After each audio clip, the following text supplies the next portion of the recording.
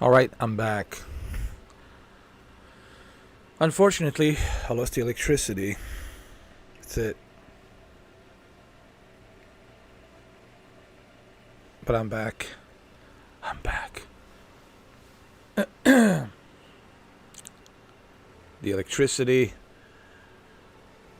That's the first thing. First, I'm going to lose my electricity. And then I'm going to lose my home. And then I'm going to be out on the streets. And then I'm going to move to forest. And that's it. I'm going to make some deal with Sasquatches and, you know, I can bring some beef jerky. We can work something out. Yeah, so I was without a power for about hour and a half. I just got my power back and not sure what happened.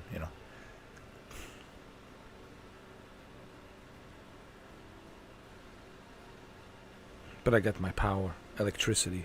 I got it back. Got my power back. Is the sound good? I mean, I don't know what's going on. Is the sound good? Uh, can you guys hear it? I hope the sound is good. Let me see.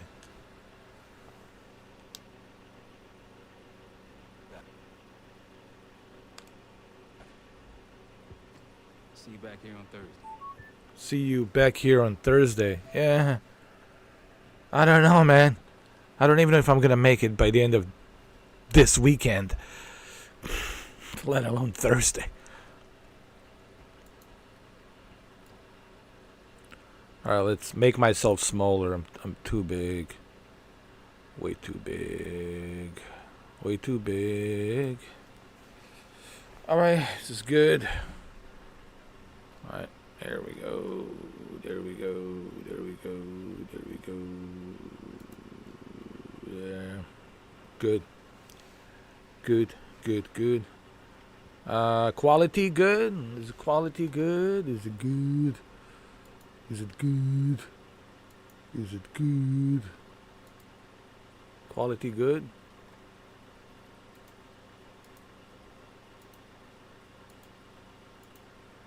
I was opening a bunch of different pages on my browser just to see if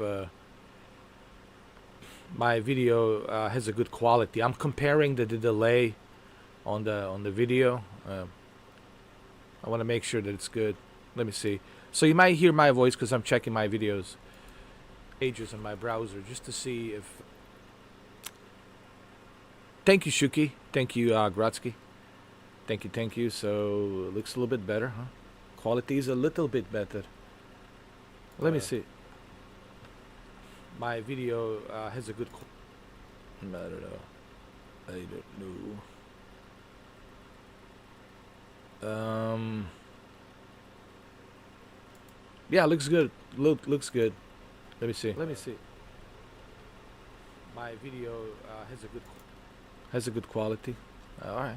I can hear it. I can hear it. I can hear it.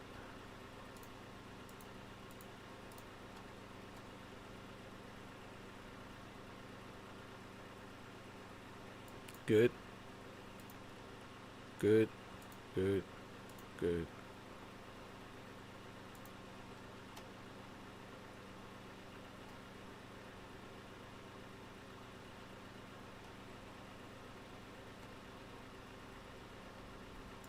Just give me 1 second.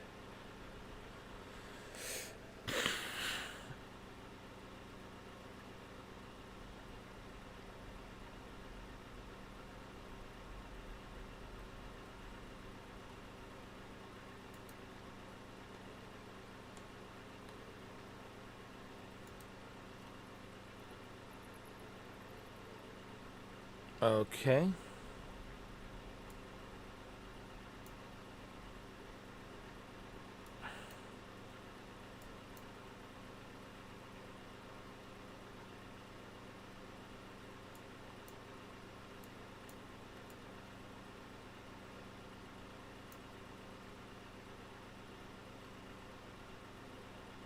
Okay.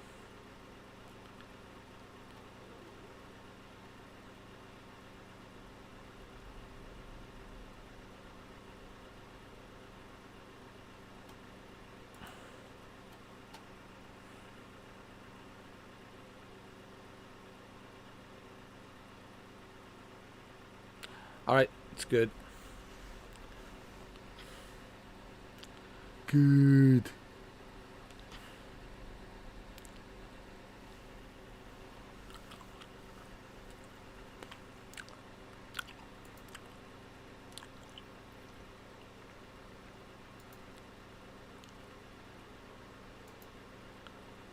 Good.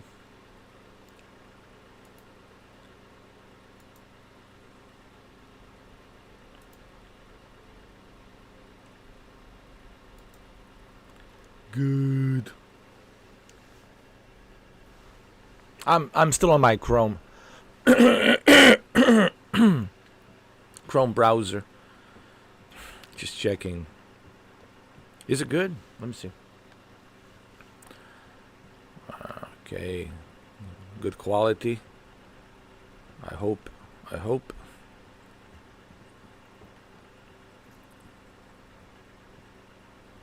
Let me see. Is it good? Let me see. Okay. Yeah, it looks good to me, though. Quality. Honestly, it looks good to me. I think Shuki's right. It's good. I mean, yeah, good. Good.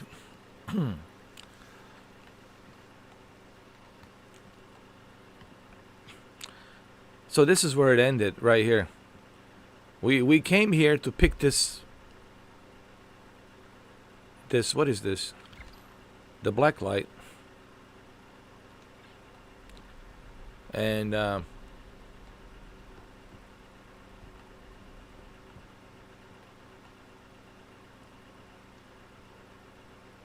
we lost the electricity.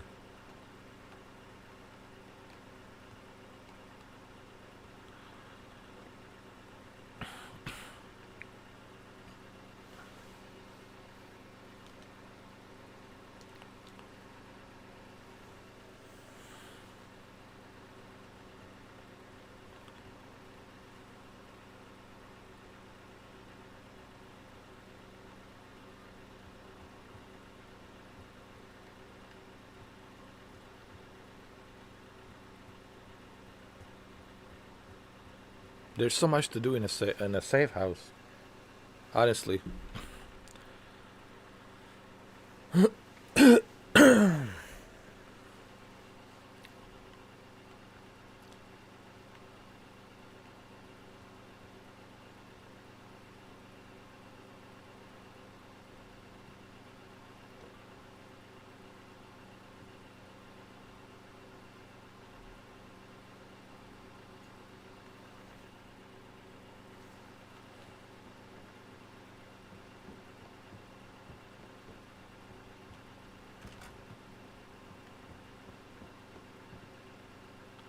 We already checked here. Oh, look. It's a dog.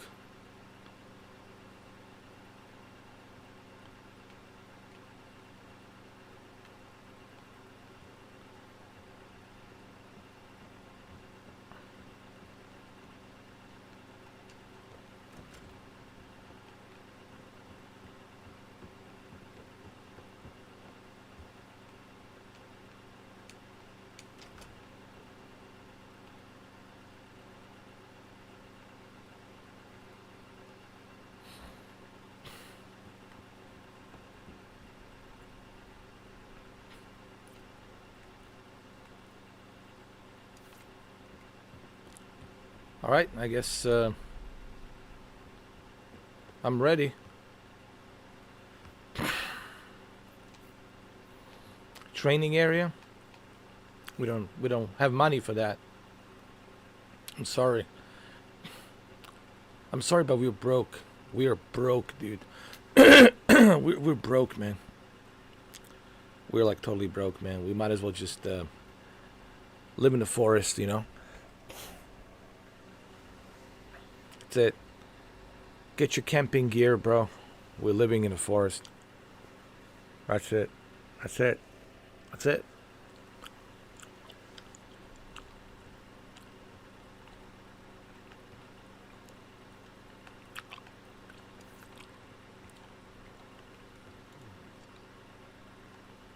Marshal said. Your mission details are on the board over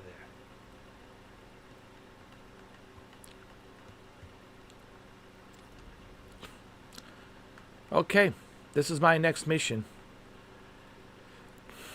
Blood feud. Wood says he doesn't trust Sevati Damas.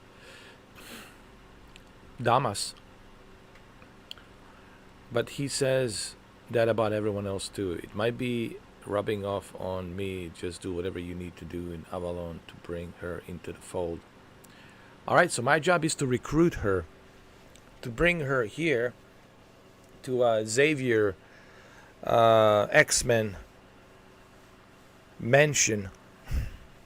Yes, that is my job. My job is to bring her here to Xavier, Professor Xavier, X-Men house, or mansion, or castle, or Mila Casa, and whatever you want to call it. It's a Mila Casa, X-Men La Casa.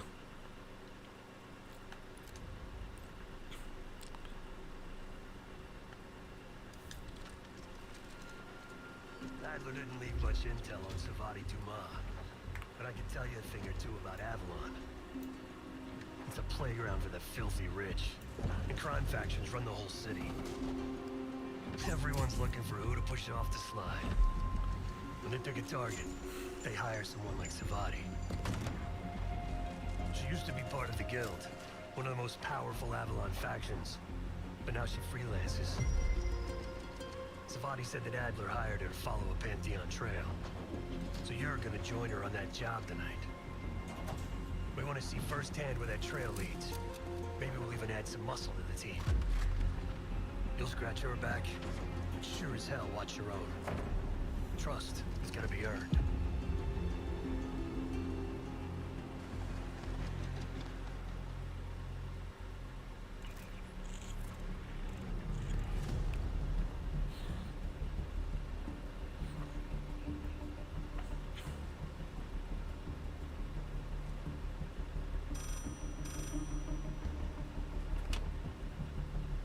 Hello, Case.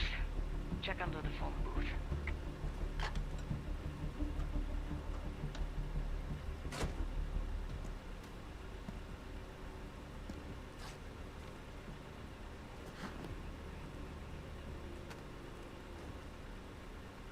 His name is Yannick, a broker for the Guild. He'll be on his yacht tonight taking a call with the Pantheon. We'll be listening in. Once that call is finished, you'll finish Yannick. That'll draw the target I really want. But first things first. So where do I find Yannick? The bell tower on that church offers an open view of Yannick's yacht. He's throwing a party while his men count money in the church. Why does this remind me of John Wick? Yeah, why does this remind me of John Wick?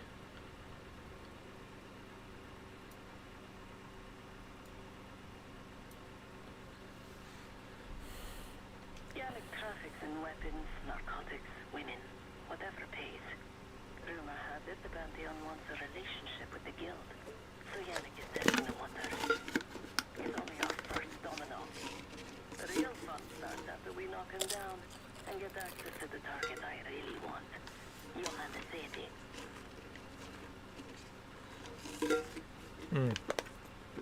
Johannes Sadie. Okay. And who are you? I mean, I know who you are. But where are you? Close enough to know if you screw this up.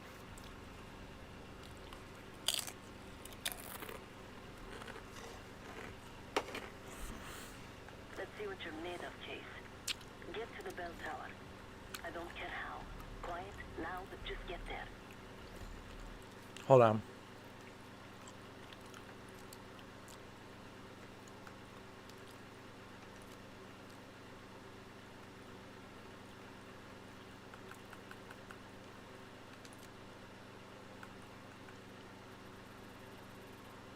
There we go.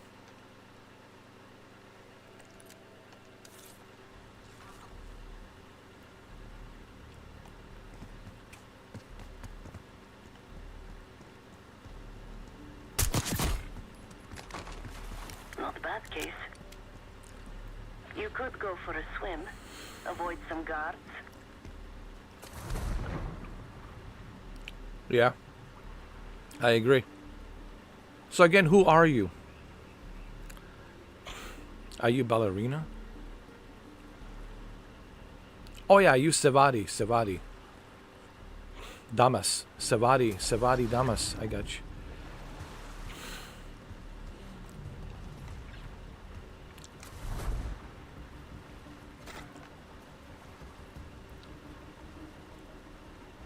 She wants me to do a job for her to see if I'm good.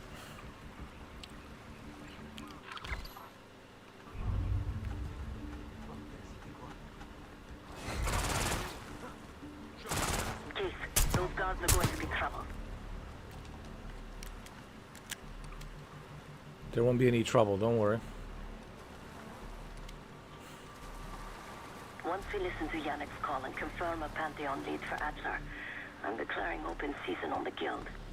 They have it coming. I should know. I used to work for them. I never cared for Yannick's parties when I was with the Guild.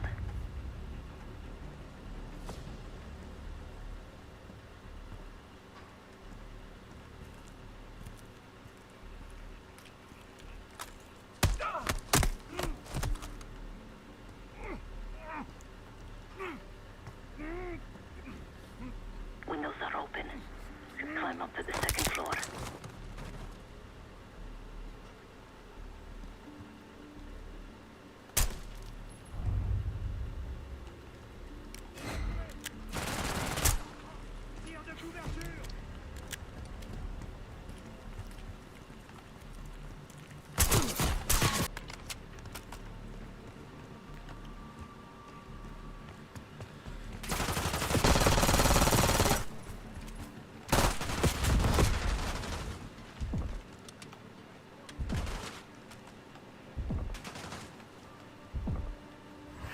Into that church case. Yannick will be getting his call soon.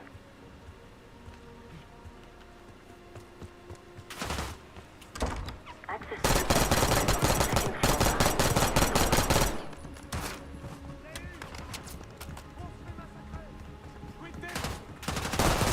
We need reinforcements! You're no good to me dead, Case.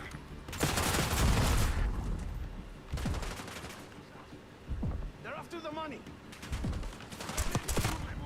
Oh. Oh. Oh.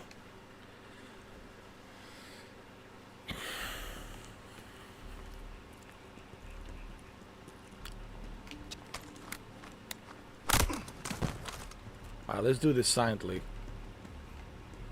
Windows are open. Climb up to the second floor. Okay. Climb up to the second floor. Access to the bell tower is on the second floor behind the locked door.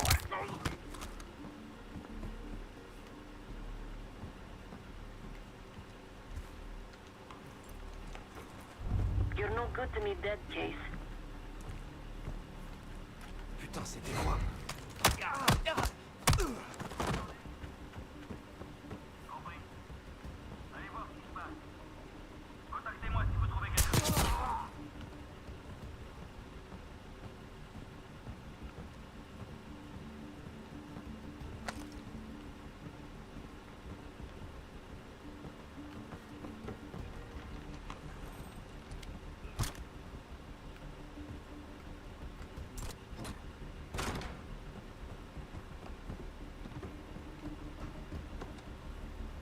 C'est quoi ce bordel?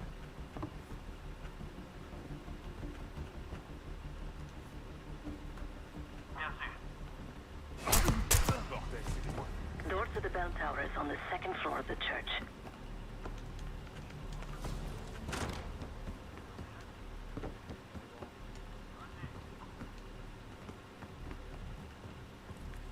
Vous avez vu quelque chose?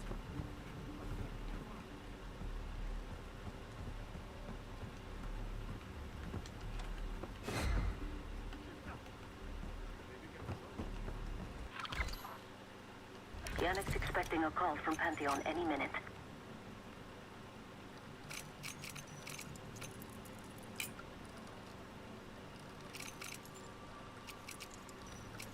Guards are close.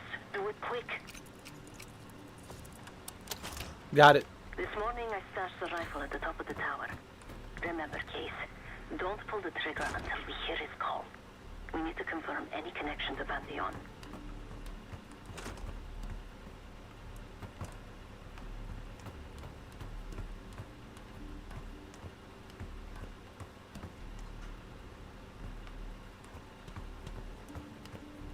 Yannick's near the umbrella, upper deck left side, surrounded by girls.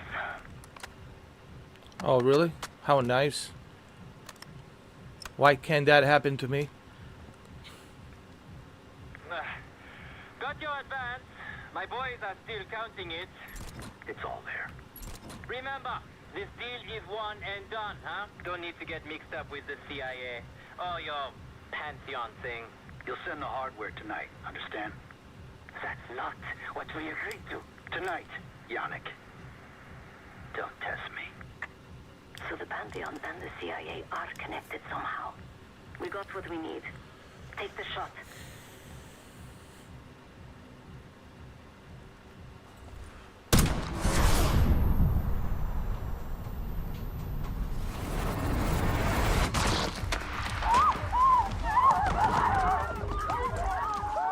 Woods was right.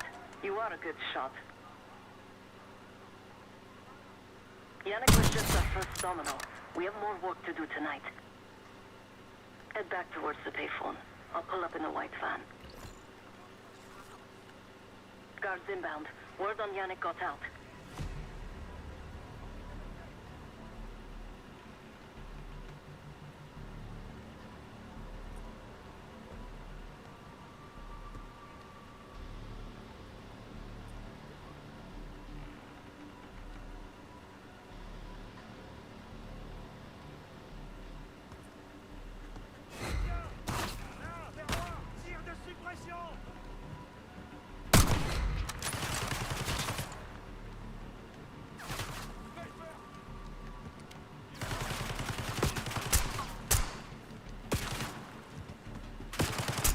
Deal with the guards that get to the van.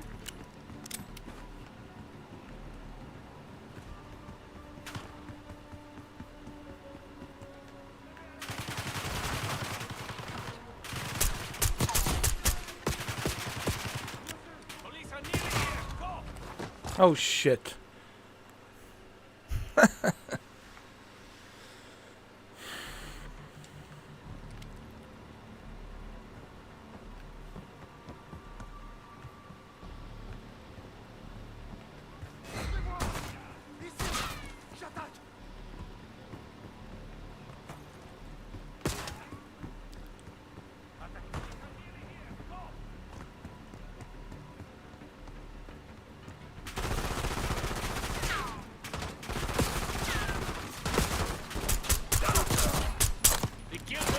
For this. Deal with the guards that get to the van. Oh, come on.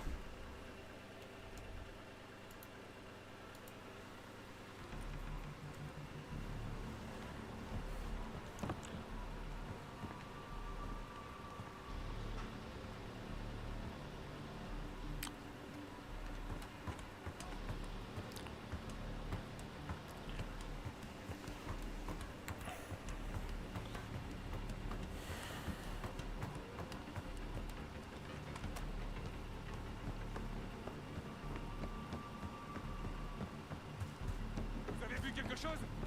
Ils étaient là. Deal with the guards that get to the van. Je me mets à l'abri.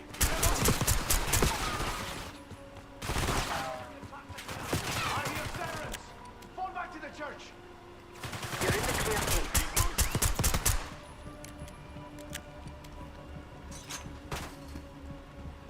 Where's the van, huh? Come on, let's go.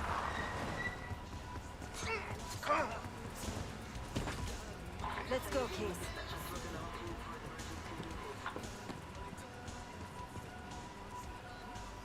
Hold on. I can't have the audio, man. Music.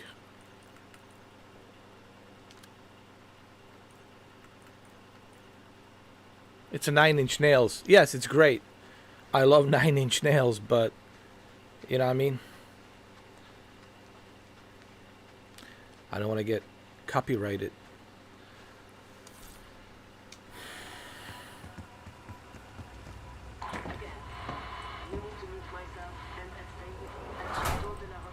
Hey, turn it down.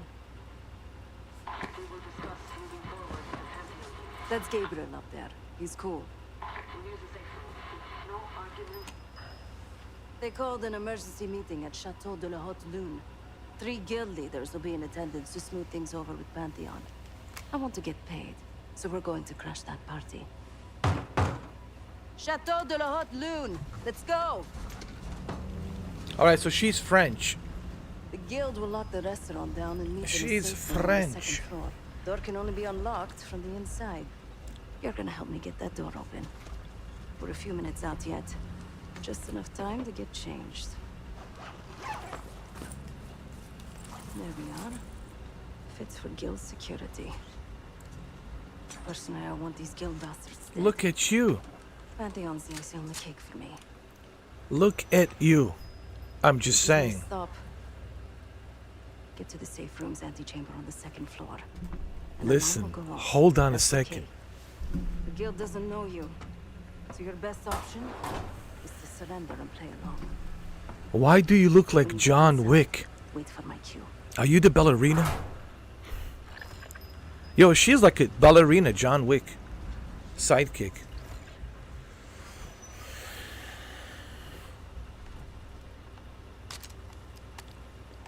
Alright, shotgun will do. Yo, this game's turning into John Wick, man. I like it. She's a ballerina, I'm John Wick. This is it. A story of John Wick. I'm telling you right now. Call of John Wick. This is it. Call of John Wick, man. This is not even Call of Duty, man. Forget it. This is Call of John Wick. Let me get the flashbang. Take everything. Everything. Leave nothing behind. Nothing.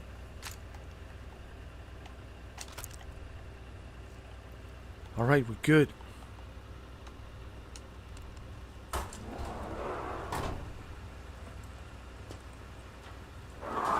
The guild is meeting Pantheon right now. Get inside and find a safe room.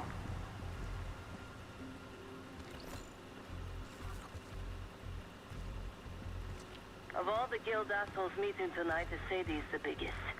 If we can't get him, consider me a no for your little club. You heard about Yomik? I heard. Came out of Yeah. This is turning into John Wick story, huh? Killed the deal? Don't know.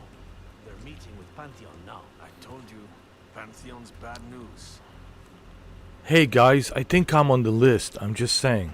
C'est quoi ce bordel?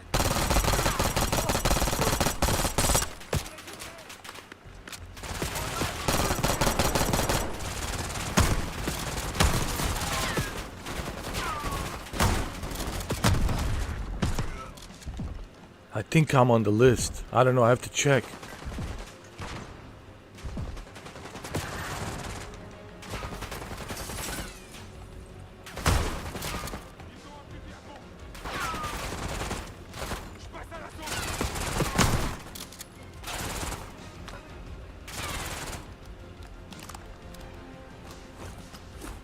Yeah, I think I'm on the list. I might be mistaken, but I'm pretty sure I'm on the list.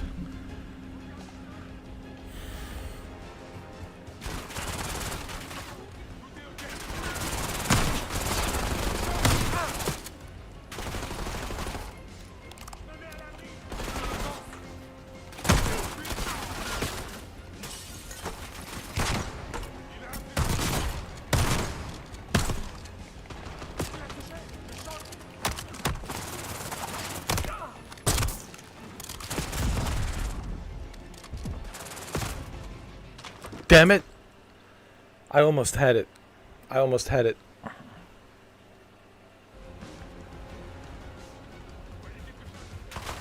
Alright, let's do this again, huh?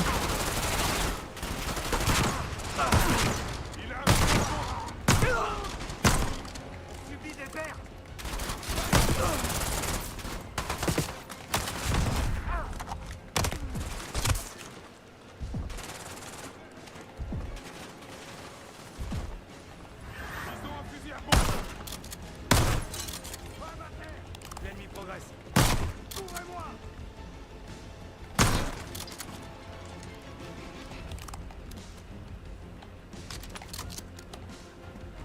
Jake, get to the antechamber. Press the alarm. I'll be ready. Where did you say you were gonna meet me at? Huh?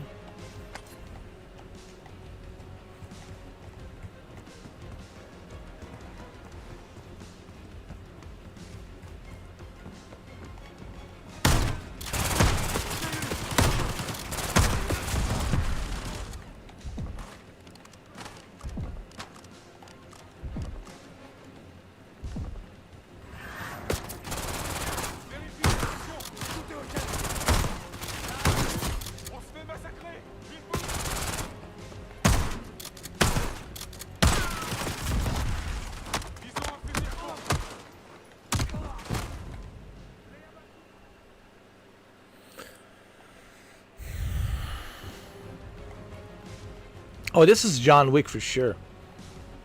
I'm telling you right now, this game's turning into John Wick and it's all good. I'm not complaining.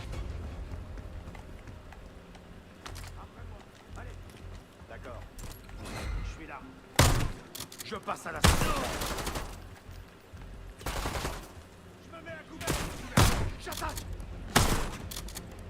Un fusil à pompe.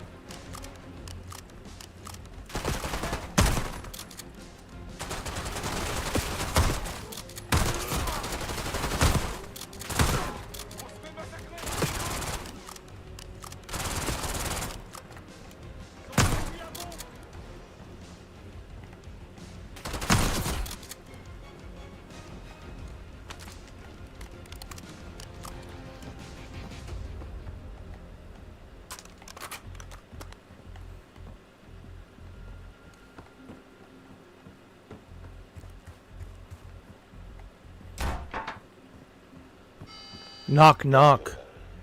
Put your hands on the glass. I don't drop my weapons ever. But I will knock, knock if you don't open. No. I'm not putting anything on the glass. Kiss my ass. Done. Surrender. Fine. Whatever.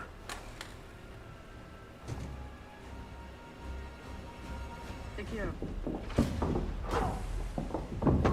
Way to go, ballerina. You did a good job. Don't move, Case. Stay quiet. Play along. Well, take it easy, ballerina. You don't have to get so rough. Wait for my signal. Not before. Fine. Timetable's moved up. I want the shipment sent tonight. You CIA types are all the same. And this one? Troublemaker. What's going on in there? We have a visitor. Walked right into the lion's den. Alone. Uninvited. Maybe this one works for a rival, huh? Or maybe Pantheon is trying to squeeze us. We came to you, Miss Amy. We learn the truth one way or another. Show me your visitor. Go ahead. Well, look at that. You're a long way from home, Case. This man is extremely dangerous. Kill him immediately. Aminata.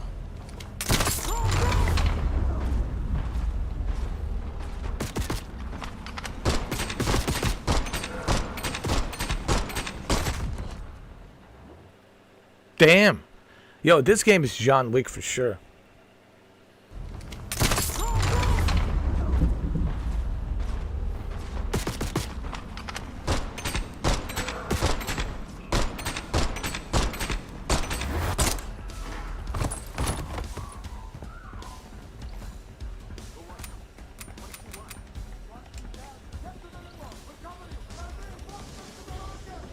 Bastards don't even recognize me.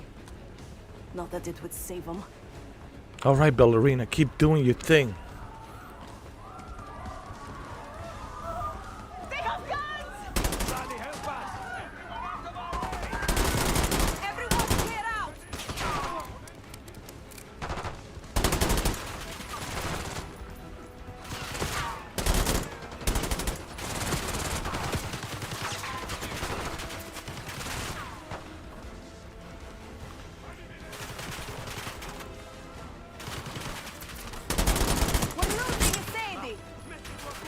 Segir and his men won't make this easy.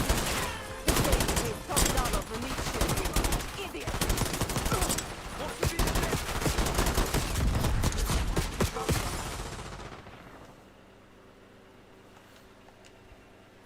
Somebody help us! Oh shit. Somebody help us!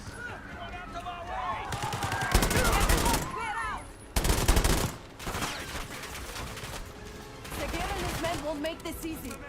His safety pays $12 for meat shield. Idiot!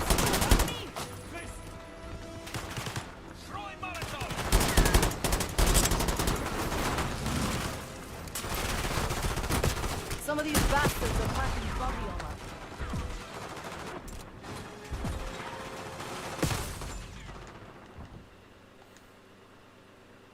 Somebody help us! Everyone clear out! Segir and his men won't make this easy. His safety pays $12 for meat shield. Idiots! Somebody call the authorities!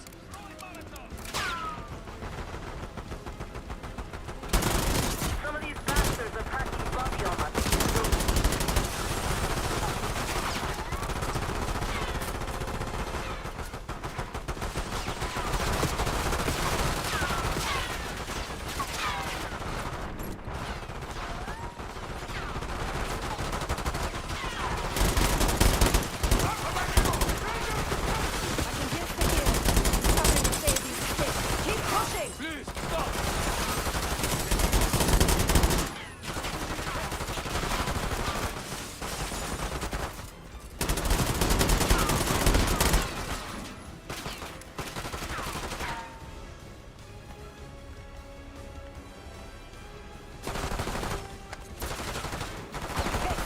Pushing up.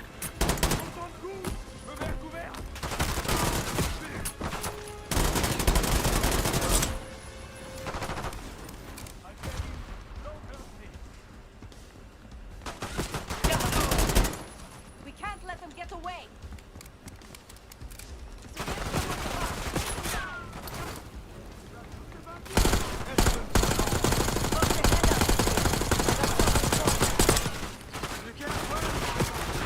I like my chance.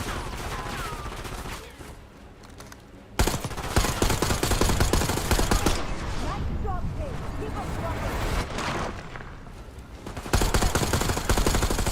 Case, let's finish this. Nice work once again. That just leaves us safe. Keep away from me.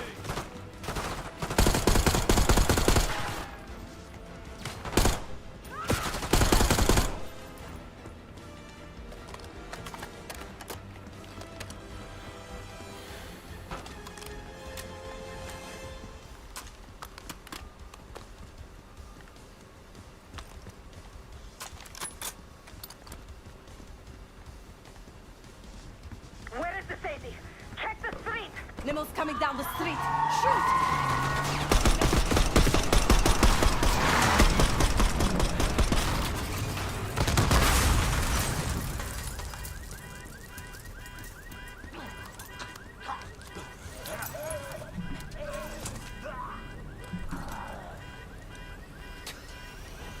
Burn in hell, Sadie. Ready.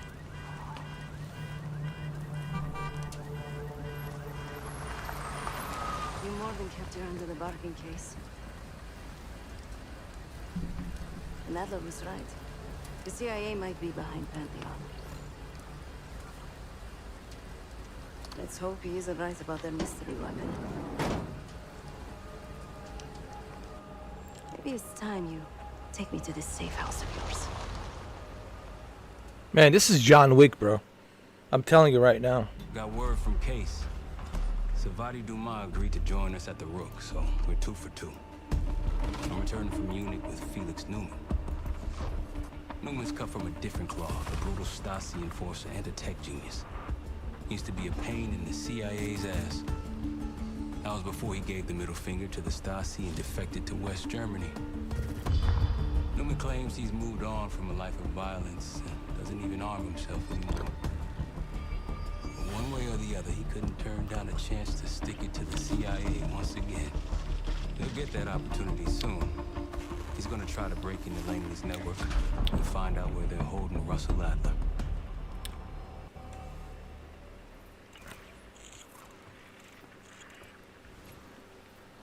Still haven't warmed up to that salve yet, but hey, at least we didn't get killed in our sleep.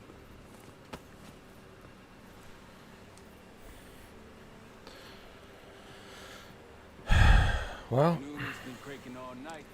Already got something. Come on.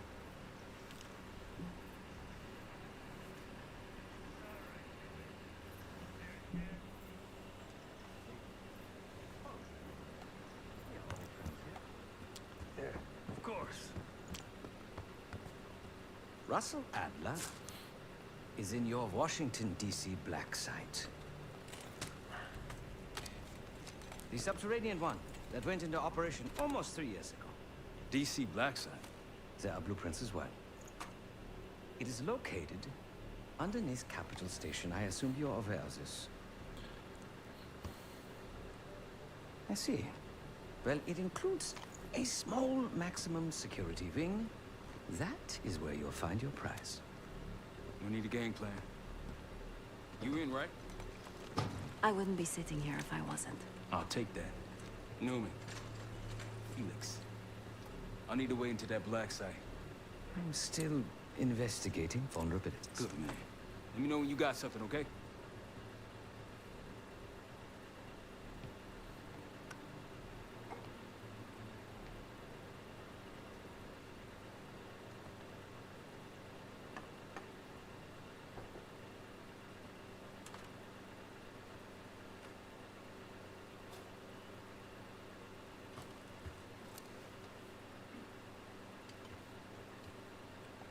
Case.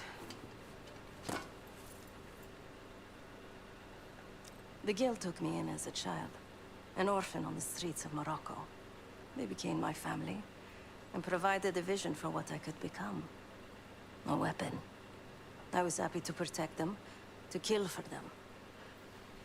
Until one day they betrayed my trust. That was it. how were you betrayed? Someone died because of me. Undeservedly. That's all I feel like saying about that. How much do you know about Pantheon? Not many rumors in Avalon get past me. One involved this group you're after. Supposedly the Pantheon is in bed with one of the factions, but I don't know who. Adler thought it might be the Guild, but that doesn't appear to be the case. Whoever it is, maybe it'll be clear in time. I see. Yep. And what about you? Ah. If you are looking for your camera, I'm afraid you've come to the right place. My apologies for not informing you in advance. What are you doing with my camera? Just a few modifications. Primarily, the addition of a miniaturized RF transmitter, and, of course, a more powerful battery. It won't last forever, but it should be sufficient for our purposes. Is that my tape recorder? Oh, this. Fortunately, it contains the exact electric condenser microphone I need. I found it in that pile over in the corner. You mean my stuff? Wait a minute. What else did you learn from cracking the CIA's network? Oh, so many fascinating things. Well, tell me. Information your agency keeps on foreign assets is remarkable. Take our own Savati Dumas, for example. Truly riveting material. And I believe you have a flair for the dramatic. They have nothing on me.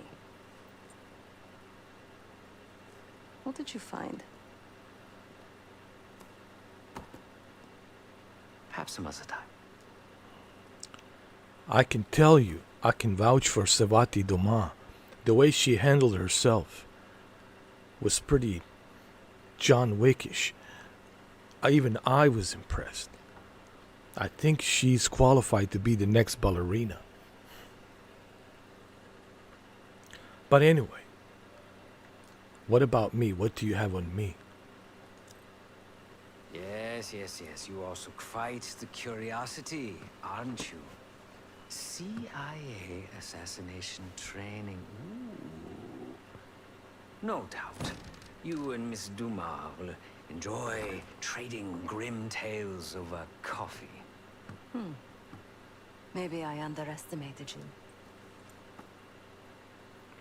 Why does the camera need a transmitter?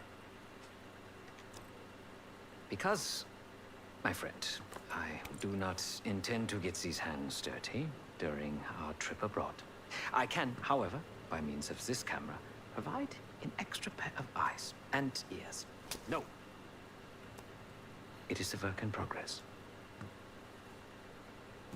Well, aren't you already having your hands dirty? My reputation has preceded me. I can assure you, my journey has taken many unexpected and, dare I say, unpredictable turns. I am quite content without a gun in hand. Sounds foolish to me. A person with nothing to lose has nothing to protect. Interesting. Now, if you don't mind, I must delay no further. Marshall expects a way into that black site, and I shall not disappoint.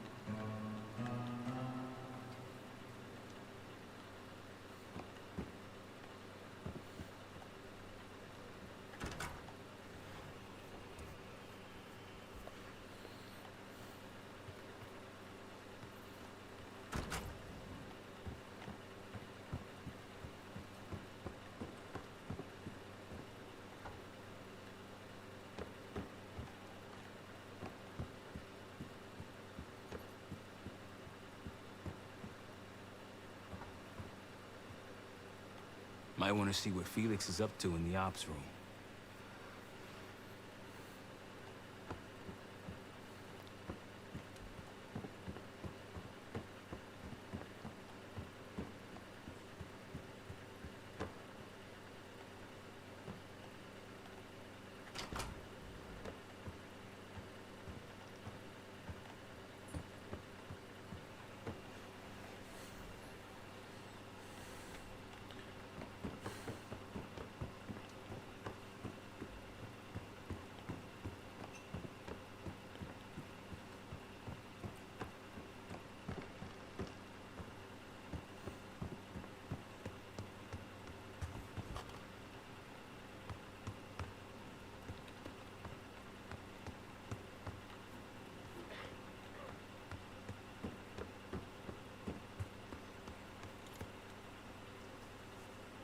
Great work back in Avalon, Case. Pick up some smokes while you're in DC, yeah?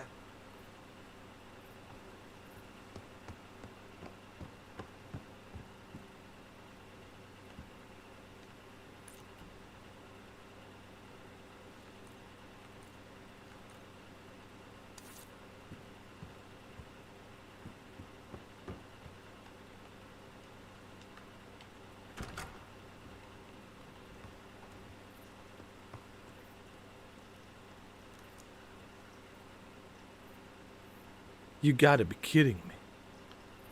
1969 Ford Mustang. Boss.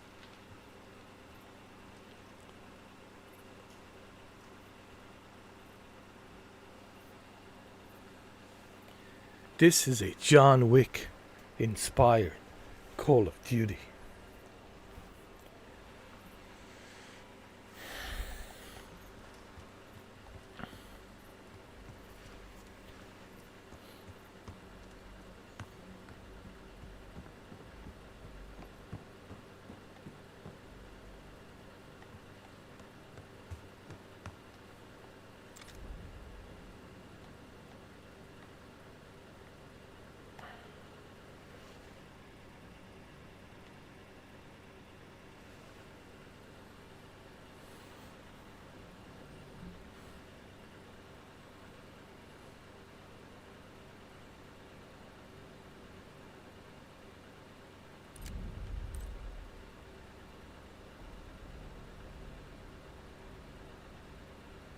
Oh, God.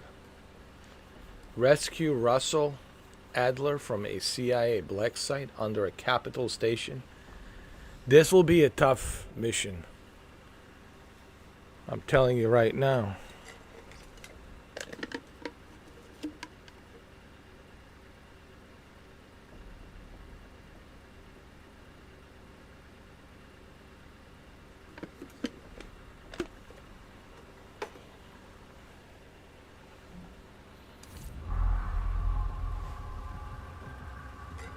A branch of the DC tunnel system houses the black site, which according to the schematics that I borrowed, has an entrance directly beneath Capitol Station.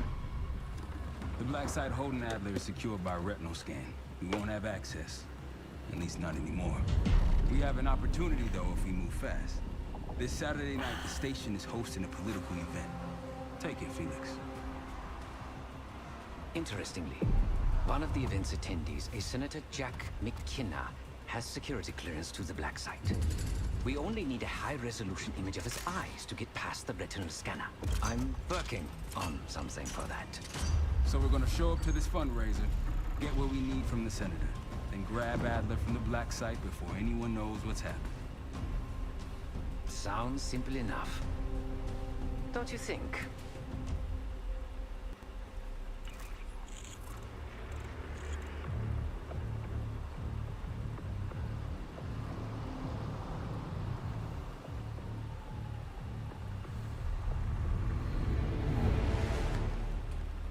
Camera actually works. Sometimes I surprise even myself. Let's just hope Seb and Case can get the retinal scan. You're going through a lot of trouble to rescue this Adler fellow. You're telling me.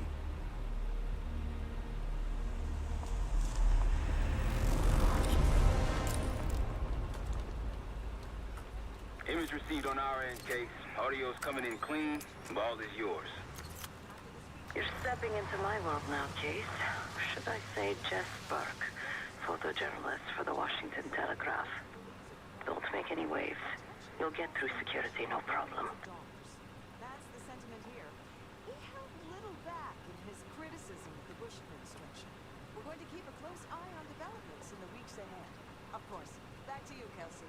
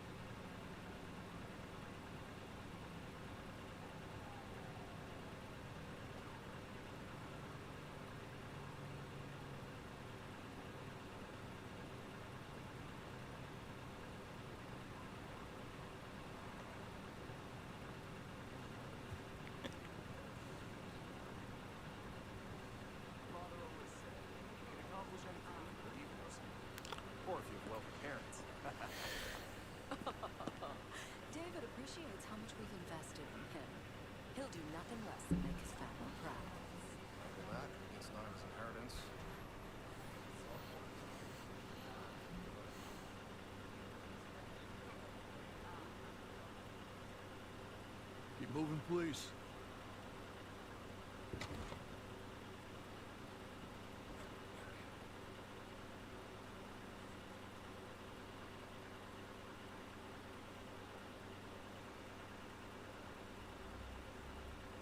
Sir.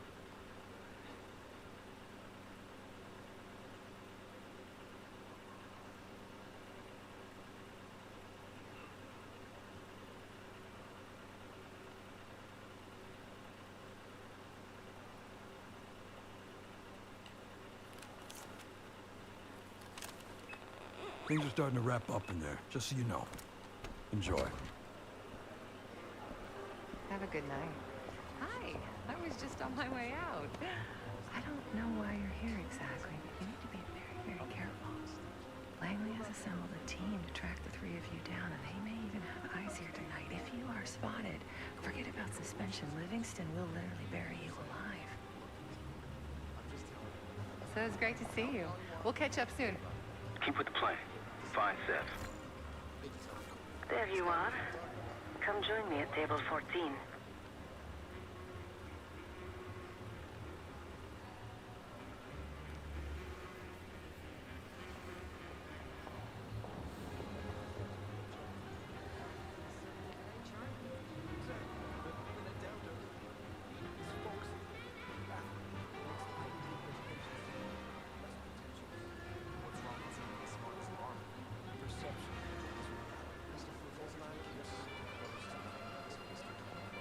Take a seat.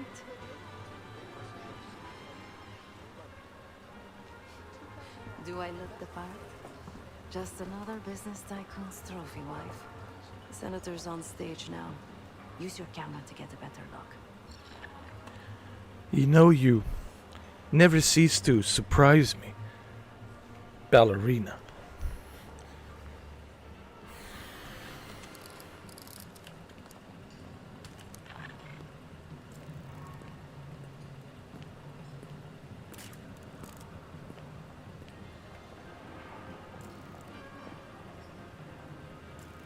See the man speaking to Governor Clinton?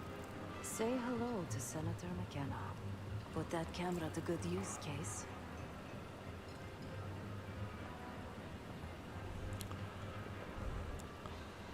I just want to say I did not have a sexual relation with that woman. It was not me. I don't know who did, but it was not me. I don't even know who Monica Lewinsky is. I never seen her before. I McKenna is by Governor don't Clinton. know what you're saying. I don't know of any Monica. Got it.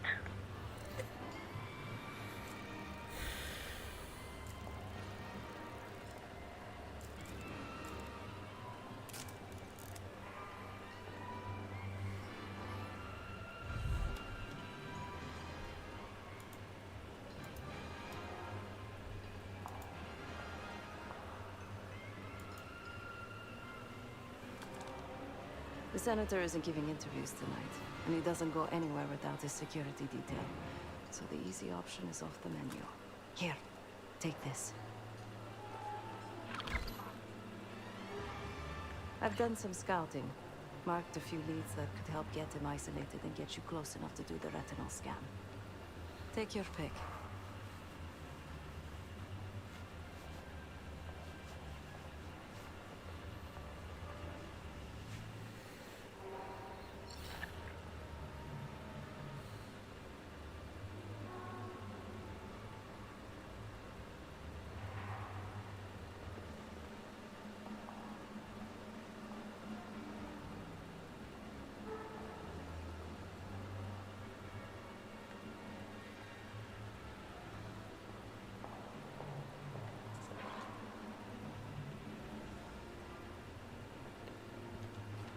Got any questions? Now's the time to ask. I'll tell you what I can.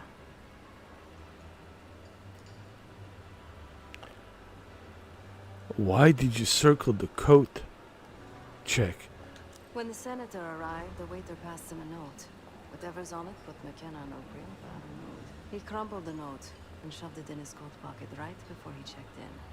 If we get our hands on that note, I bet we could use whatever's on it to our advantage. Who's the Armato guy? He's what you Americans would call a fixer. Cleans up messes for one of New York City's 5 families. I've done work for him in the past. He's been surveilling the senator since I got here. Not in a friendly way. Maybe you can find out why. Come to a mutually beneficial arrangement.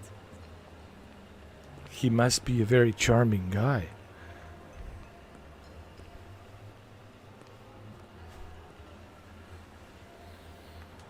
Senator McKenna seems to be having domestic troubles. Had a fight with his wife when he got here. Lots of smiling through gritted teeth.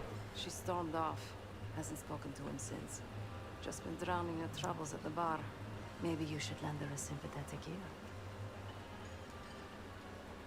Thanks. Maybe I will lend her a sympathetic ear. The floor is yours, Jesper.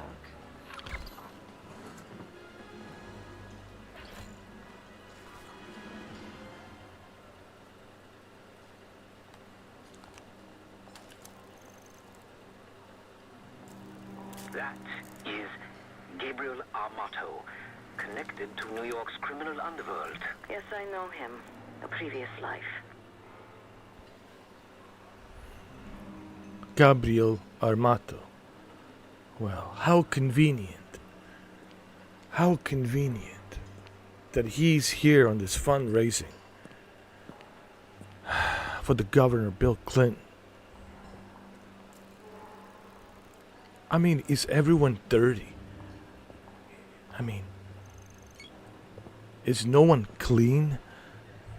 Why does everyone has to be dirty? And I thought I was dirty. You know, I think I take showers way too much. I've been taking showers way too much.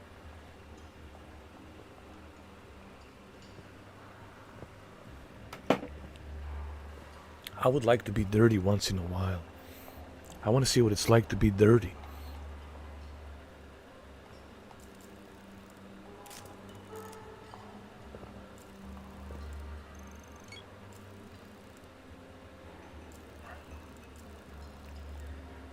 Another well-heeled socialite.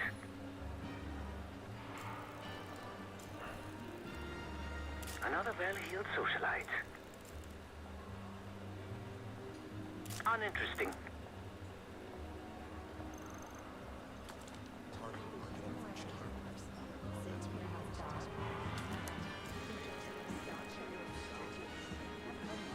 Uninteresting.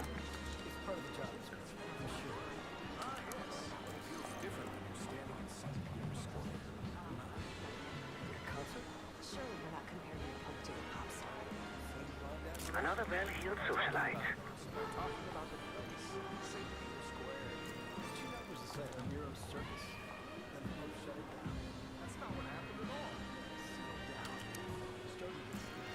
Uninteresting.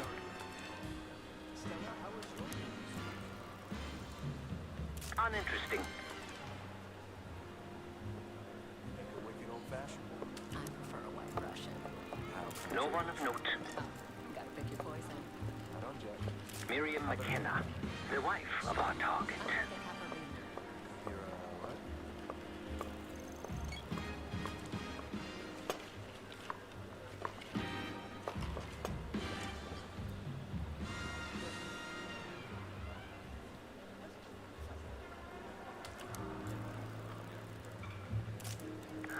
Not getting a clear subject. You gotta be kidding me. You know who that is. Yes, the scenery is nice. Now, try McKenna. Yeah, but you know who that is, right? You trying to tell me you don't know who that is? I'll tell you who that is. William Jefferson Clinton. He was also a governor of Arkansas. And then he became a very successful president of the United States. 2 terms. Very successful. I don't know what your intention is here.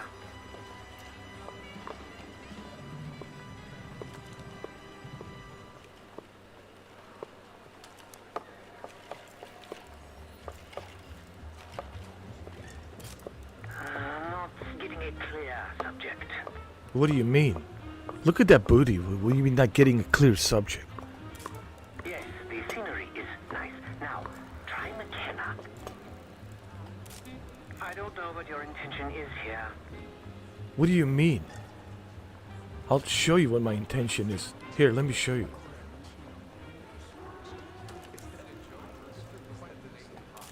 Not getting a clear subject.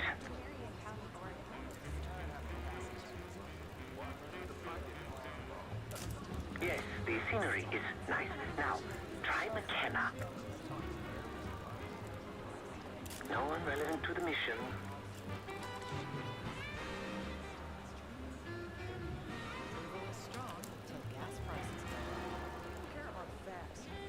Front, please.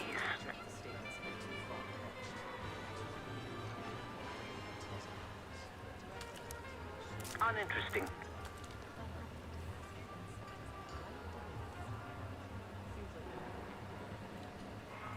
Don't you think having an air of authority is important? Clinton would be running a country, not a convenience store. Actions speak louder than words in the end. Look at what he's managed to accomplish as governor of Arkansas. The education reforms alone qualify him as presidential material, if you ask me. I'll say this about him. He does support smaller government, too. Maybe there's something to these new Democrats after all. I'm telling you, he's a straight pitch, right down the middle. I don't know. The whole situation's a mess, if you ask me. One thing. One, it's not our limit. You can't expect America to just stand by. I can't believe this. All these years of wars coming to an end. All for me. Such a beautiful place to spend the summer. Stunning architecture. There's just so much culture. I'll stick to cherry pie. More American. There's nothing more American than Oh, please. This is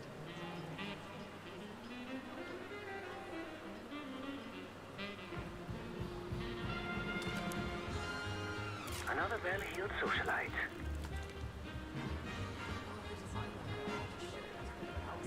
I can't get in the game. I put you on the map. I put the team on the map. That's why you gotta hold me.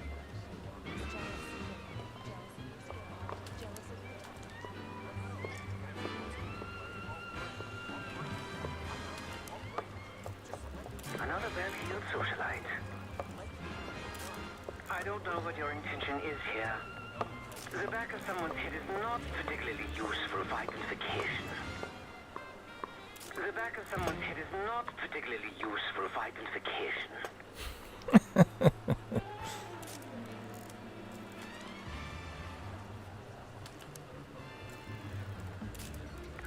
Not getting a clear subject. One more, please. A journalist. Weren't you told that my husband and I aren't doing interviews or photos? Yeah, but you look gorgeous. How about just one photo of you too? I am not my husband's keeper, nor his secretary. I'm his wife, even if that routinely slips his mind.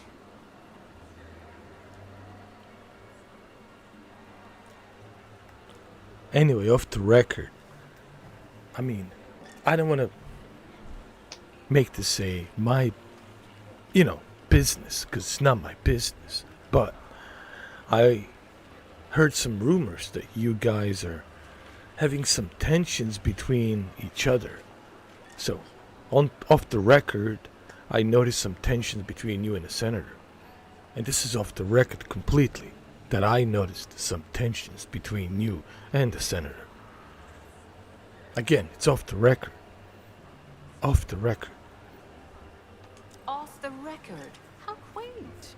My dear, what or who my husband is doing is hardly a secret.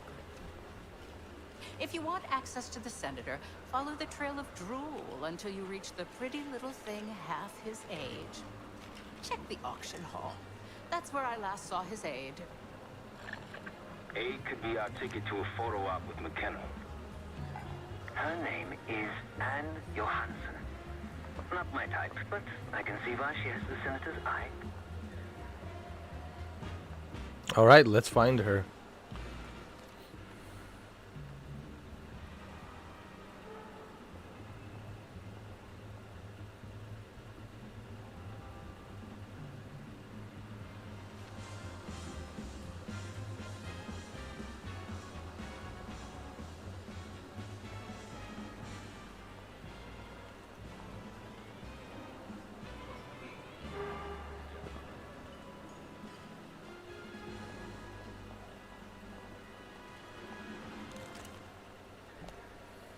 Excuse me. Do I know you? Jesse Burke, Washington Telegraph. Mind if I get a quote? I bet if you look hard enough, you'll find someone else to pad your puff piece. The senator won't talk to press. I'd do anything for access. Press my ass. You've got serious training written all over you. Well, what if I told you I could change the senator's mind on that matter? In exchange for a small favor, of course. I got it on good authority that the senator stole some, let's call it sensitive information from the people I work for. We think he's having it smuggled inside something from tonight's silent auction. Find this for me? Senator McKenna will find some time for you. I'll make sure of that. Keep in touch. Guess we're going on a scavenger hunt. There are specialized machines for the silent auction that let guests bid throughout the night. They'll be connected to a computer. Access that. You'll be able to see what everyone bid on.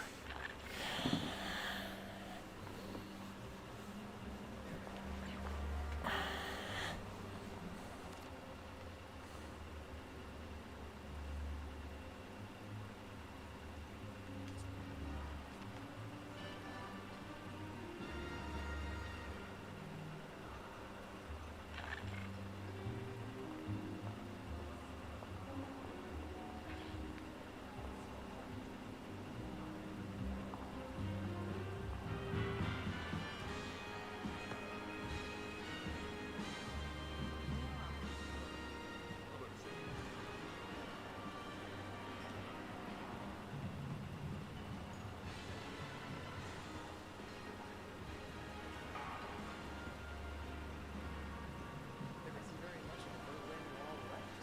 Most of it's torn down, destroyed. On top of that, Russia continues to ship to more and more countries with nuclear bombs.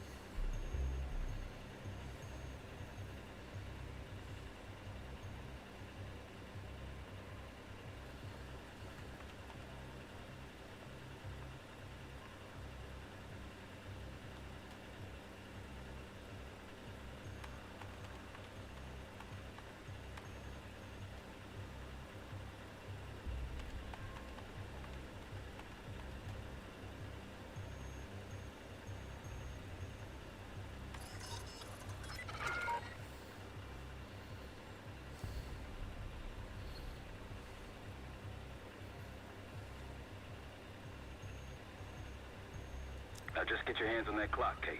Shouldn't be hard to find. Only one place it can be, and that's the auction hall.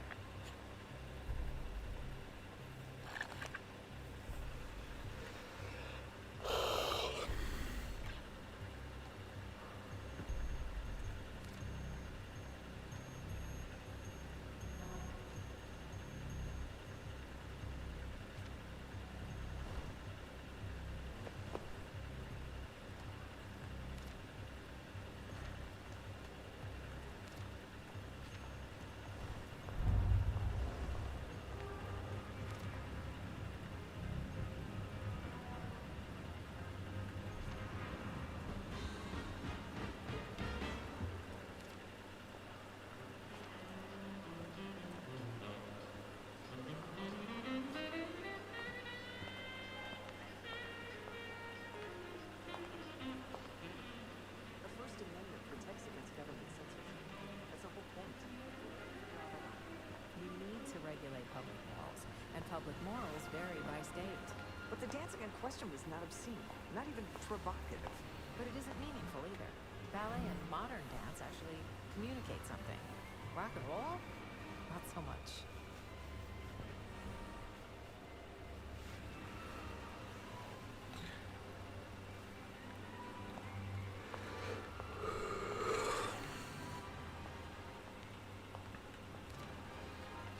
But that's not enough to be censored. Case, over here. Front, please.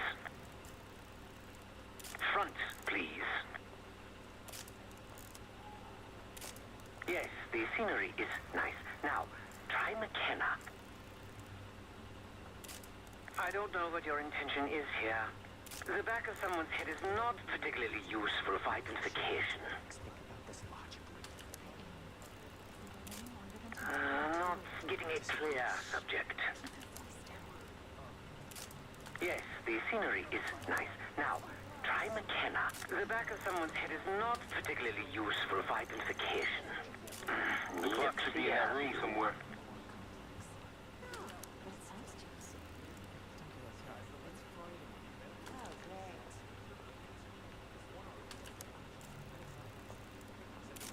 I don't know what your intention is here.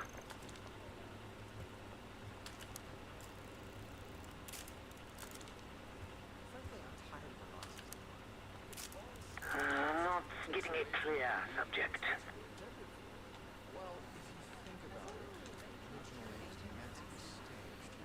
Time to use the mic on that camera of yours. Act like you're taking pictures. Over there, that's the senator's aide. She and her mystery friend seem to be having a very serious conversation. Audio is clean. Maintain focus. It's not any riskier now than it will be later. I'm worried about the reward. We'll get his money. If we just wait for the election, we can squeeze way more out of them. And I'm telling you, his wife knows about me. We're leaving money on the losing signal. Look, if we tell him about the tape tonight, he'll panic, pay anything. But if we don't make our move now, we won't get any money.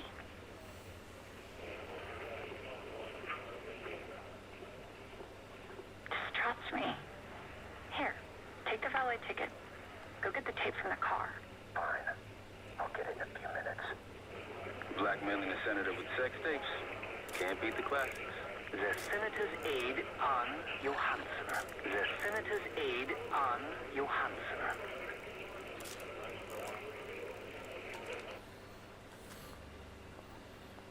That'll give us some serious leverage on McKenna. Nab his valet ticket and get the keys to their car. Then grab the goods. Go.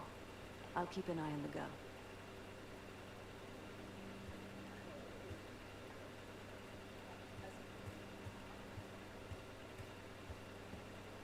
Once you have the ticket, take it to the valet outside.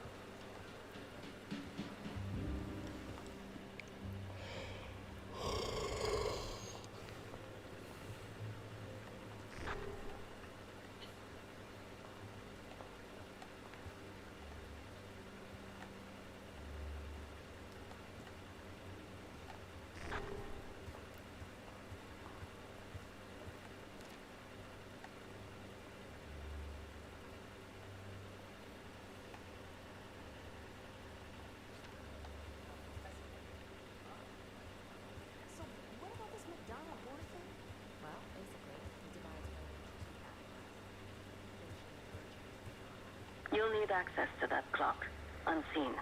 Perhaps approach it from behind the curtains.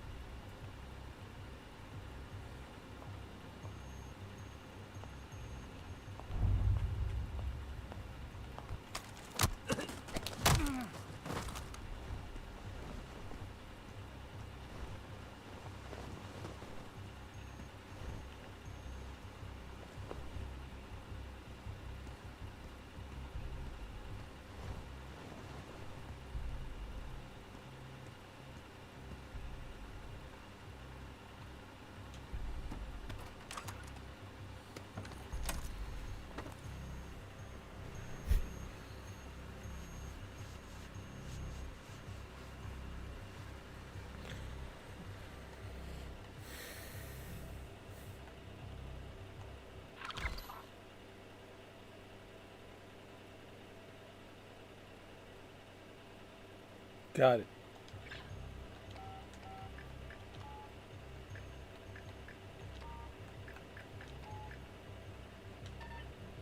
What?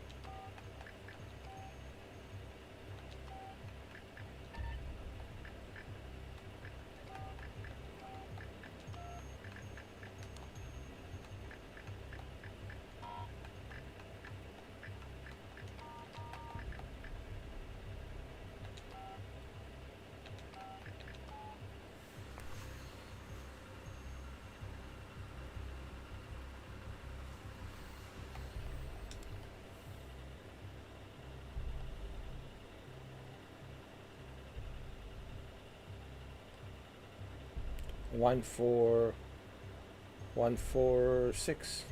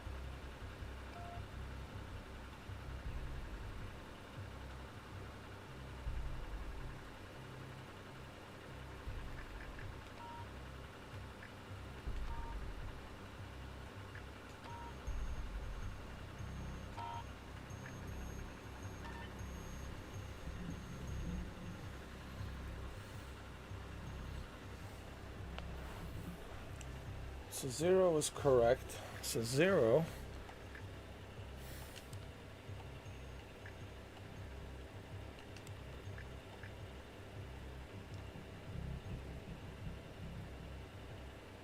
Maybe it's 210. No.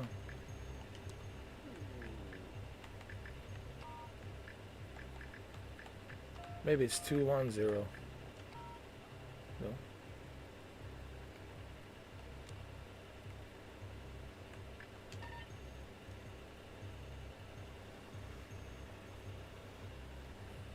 So we know it's 10.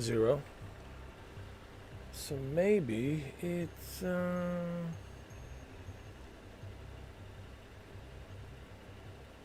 maybe it's 110.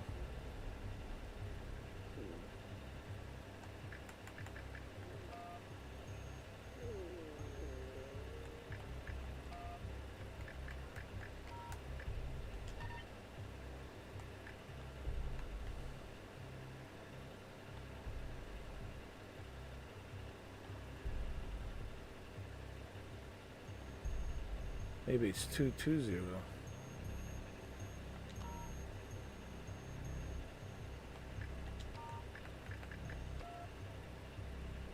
No, it's not 2.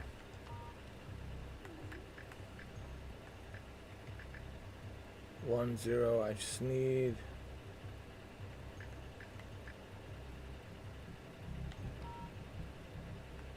010.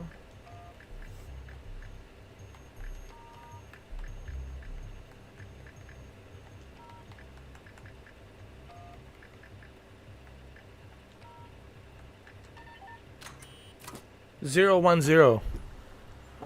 It's 010. Okay, we got it.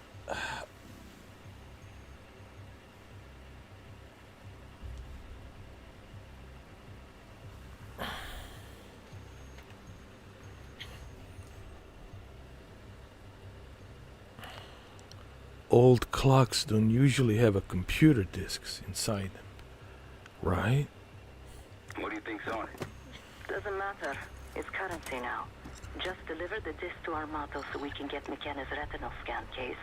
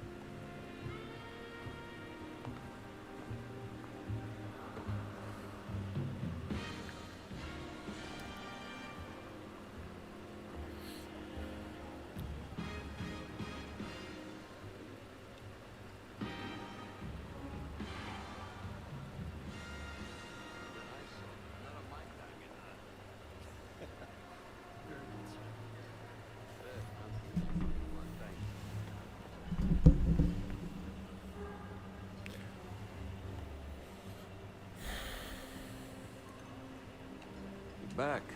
Find my missing property? I found the disc hidden in a antique clock.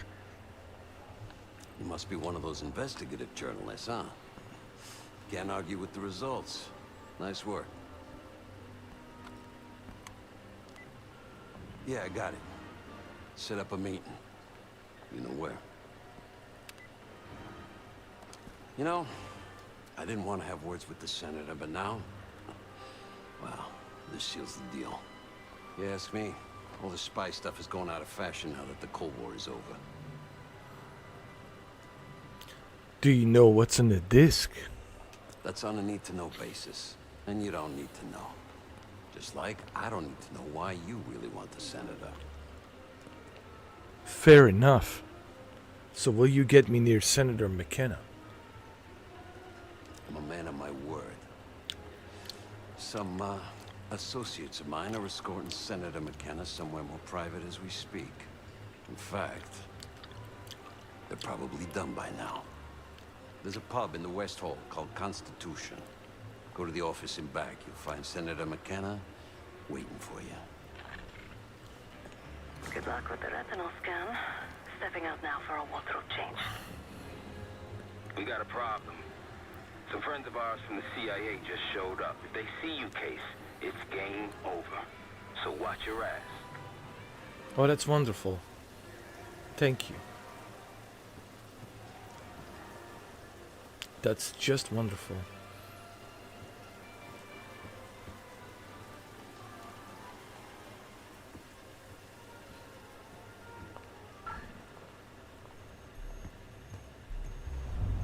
You shouldn't be here. Head back to the event. Enjoy your evening.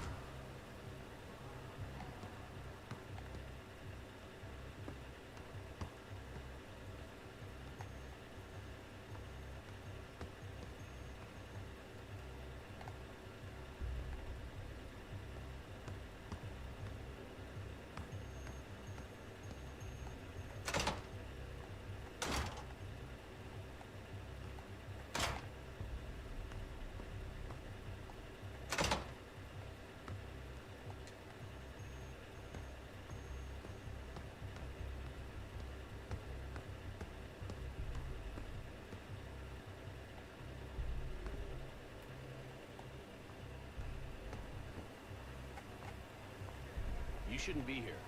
Head back to the event.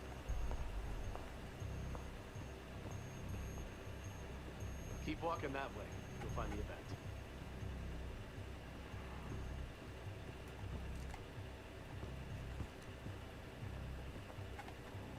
Hey, you're lost. The event's in the other direction. Enjoy your evening.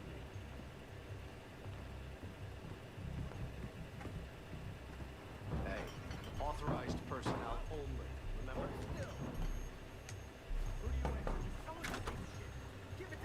Welcome. You wanted to get close to McKenna? Here he is. Be quick. We know got things to discuss when you're done here. There we go. Everybody's How are happy. you? Zoom in a little. Pleasure doing business with you. You can't do this to me. Do you know who I am? I'm a U.S. Senator. A senator! Scan is good. Nice work, Case. Time to get to the roof. That is indeed the senator.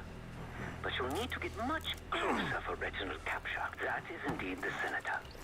But you'll need to get much closer for retinal capture. You won't get away with this. You won't get away with I this. got your photo. Now time But to you'll move need to along. get much closer for retinal capture.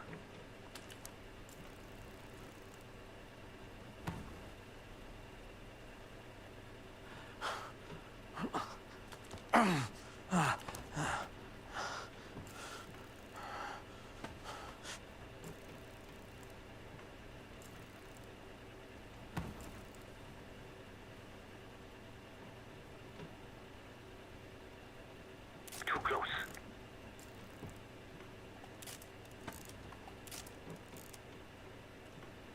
Oh, come on. It is close enough.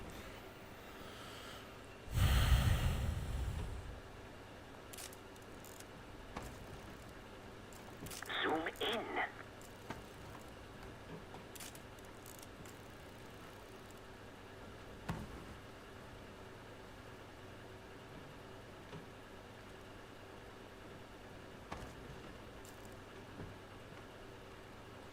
Zoom out.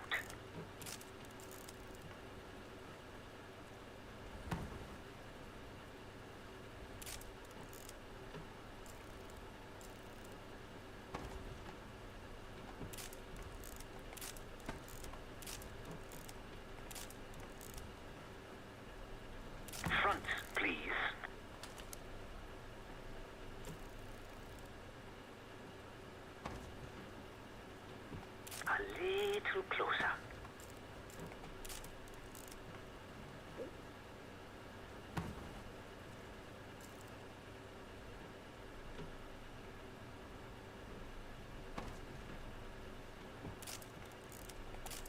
You lost? Look for the shop in the southwest corner of the main hall. There's a way to the roof and back.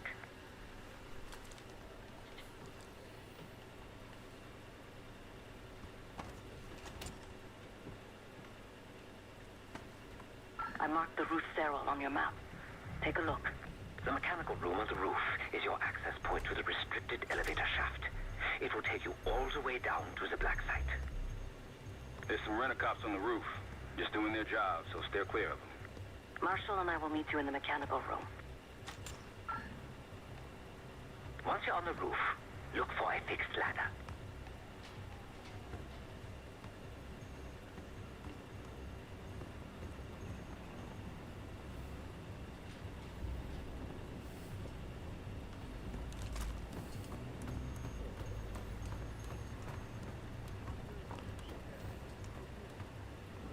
Remember what Marshall said. Stay out of sight. Don't start about Monroe. I haven't before. Not you.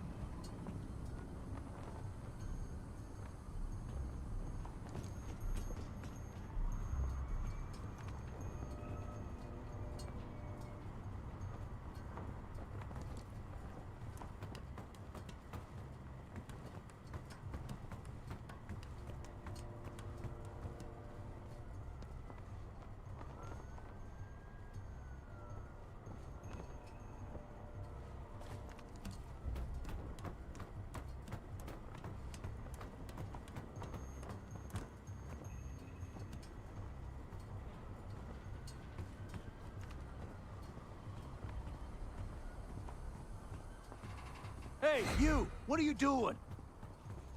This wasn't part of the plan.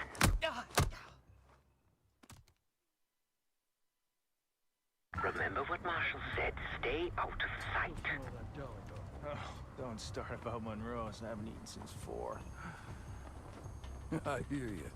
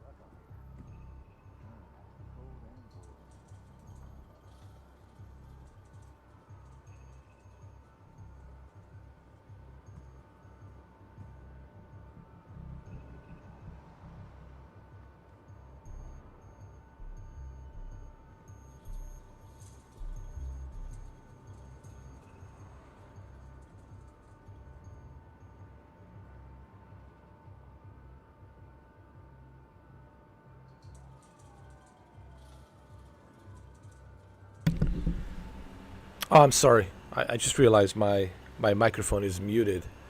My apologies. Anyway, sorry about that. I didn't realize my microphone was muted. What I was about to say is, so far, the way I feel about Call of Duty is, it looks like they took a step back from your traditional Call of Duty, campaign. And this is more like Splinter Cell, Siphon Filter. Have you reached the mechanical room yet? Metal Gear Solid. It has that feel of espionage action, right? A little bit of Splinter Cell, Siphon Filter, and Metal Gear Solid. And then a little bit of John Wick Baba Yaga in there.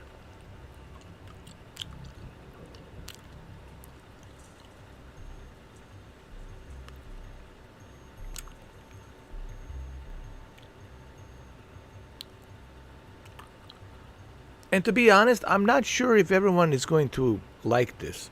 I mean, I don't mind it. I like it. But you got to remember, majority of Call of Duty fans, they want action-packed, right? Action-packed type Call of Duty. So I don't know. It'll be interesting to see how everybody feels about the campaign. But remember, the Call of Duty is not about the campaign. It's about the multiplayer, right? That's where the Call of Duty shines, is the multiplayer. But look, I'm just early on, second mission. This is my second mission in the game, so I don't want to prejudge this game based on my second mission, you know. I personally don't mind sneaking around, doing a little bit of Splinter Cell, Siphon Filter, and Metal Gear Solid. I don't mind doing that. But some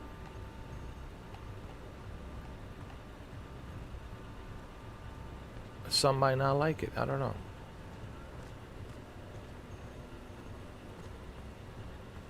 Keep low and stick to the shadows.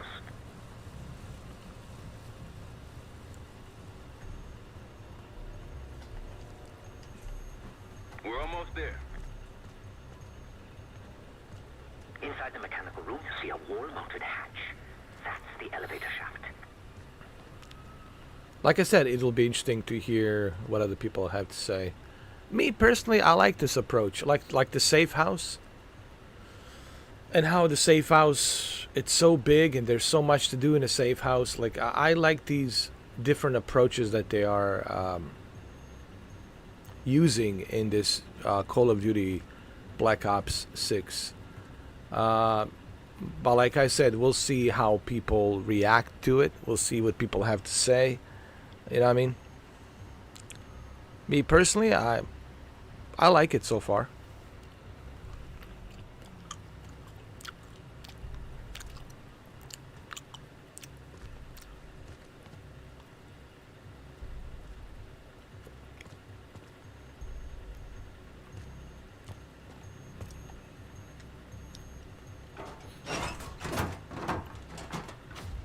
Put your hands up, slowly.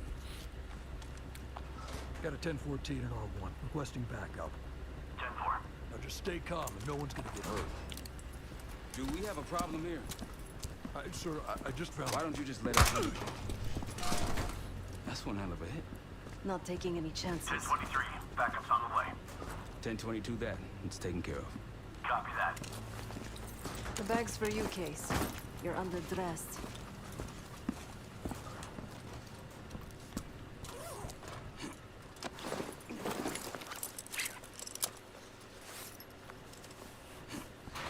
I guess this is where the action starts. All right, here we go. Here we go. Hey, look, I like this. Okay, I just want to say this. I like it. All right. I like how the game has, you know, chill moments, right? Where you chill and relax and do some, you know, conversation with other people. And then you do some reconnaissance, right? And you do some sneaking around, kind of like Metal Gear, Siphon Filter, you know, Metal Gear Solid, Siphon Filter, and Splinter Cell. Like, it's really a combination of Splinter Cell, Siphon Filter, and Metal Gear Solid. Tactical espionage action. Remember, it is a tactical espionage Call of Duty. I mean, there's some action, of course, but I like this balance, you know. That's what I'm trying to say. So far, I like it. Because the Modern Warfare just feels like a treadmill. It's the same mission over and over again, right? This is a little bit different. This is a little bit it's balanced nicely. It's nicely balanced, and I like this tone of the game. Look, I like it. Look, I like it, and so far, I like it. I don't know about you guys. Maybe you guys can let me know what you think. But I like it. I'm not complaining. I like it.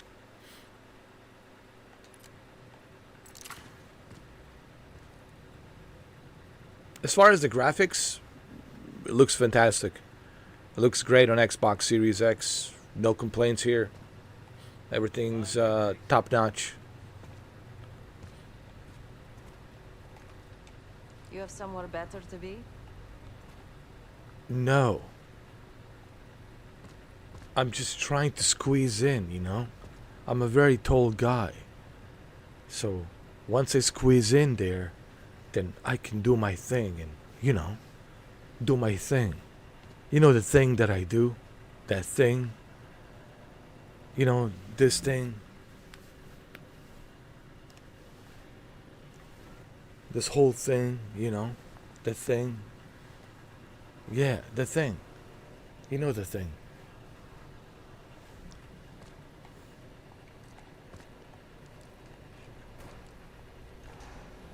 Alright, let's do this thing. Come on. You ready to do this or what? Yeah, I'm ready to do this thing. Let's go. What are we waiting for? Are we gonna do this thing or... Oh, I see. You're waiting for me. I got it. Have fun down there.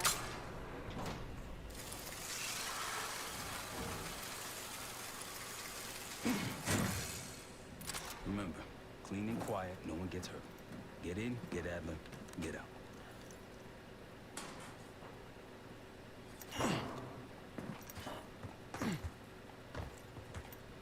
Yeah, I'm sure it will be clean. Here we go. I don't think so. No turning back now. Yeah, you're not kidding, are you?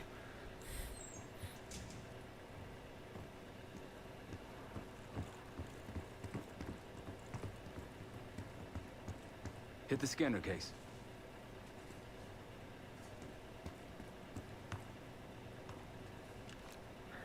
I modified the infrared image to highlight the capillaries in the Senator's retina. It should have just enough resolution.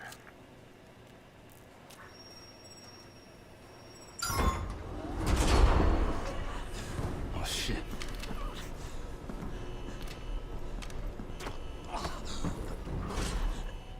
Please help. What the hell happened here? Knew our schedule somehow. Started shooting.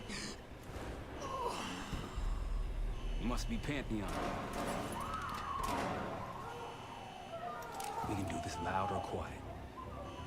Let's do it loud. Let's do it loud. If you want to go in guns blazing, I got your back. I want to go guns blazing. Come on. Yeah, I want to do it gun blazing. Let's go. Multiple targets, hostages. Be careful. Something's okay? up. You've been seeing weapons free. Heading your way.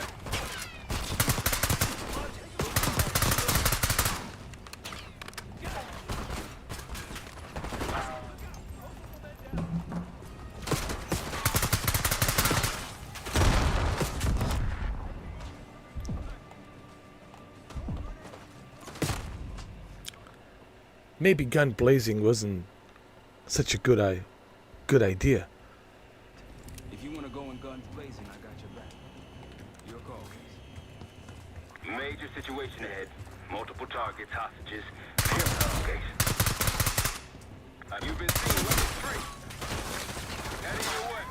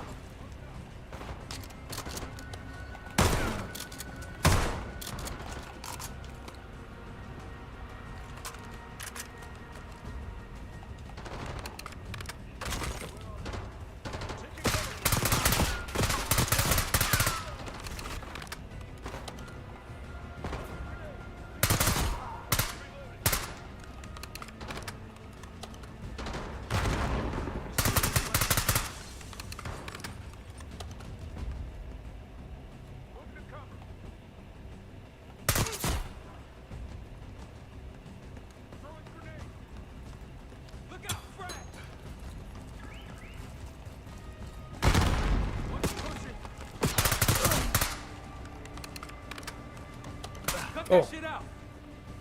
My bad, my bad.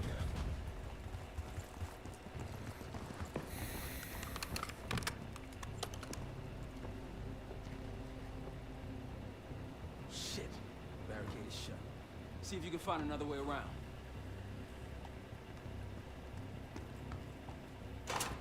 It's locked.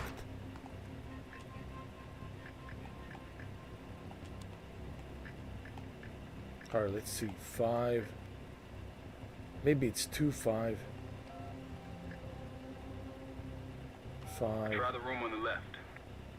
2, 5, 9.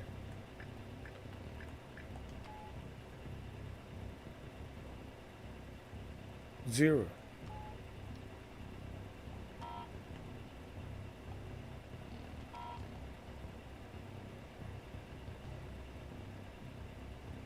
Two, 5, 9, 0. So we got 9. How about 5?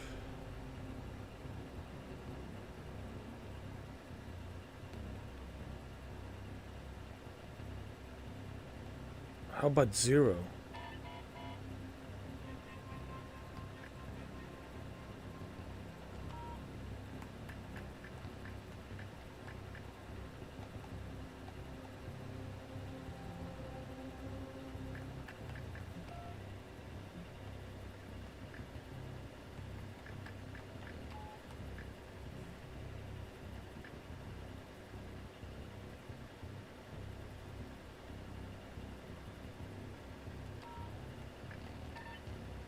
Zero, 2, 9.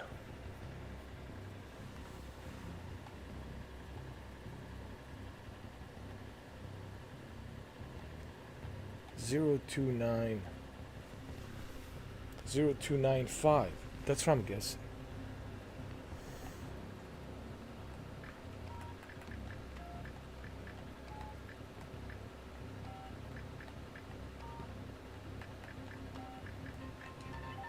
Zero, 2, 9, 5. Wow, I'm really good.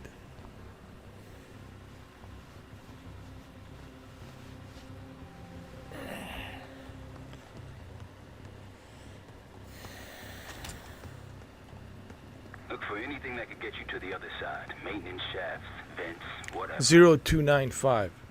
That's the code. 0, 2, 9, 5. 0, 2, 9, 5.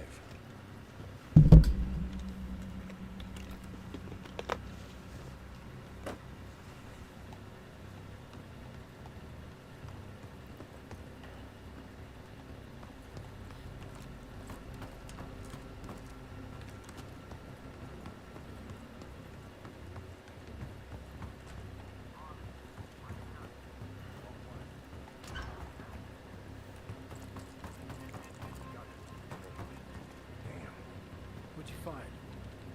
A list. The list. Real names and cover names. Jackpot. Hey, what about the guy we're after? Let's see. I'm at the door, Case. Waiting on you.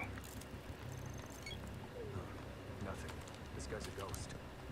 Won't matter anyway once we kill the fucker.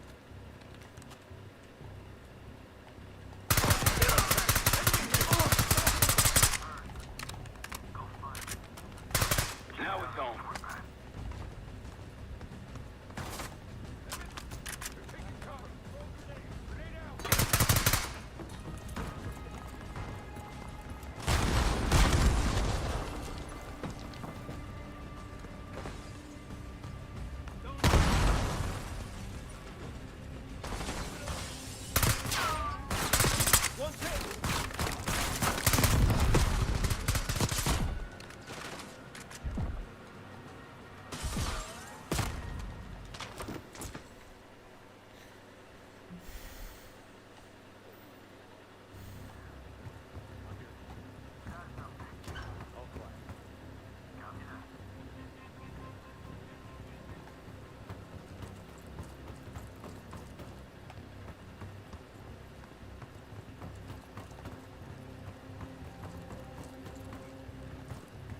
I'm at the door, Case.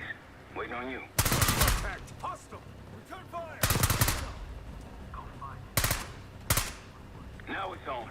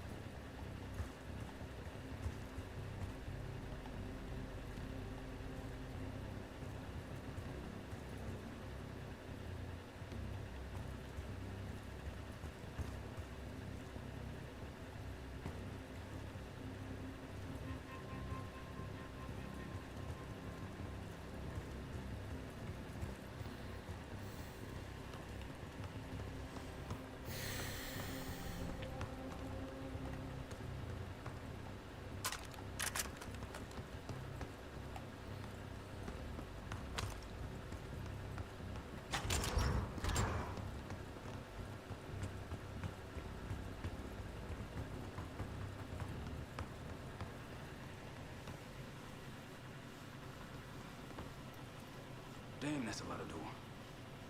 And Adler's on the other side. Felix, you sure if we fry the power box, it'll pop the locks?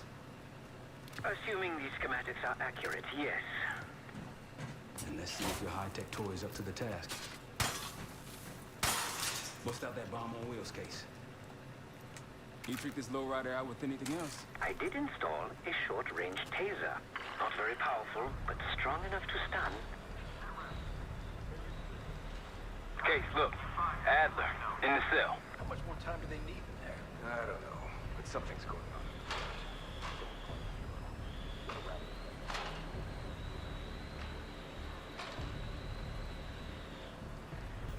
What was that? I think we got rats down here. Am I crazy? Copy that. Copy that. Check on it. Check it out and report back. The power box is on the far wall to the right of the door. Look for a red light. You spotted.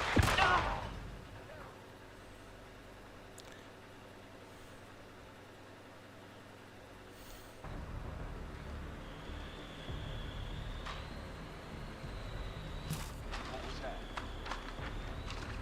We got rats down here. Am I crazy? Got it. Copy that. Check on it. Check it out and report back. The power box is on the far wall to the right of the door. Look for a red light. You spotted. Step on it.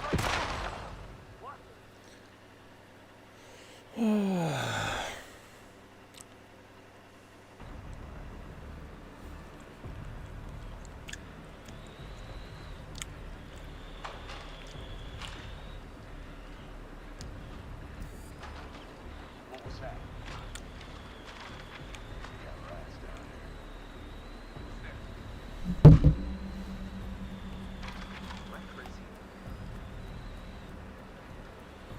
Copy that. Copy that. Check on it. Check it out and report back.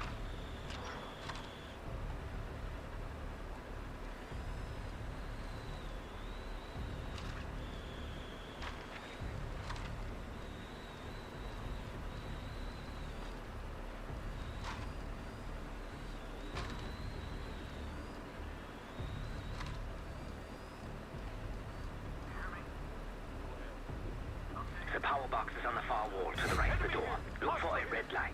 You spotted. Step on it.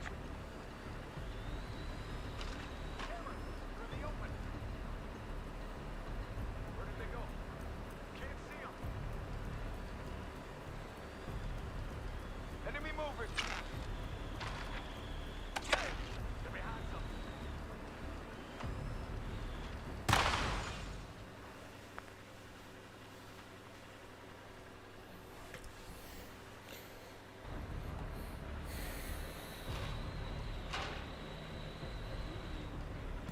What was that? I think they got rats down here. Am I crazy?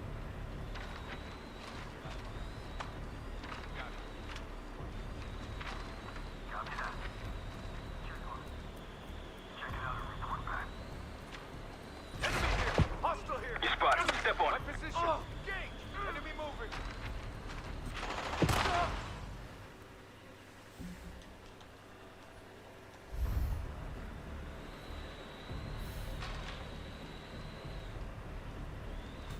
What was that? I think they got rats down here. Am I crazy? Enemy here! Hostile here! You spotted. Step on it.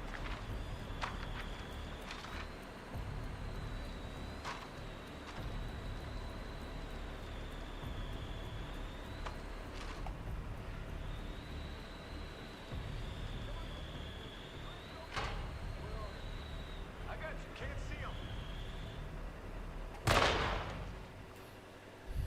How did he shoot me? I was inside the ventilation.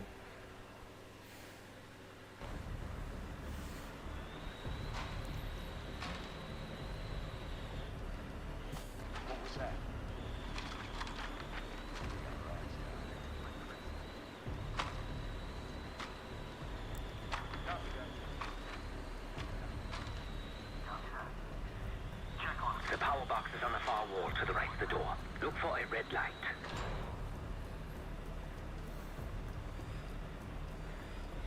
Give me a sit rep. Got nothing. Burn. Anything? This area is secure.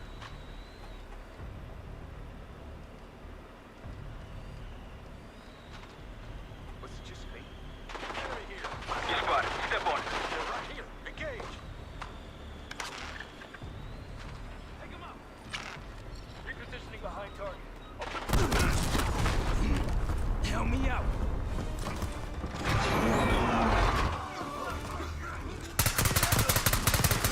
Go, go, go.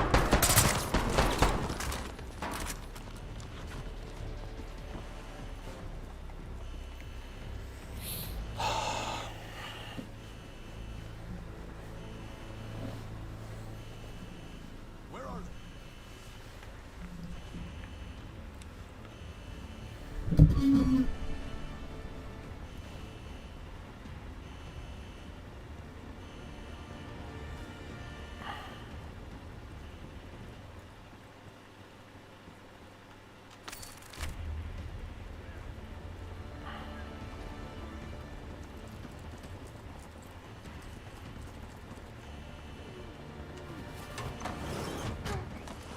Easy, Adler. We're here to help. Guess Wood's got my message. The old man says you're worth it. You better be right. Sev, we got the prize. Good. Now get out. Fast. We've got party crashes up here. Great. You good to go? Am now.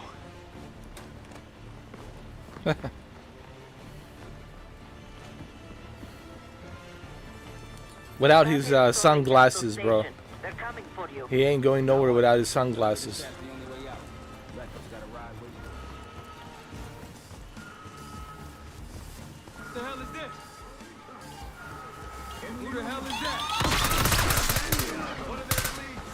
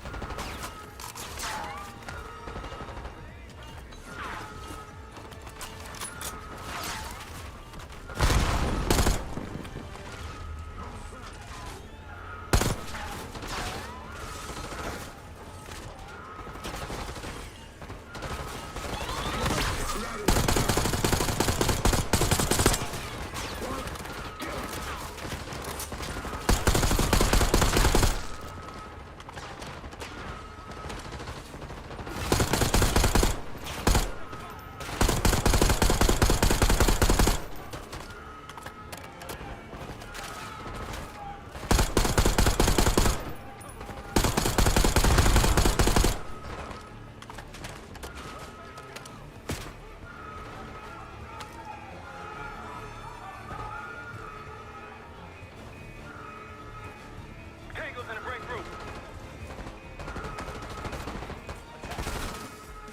Look out, Fred!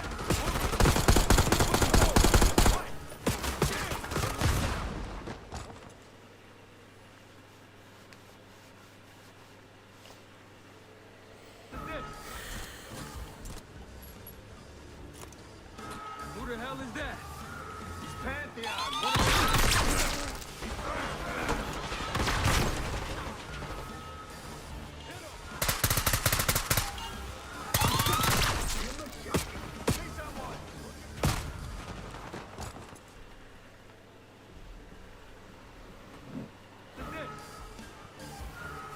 Who the hell is that? He's throwing traps.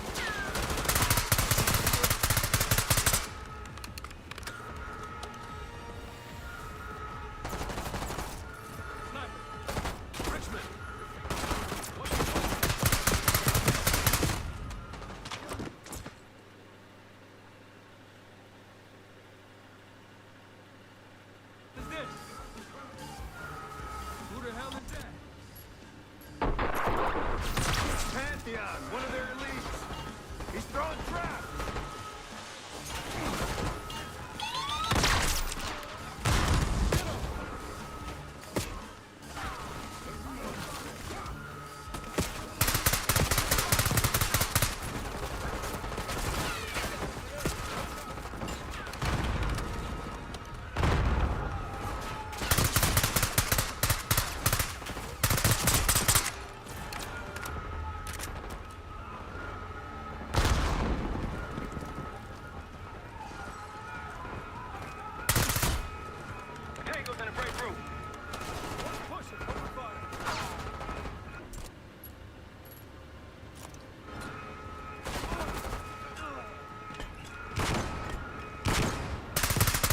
Pushing forward.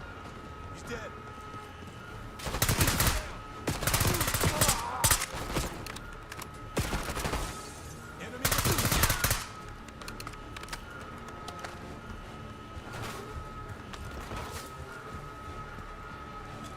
Hostiles in the bullseye. Take them down.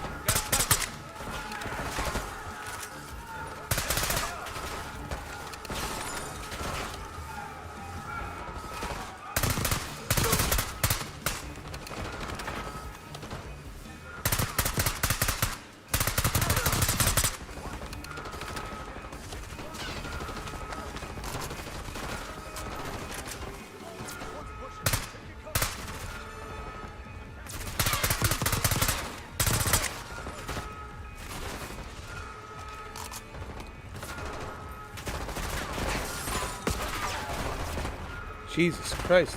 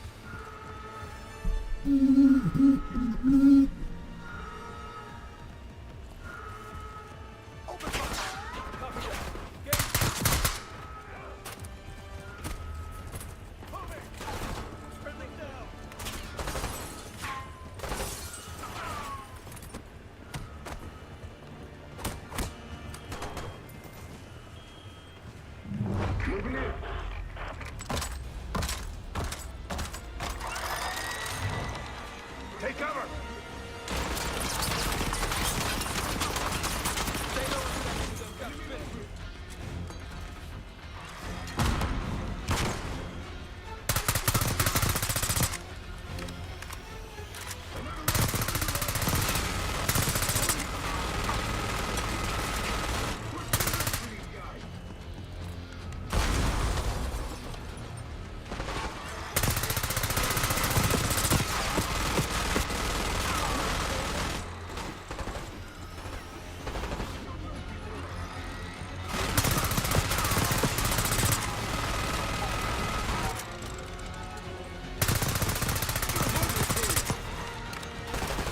Get him, get him.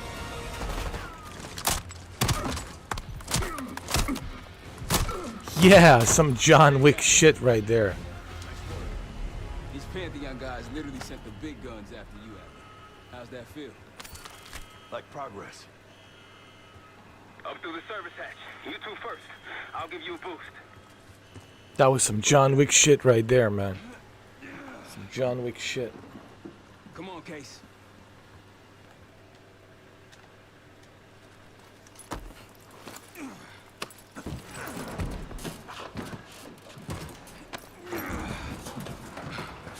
Easy coming down. Here.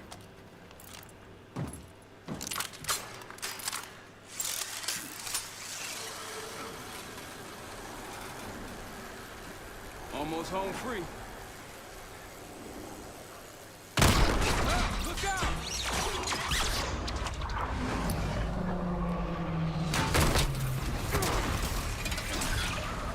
Adler!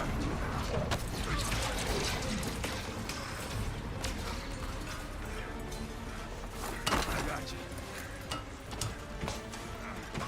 Man, you're heavier than you look. Thanks. Hope you have a plan B. Same as plan A. Go up. We'll just take the scenic route. Let's get moving. You said you had backup earlier. Who'd you find crazy enough to pull a stunt like this? Real upstanding citizens. I bet. Contact!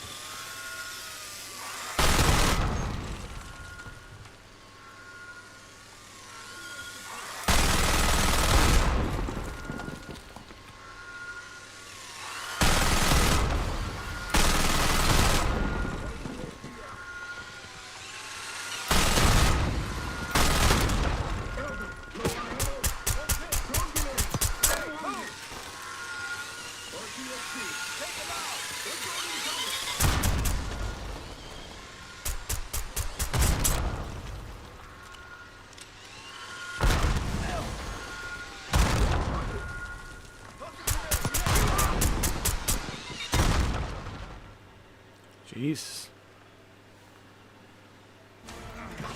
Man, you're heavier than you look. Thanks. Hope you have a plan B. Same as plan A. Go up. We'll just take the scenic route. Let's get moving. You said you had backup earlier. Who'd you find crazy enough to pull a stunt like this? Real upstanding citizens. I bet. Contact! What?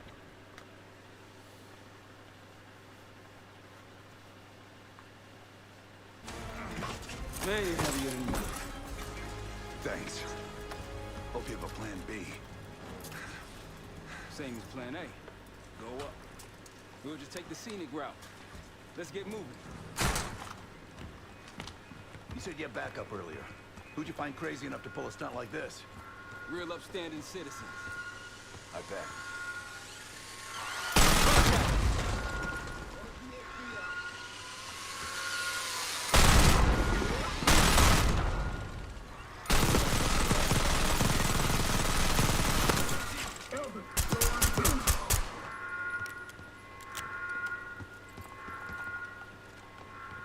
Oh, come on, dude. One's pushing.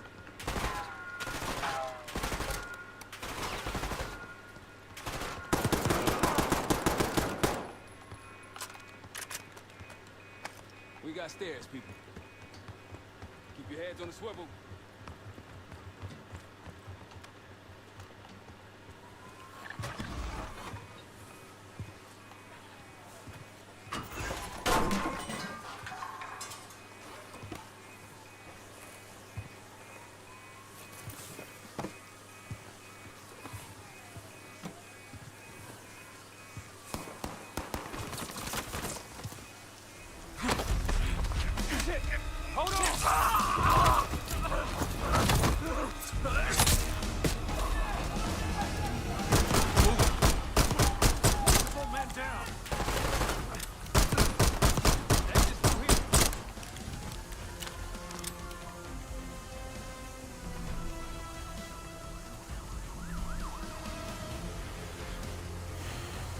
That was pretty cool, man. I like some of these moves that they have in the game. It's almost like a John Wick, you know, like a close. Here's what I like about like a close quarters, CQC close quarters, gunfight combat. You know how John Wick always gets so close up to his enemies, right, with his gun, mixed with a little bit of a Brazilian jiu-jitsu. So the combat is pretty cool, man. It's like a little bit of mixed martial arts with a Brazilian jiu-jitsu and then CQC, close quarter combat, you know. I like how they implemented this style, and that's great, you know. If you're inspired by a movie like a John Wick to implement this type of a close quarter CQC combat, that's pretty cool. So far I like the game. I like it, you know. I'm not even scratching the surface. This is what my a third mission number 3, rescuing Adler. You know, the thing about Adler, he looks like a Robert Redford. I gotta say, man, I look at Adler. Yo, look at him. He looks like Robert Redford. I mean, for real. Like a younger version of Robert Redford. I'm not talking about like... But you know what's interesting and what's funny? Robert Redford was in a movie called Spy Game with Brad Pitt, and Tony Scott directed the movie.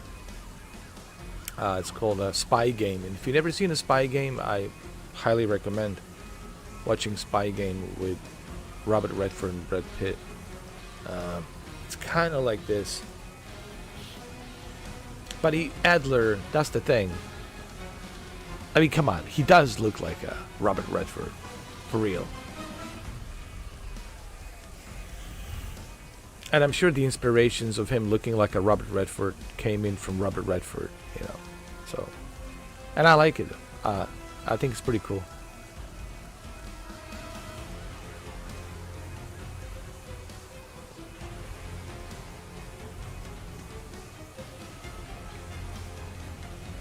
So that's the thing with Adler.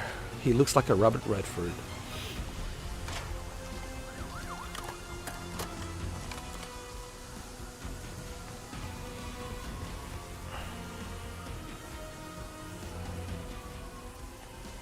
Forget the front. Every uniform thug in DC just arrived at your doorstep. Try east exit. Might be clear. We'll meet you there. Eyes up, we got company.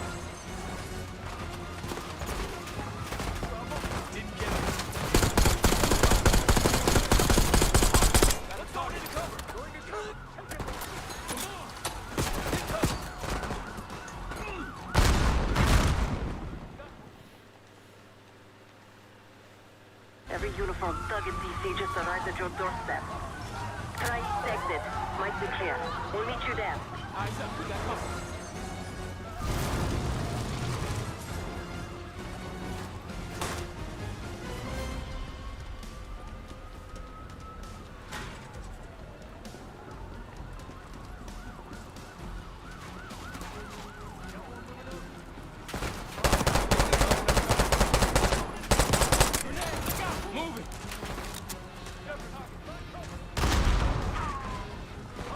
I mean, do you guys agree? I mean, honestly, that's my whole thing with Adler.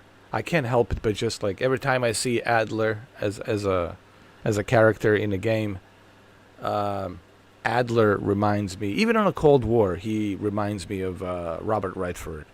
I mean, look at the younger version of Robert Redford from the 80s and even 90s.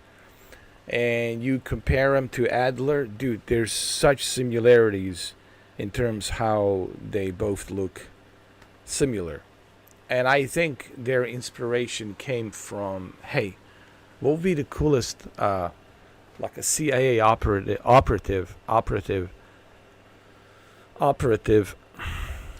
to put in the game? Well, when I think of CIA, like I think of like Robert Redford, because he did play a CIA operative. in a movie called The Spy Game, and I think that's where they're borrowing this whole thing. And if you've never seen A Spy Game, I mean, what are you waiting for? Go watch it. When did Spy Game come out? The Spy Game came out at... Let me see. Hold on. No, I want to show you this because you have to see it. You know.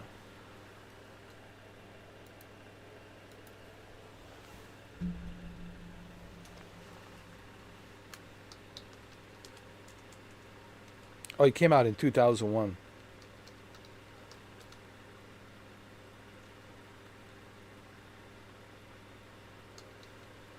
Robert Redford. Spy Game.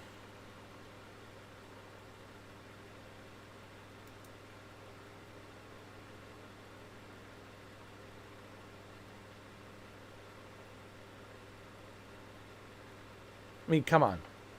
Look. Come on, man. Look at this. I'll show you.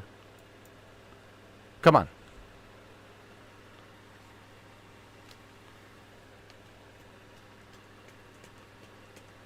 Look at this. That's from Spy Game. Are you trying to tell me? Come on. It's 2001. That's Adler, bro. Inspired by Robert Redford. That's why I said my thing with Adler is he just looks like the spy agent from The Spy Game. And you know, this movie was released in 2001. This was, of course, 24 years ago. It was a long time ago. 4 years ago. I mean, 24 years ago. I can't believe it. This movie came out 24 years ago. Jesus. 24 years ago. I know, I was about to say 4 years ago. No. I made a mistake. Not 4 years ago. This movie came out 24 years ago.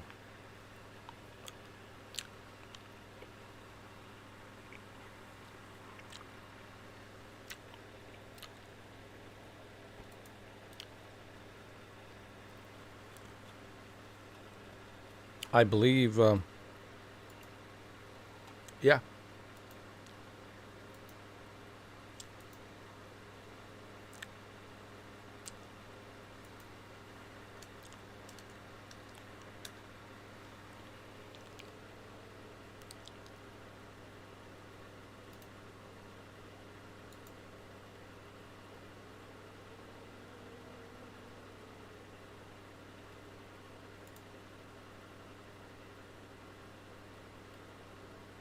Hold on. I want to show you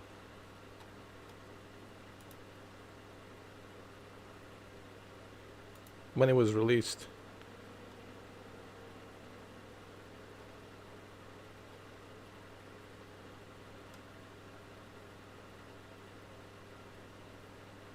Yeah, it was it 2001? Yep. I mean, come on. Look. Look at this. Are you trying to tell me that's not Adler? That is Adler, bro. That is Adler. Where do you think they got this idea? For a CIA operative to be inspired by one and only legendary Robert Redford, of course. Spy Game 2001. So this is 24 years ago, man. Of course, he was much younger 24 years ago. Both him and Brad. And I can't believe this movie came out 24 years ago. 24 years ago.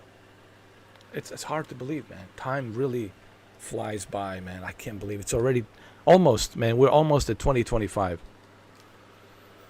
We have a couple of months left in 2025, man. Yeah. Yeah, but this movie came out 24 years ago.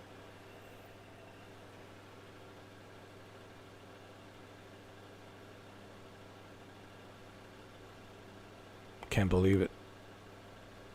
It's been that long. My God, man. 24 years ago. But anyway, there you have it. Now you know why Adler reminds me of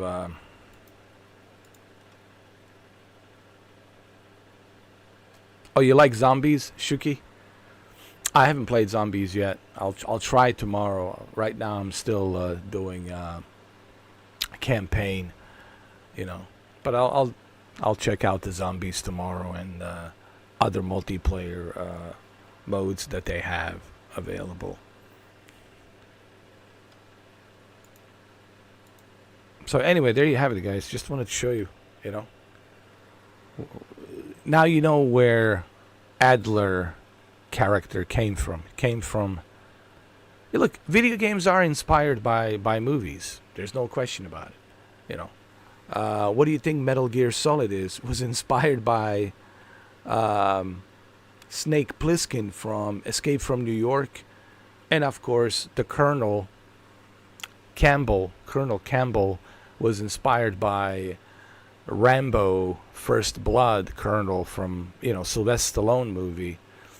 So basically Metal Gear Solid was inspired by Escape from New York and Rambo First Blood.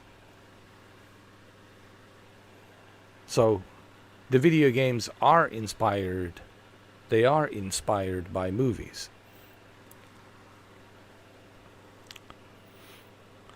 Okay, so there you have it. Now you know. Adler is Robert Redford. Let's get back to the game. I like to do these kind of things because I don't see anybody doing this. Like when they're live streaming, they're not really explaining anything to you. I want to explain everything. I want to show you what I'm talking about. You know, I don't want to just tell you, oh, I believe he looks like this guy, or he presents this guy, or he represents that guy, or whatever, or he's playing this character that's you know, inspired by this other character in this other movie, this other actor that's inspired by, you know, so and so, right? I don't like just talk about it. I want to show you why I believe that he looks like, you know, Robert Redford.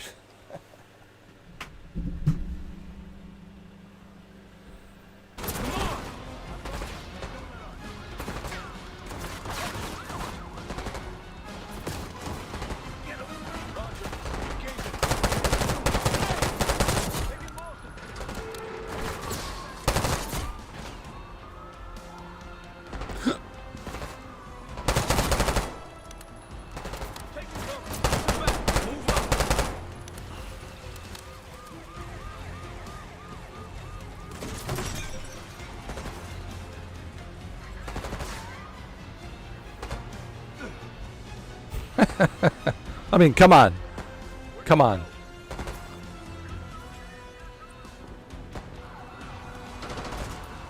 That is Robert Redford, dude.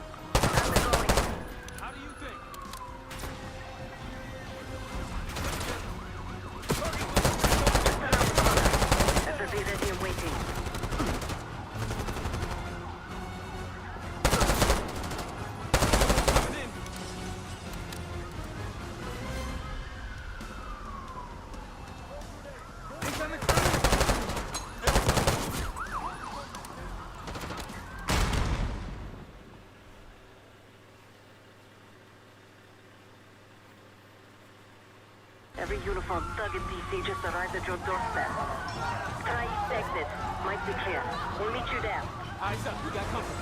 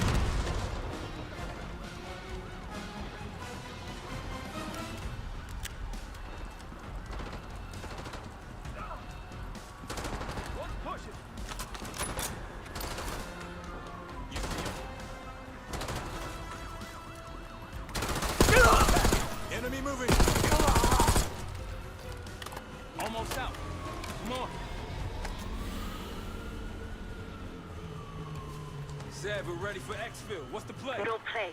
This place is surrounded by cops. We can't reach you. You guys see the Great Escape? Yeah, you didn't make it out. We will. If we can't outgun them, we outrun them. Saddle up. Here we go. Just like that, huh? Just like that.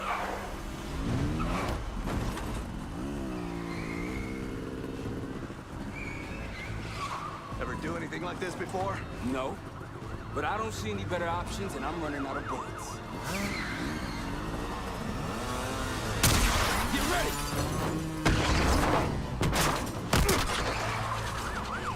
Pantheon, 10 o'clock. Keep them off me!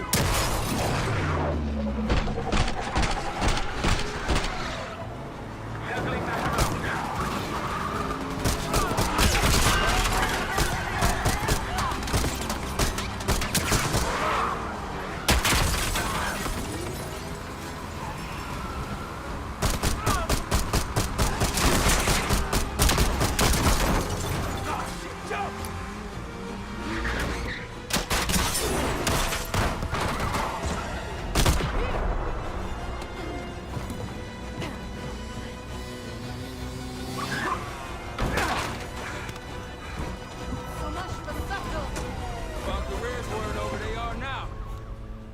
That was pretty cool.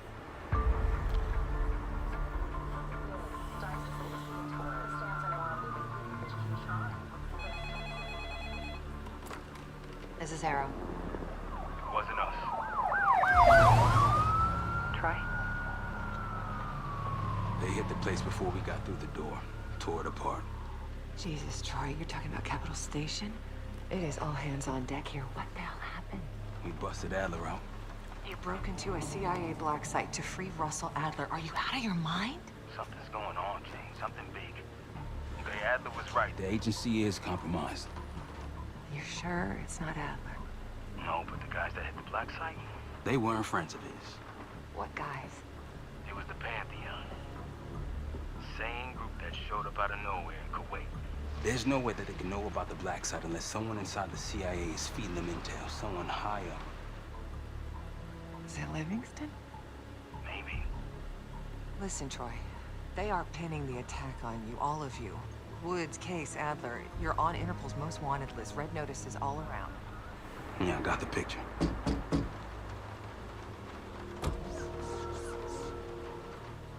I can help. No, it's better if you're insulated from any blowback. Spare me the knight in shining armor shit, Troy. You want to help? Keep digging. Look into Livingston. Okay, let me see what I can do. Thanks. And Jane. Yeah. Don't trust anyone. Yeah. That's the golden rule. A liability? Seriously? You'd never pass for Delta. An interpreter then? You don't even speak Arabic. Wasting my I'm breath. not taking a vote here. Okay, you're staying back. I want you here with Felix and Woods. What? If you have this figured out, I'm not just going to sit around. I'm going out. Wait. Let her go. Wait. Where you going? Moving on. Adler, you sure that's all the lie we told you? Before you executed him? You're in my world now, Marshal. You have to grow up fast. I'm listening. Alawi knew the Pantheon had a presence in Iraq. It's part of the technology exchange with Saddam Hussein. Pantheon gets covering facilities. Hussein gets access to an experimental weapon. But Alawi didn't know what the weapon was? No. They're calling it the Cradle. The Cradle. Cradle. It's in Iraq right now. Presumably. Alawi said it was in transit to a remote palace. Demonstrations taking place in a bunker underneath. Hussein is a world-class collector of palaces. There are many on this map alone. Alawi was confident he knew the one. Yes. This one.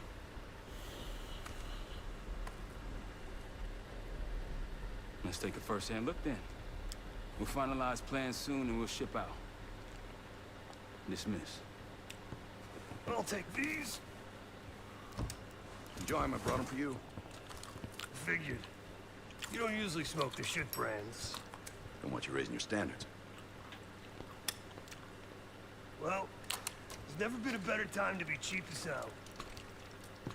Hey. Yeah. Listen, I understand that in your own Adler-ass way you invited us to this place. Maybe you've got squatters' rights, but don't much care. You got a point? What I do care about, what I need you to understand is that this here is my team. You need us more than we need you, okay? We broke you out of that black site, and I just need an excuse to send you back. Bottom line, you're a stranger to me. All I got on you is your reputation, and it ain't all roses. But you don't have to trust me, Marshal. But it might be best if you do, for you and your team. I'll be the judge of that. Ooh, a contest. So exciting. Should I get a ruler? By the way, Adler, I'm still waiting to get paid. I had a little something stashed for you upstairs, but it seems I was robbed while on vacation. Ah, you just loaned it to us. Forgot to tell you all. Surprise. I just think you and I should spend some quality time together. We should get plenty in Iraq. My thoughts exactly.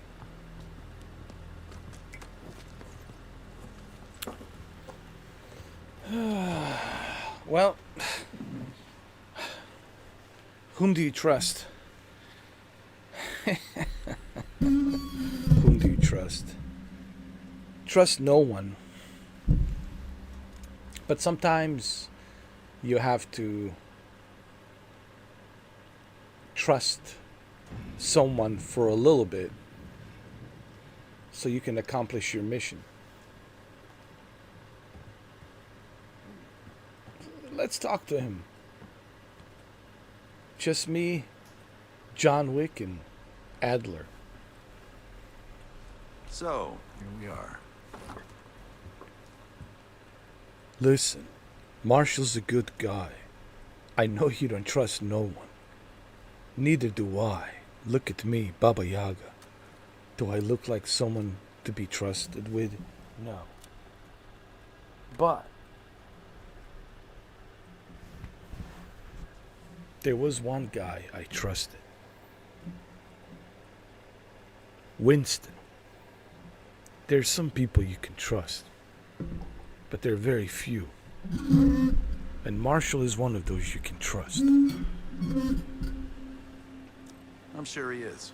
And so are a lot of operatives up on the memorial wall. A big heart will weigh you down. I'm not disagreeing. All I'm saying is there are some good people out there you can trust. And I know in this line of work, that's not a luxury we can afford. How did you discover the Pantheon?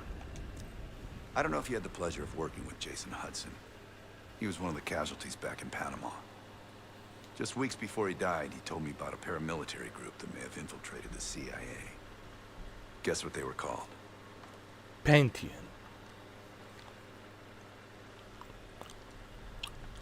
Hudson seemed to believe they were homegrown, maybe transnational, but American-dominated. Most likely military and intelligence expats. The recruits seem Western-trained, English-speaking. They know how to think like us, which makes them especially dangerous. Well,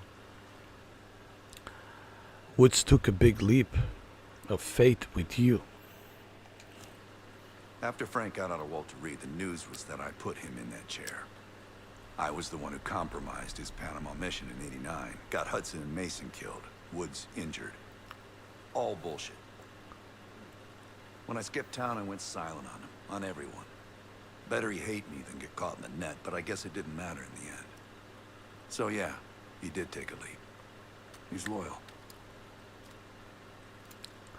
Why did you fled? Did you fled because someone framed you? Last March, someone produced documents showing encrypted transfers.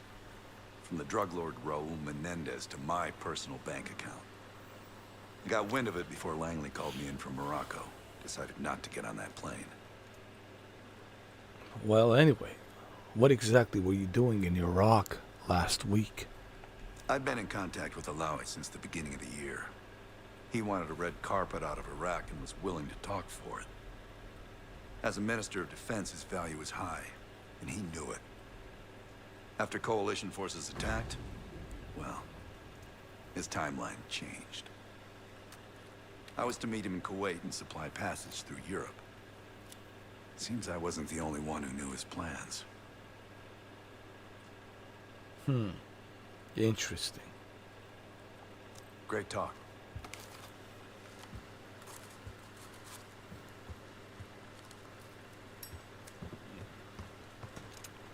I've known Adler since Nam.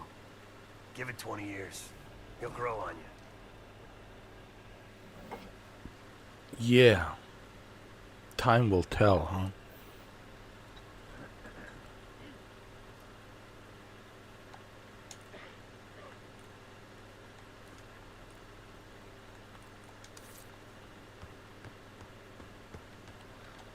Poor Savati. The nightlife around here is limited to owls and jackals. What about you? Besides geeking on the computers, do you ever go out? Please excuse me, Case. Unlike others, I cannot step away at the moment. Fine.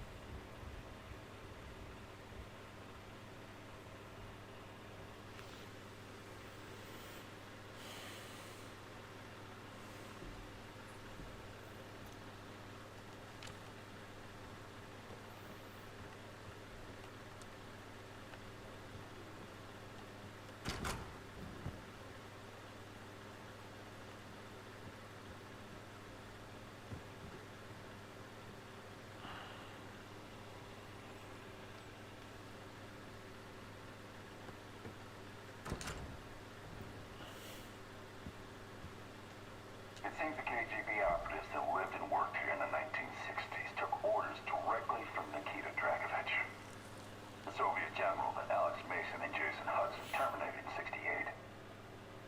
Activities took place here without the knowledge of Soviet leadership or the KGB itself. Almost like the Russian equivalent of the Pantheon.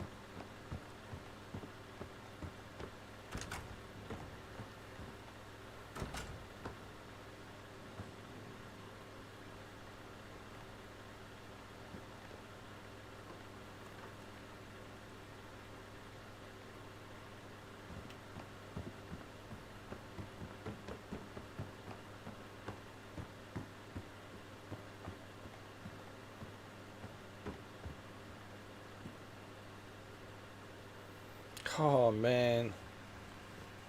VHS cassette, VCR. Good old days, man. Of course, they still had VHS, in the 90s. VCR has been around for a long time, man. VCR has been around since 1980s and 1990s. It's been around for a long time, man. Nearly 2 decades. So VCR has been around. I mean, we did have laser discs, DVDs started coming out in 2000, right? In 2000, yeah. There might have been some prototypes in 99. I think there were some, like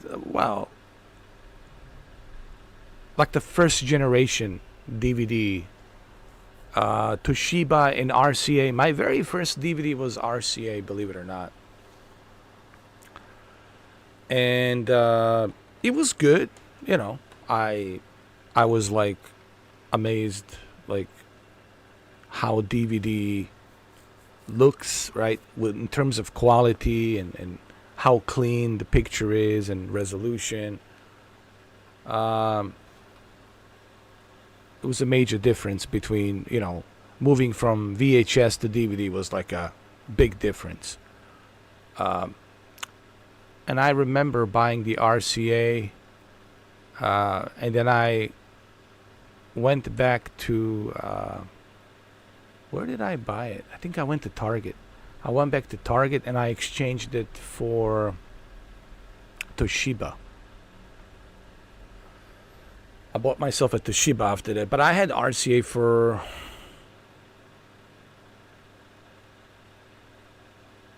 I think 14 days. After 14 days, you can still exchange it, if you're not happy with it. It was different back then. They let you exchange it after 14 days. So after 14 days, it was good, but it's just, it wasn't loading super fast.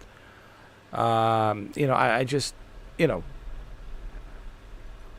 was good for 14 days that I used it.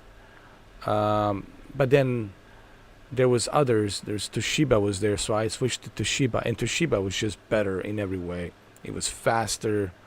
It was more responsive on the remote control. RCA was just not very responsive. You have to keep pressing the buttons, to get it to work.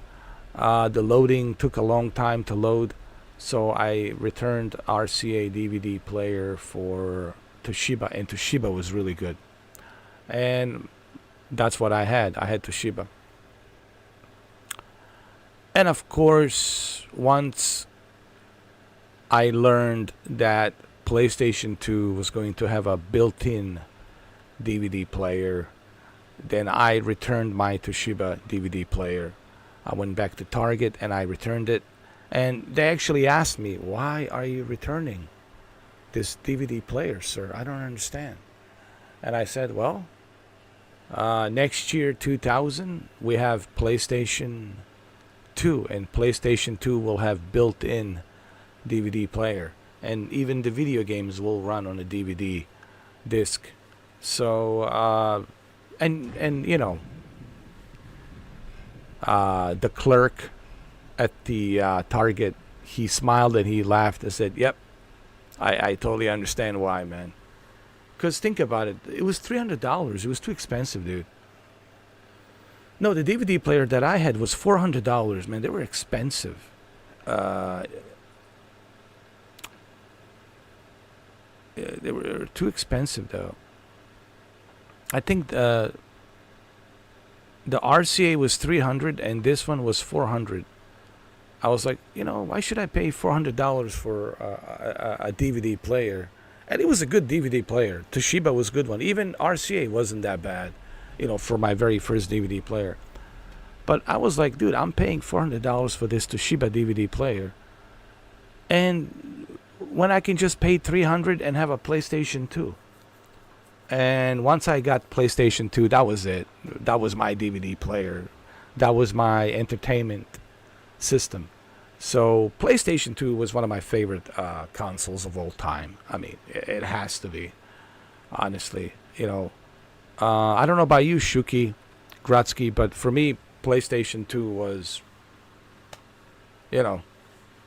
one of the best, consoles, honestly.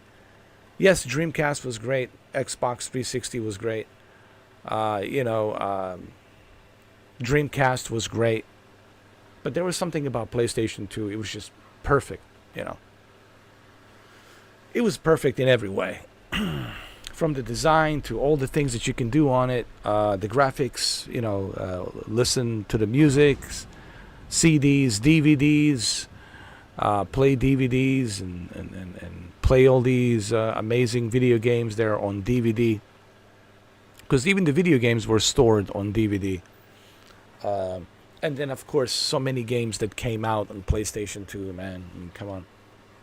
So, for me, it has to be PlayStation 2. There's no question about that.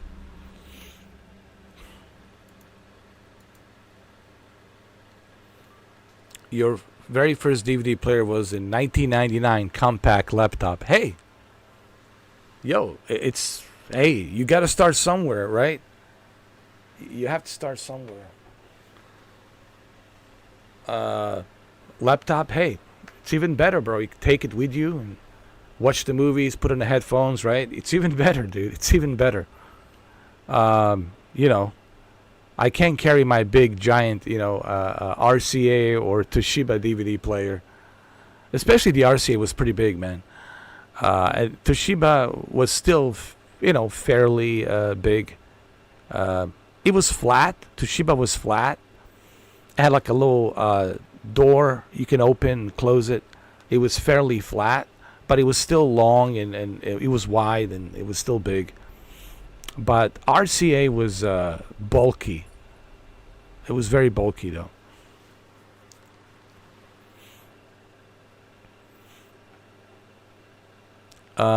What was the first movie you've got? I'll tell you what my first movie was. My very first movie in 1999 was Ronin. Robert De Niro movie called Ronin. Great movie, by the way. And if you guys never seen Ronin, it was 1999. It might have come out 1998. I don't know, but I remember watching it on my DVD RCA. I bought Ronin because it's Robert De Niro. I was a huge fan of Robert De Niro back then. I mean, who wasn't? Look at all the movies he has done. And I was just blown away, man, by the quality of Ronin DVD. The way it looked and everything. You have to remember, I'm stepping... That's why we're talking about this, because, there's a VCR over here, right? So people need to remember, VCR was there for a long time, man. For nearly 2 decades. Almost 2 decades. Right? VCR has been around for 20 years. And, people are used to watching cassette, VCR, VHS, right? They're used to that. And just watching movies like that. Stepping into a digital format DVD was like, it was like night and day difference. It was a night and day difference, man. The laptop price-wise was crazy. I remember my parents got me it for $1,900, but stuff was expensive. You have to remember, that was the first prototype, man. Having a DVD player and the computer inside with everything, yeah, you got to remember. You getting the cutting-edge technology back then,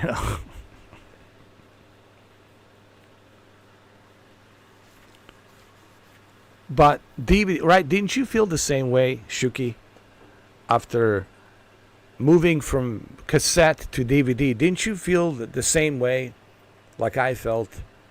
Wow, this is a big difference, man. You don't have to rewind. You can just click which chapter do you want to watch. Just go back and select. You don't have to rewind anything. You don't have to clean the head of the tape. I mean, you still have to worry about not to scratch a DVD, so you have to be kind of careful about that. But the quality, man, was like a major difference, dude. Like, you see a difference in quality. It was mind-blowing. And so my very first movie was Ronin. And then later on, I believe later on in 2000, when PlayStation 2 was released in October of 2000, right? PlayStation was released in October of... Actually, it was this month. It's just 2000. So it was in October, I believe. October 2000. I remember purchasing 3 movies: Gladiator, X-Men, and Matrix. Oh my God. Yo. The smile on my face, man, right? Buying a PlayStation 2 with a Tekken Tag tournament and Fantavision and I think I had a Dynasty Warriors or something. So 3 games. Fantavision,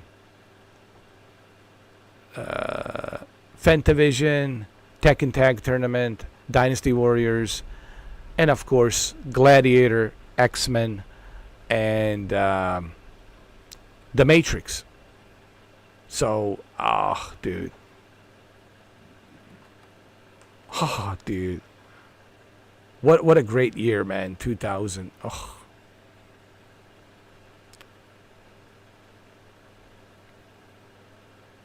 Yeah. Yeah, PlayStation 2 was special. I mean, there's no question about that.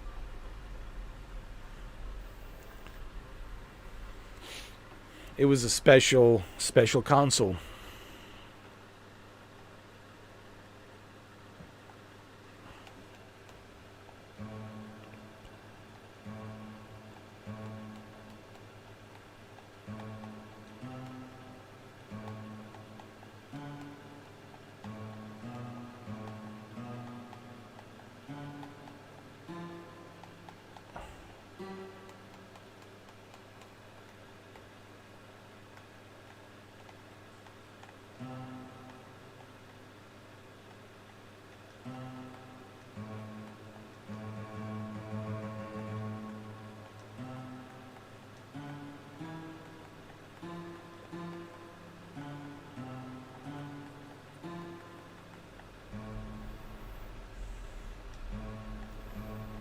Yeah, me too. I want them years back. Yeah.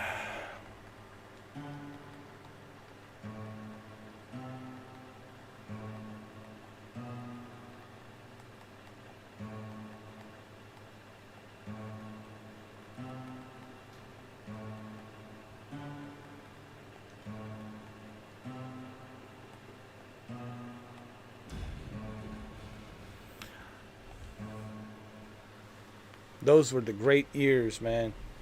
It's... Everything feels like so different now, man. Everything, man. It's just everything feels like... How do I say this, man? I mean, everyone's faking it. I guess that's the word I'm trying... A lot of people are faking it. They're pretending that they're happy, but they're not happy. They're pretending that everything's cool, and they know that not everything's cool. Everyone's just faking it, man, and phoning it and faking it. Oh, everything's great. No, it's not. Everyone's pretending, dude. Like, there's people have become so dishonest, right? And they're not being straight up. They're just like, yeah, everyone's just faking it. They're just phoning it, like, oh, everything's cool. No, you're just saying that because you want to say it. So that way you don't look like you're depressed or you don't look like you're going through something. You know, it's just people, you know, always worry about how people will look at them, you know. Like, I think people will look at you better when you're honest. They will trust you better when you're honest. They will trust you less when you're dishonest.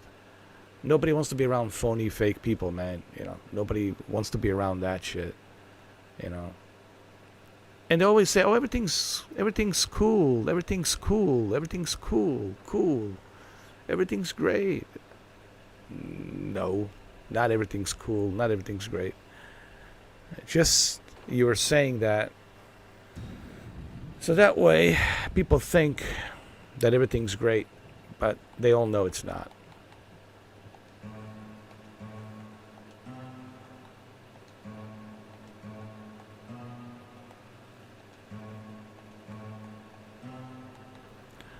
Baba Yaga, Baba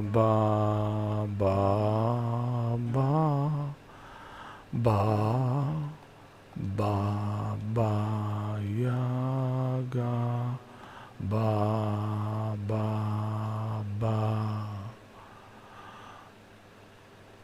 One time, he killed 3 men with a fucking pencil. Who fuck does this shit? I'll tell you the stories you hear about this man, Baba Yaga. If nothing else, it has been watered down.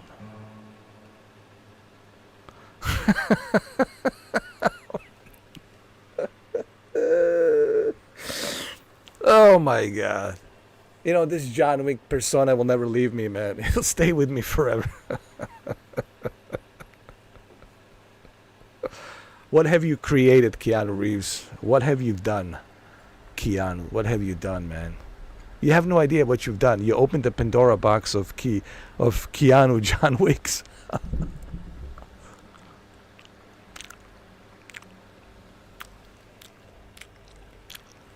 I'm telling you.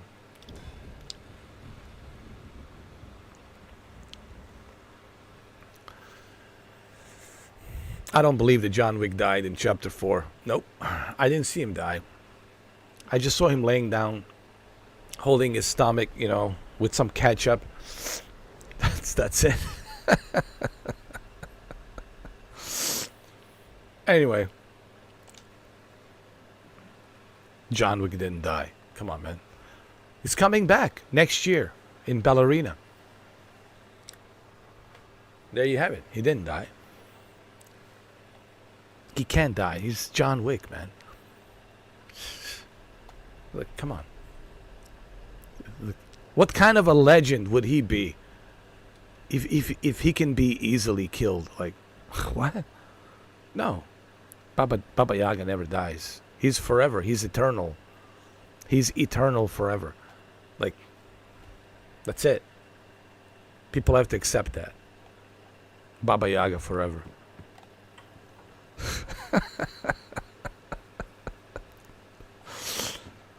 All right, what do we got to do? What does it say here? What?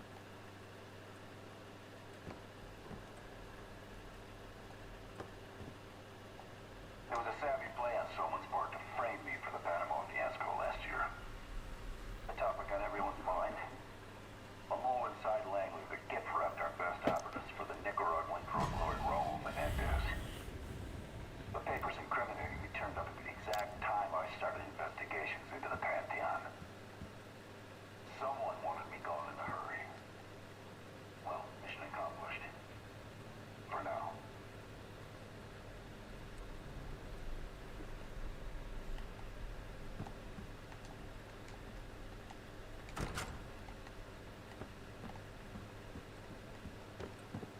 Oh, look at this.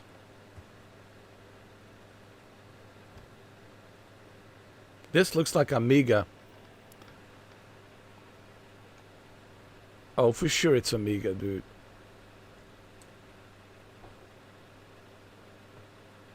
Man, I miss those monitors. Those were the best monitors, man. Especially when you connect Amiga A500. Amiga A500 had these floppy disks.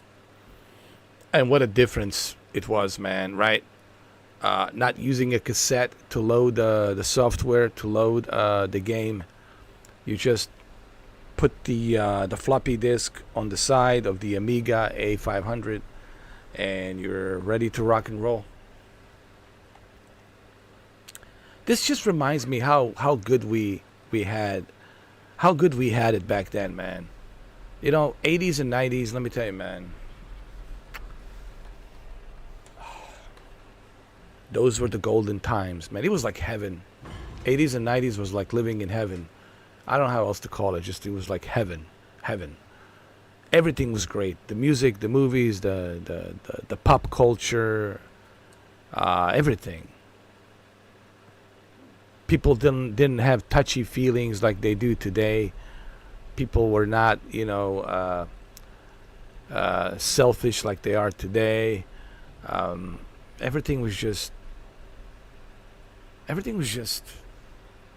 perfect. Perfect, man. It was just, I mean, the word perfect, I guess you could say 80s and 90s was perfect, man. It was perfect. The word perfect definitely comes to mind. I can't think of anything negative, honestly. But you look at today, oh, God, what is this? I don't even know what this is, man. I don't even know what this is. Like, what is this? Like, I feel like Alan Wake, like wake me up from this nightmare. Like, what is this? Where am I? What dimension did I fall into? I'm telling you, man. It's just like, it's unbelievable. Like, makes you wonder. Hey, what's up, Malik? I like it. It's an espionage, tactical, action, spy thriller type of a game that it's a sequel to Cold War. Honestly, the best way to describe this game, it's a sequel to Cold War. If you liked Cold War in 2020 with a PlayStation 5, then you will enjoy this for sure. But it feels different, it feels different. There's definitely a different direction that they're taking with Black Ops 6, and that's good. I like a change, I'm all about a change, dude. If we can make it better with something different, then yeah, I'm all for that. It's good, man. It really is good. Here I am, dude. Just in a safe house, I can do whatever I want to do, man. I can just build whatever I want to build, make some money, and walk around. And you'll probably spend you'll spend some time in the safe house. This is a safe house, bro. And there's missions, and the missions are pretty cool. There's a little bit of John Wick action in the beginning. I don't want to spoil it too much, but it's done well so far. And I'm on my third mission, and it's done really well. Now we're going to Iraq. That's the fourth mission. We're going to Iraq to get some intel about something, about these. Well, I don't want to spoil. I don't want to tell you who the enemy is. I don't want to spoil it, but you'll find out.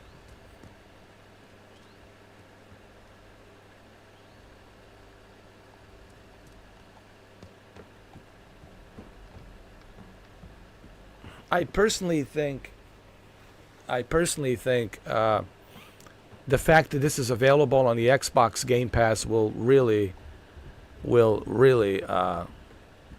help boost the sales and increase the sales of Game Pass membership, man. I'm pretty sure.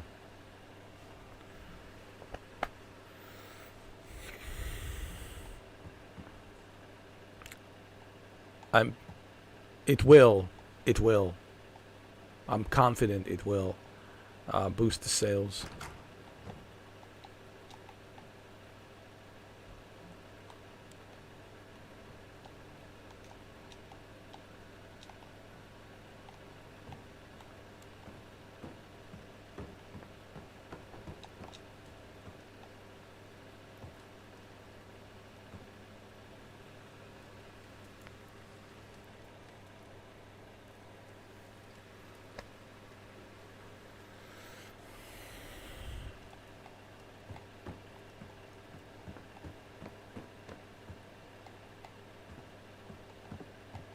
All right, let's go downstairs.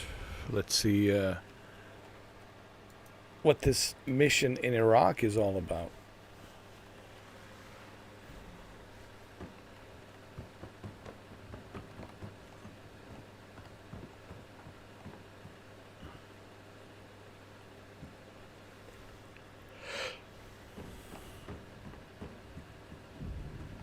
But yeah, there's no question about it. It will boost the sales in terms of Game Pass membership. You know, a lot of people will jump in on this. Instead of paying $70, they'll pay $20, or some of them might even have a free trial or something, or a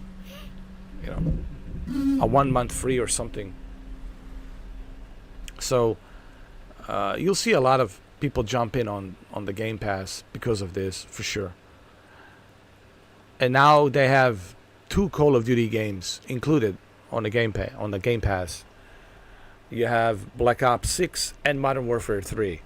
That's like a heaven for Call of Duty fans. So, it will most certainly help boost the membership sales, for sure. Just like Batman Arkham Shadow, it's boosting the sales of Quest 3 and Quest 3S, especially Quest 3S because it's cheaper. You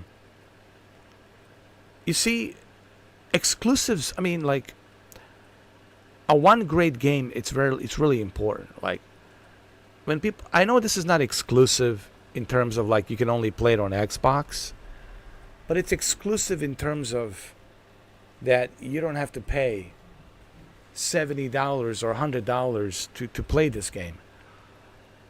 And that's a big deal. You just have to pay a membership, and you get 2 Call of Duty games included. You get Black Ops 6 and Modern Warfare 3. That's not bad. It's not bad at all. So, getting back to Batman Arkham Shadow, exclusives do matter, man. A one exclusive game can make a whole lot of difference, man. Look at Halo Combat Evolved for the original Xbox when it came out in 2001. It made a huge difference for Xbox console. I don't think Xbox would be what it is today if it wasn't for Halo. So having that one great AAA game sells the console, for sure. Sells the device, like a VR device. Like, look how many Quest 3S are being sold because of Batman Arkham Shadow. Because it's getting such a great reviews. People are, like, going crazy about Batman Arkham Shadow. You must have it, you must have it, you must have it. It's like, it's game of the year, dude. And it's also good news for Rocksteady, because Rocksteady didn't have a good year in the beginning. In the beginning with Suicide Squad, Killed the Justice League, it wasn't good. It was bad, right? But look how they came back within the same year. Rocksteady is one great example. Look at Rocksteady. They had a shitty beginning of the year with Suicide Squad, Kill the Justice League, and look at them now coming back with Facebook Meta Games VR Studio, and look at the success that they have with Batman Arkham Shadow. Huge success, and congratulations to Rocksteady on a huge success on Batman Arkham Shadow. I obviously can't play it because I don't have the money to play it, But eventually I will play it one of these days. Right? Eventually. So, you know, one exclusive great game makes a lot of difference. Makes a whole lot of difference. Makes a lot of difference. So it's a good reminder for companies to remind them, hey, all you need is just one great AAA game, exclusive. And don't worry. Don't worry about the sales of your product. It will sell itself, right? So, but anyway.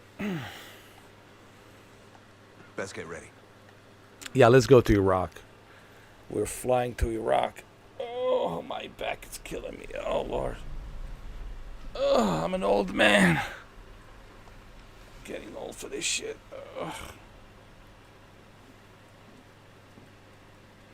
Ugh. Oh.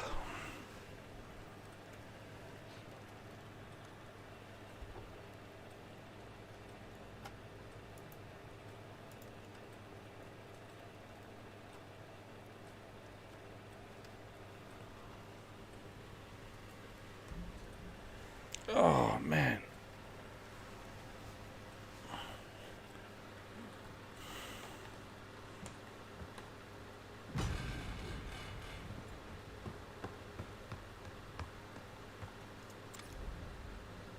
All right, we're going to Kuwait. No, we already did that. We did Savati, we did Adler, Pantheon, Iraq, hunting season. Who the hell wants a weapon demonstration under a palace in the desert? Saddam Hussein is who? We're gonna hightail it over there, posing as Delta Force operatives to see what the latest flavor of the month is. All right, let's do it. Let's go. Help the SAS in Iraq in exchange for access to Saddam's palace.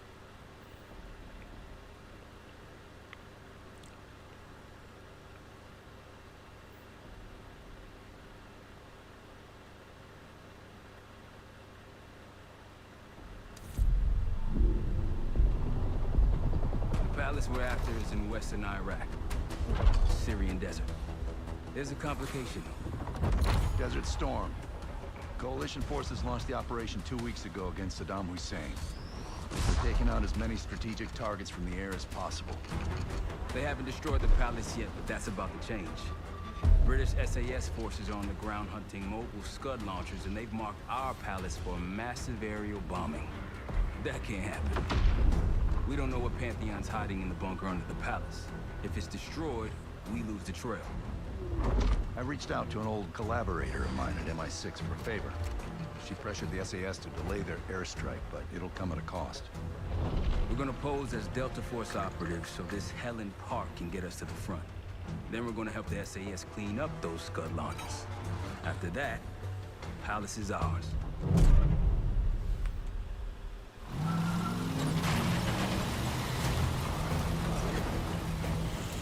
The SAS want these Scuds destroyed as much as you want that palace. We think the Iraqis could start launching at any time. Jackal 2-1, let's smash those launchers! Moving to flank the first sight! Alright, Park! Keep those Yanks of yours on a tight leash! Charming guy. There, Scud up. It's already happening. The site's still a quarter click ahead. Can you pick it up? Activity! Weapons free! Jackal 1-1, we're going in hot. Light 'em up. See someone! All behind them!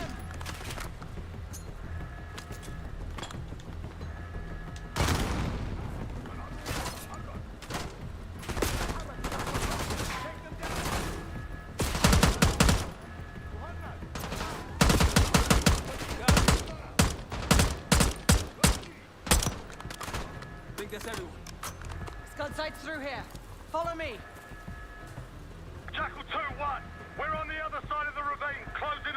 target! Faster!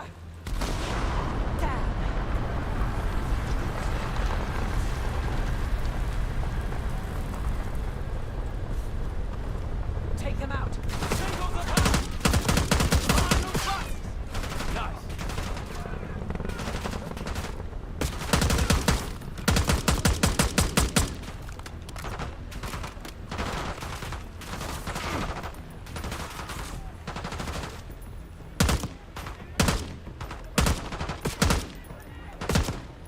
We're clear.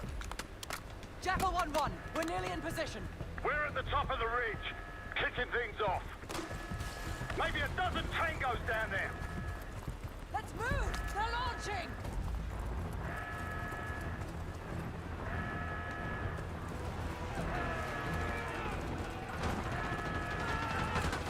Enemy truck incoming! We're running out of time. We've got it.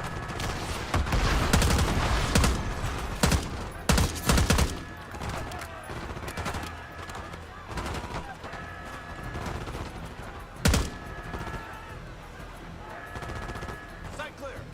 Case, get a charge on that squad now. I'll cover you. Get down there, Jackal 2!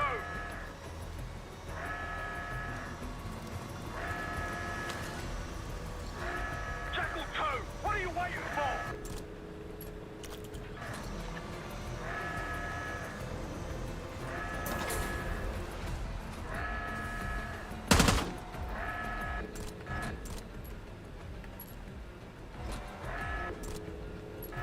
Get to that squad!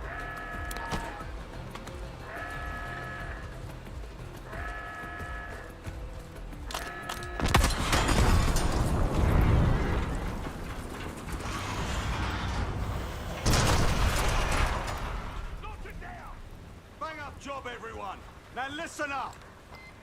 Pritchard, Skinner, clear up this rubbish and unload the trucks. Yes, sir! We're building our layup here. Your crew's not too shabby, Park.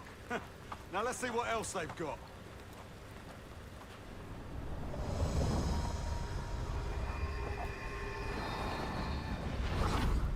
This will be our base of operations for now.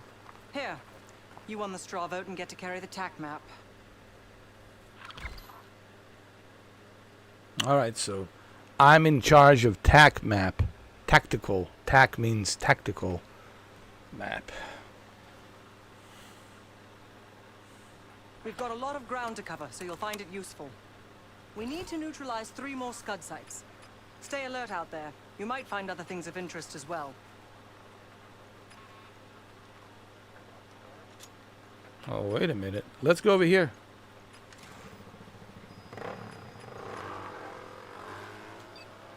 Let's go. Gladney's promised to help your team breach the palace if you destroy those Scuds. Help him out, and we'll see if he's a man of his word. You can talk to him yourself if you'd like. He'll stay here in the layup, working logistics for the SAS. Once you're ready to head out, we'll follow your lead.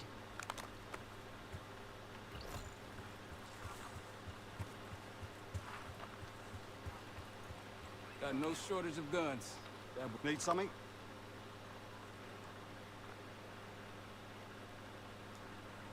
We'd like to hit that palace as soon as possible. But I also have some other objectives that I want to check out and see. Do you have any air support from the SAS? Not at the moment. It's too many bloody surface-to-air missiles. In fact, I just received word that some of your Delta Force friends were shot down nearby. We have our own attack helo, but it's not getting up there unless you find some way to disable the SAM sites in this region. Anything else about the enemy we should know? The Iraqis have a few new encampments, likely connected to these cross-border missile strikes. Intel reports several unusual forces embedded in the camps. I'm not sure what you should expect there. Well, how about some extra supplies or gear?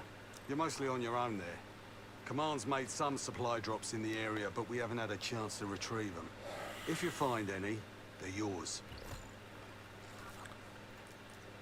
There's a Delta Force presence here, huh? Don't you Americans talk? Of course. But no one besides Park seems to know about your little pack. To be honest, I don't give a shit about your agenda if we can get the work done out here. All right. What do you know about the Scud locations? I've sent Jackal 1 for the Scuds in sectors 7, 8, and 9. The rest are yours.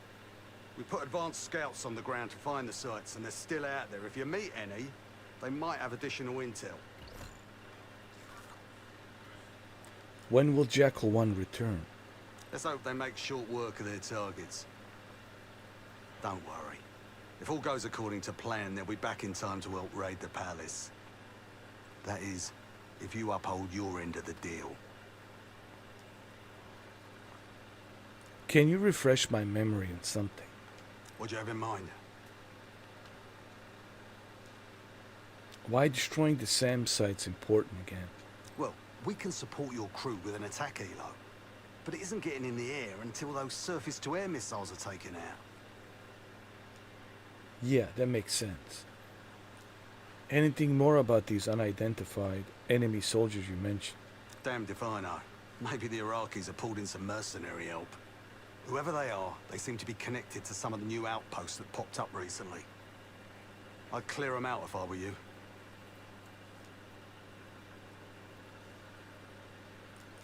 They're still in the field. If you're looking for them, they're likely near the Scud launching sites.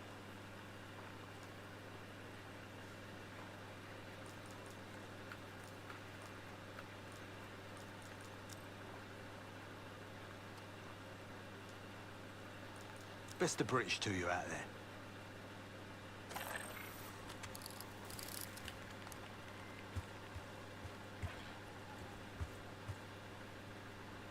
We've got a couple rovers available, Case. Take your pick. Might want some of that C4. Should've tear right through a Scud launcher.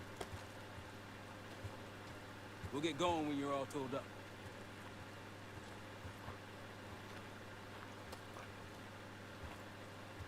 We ready? Yeah, we're ready.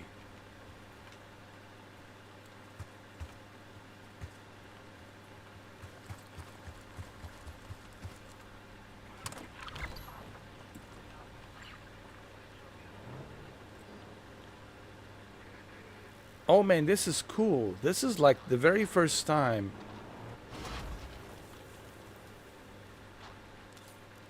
this is like a very first time that we have a mission, or is it a really, where we can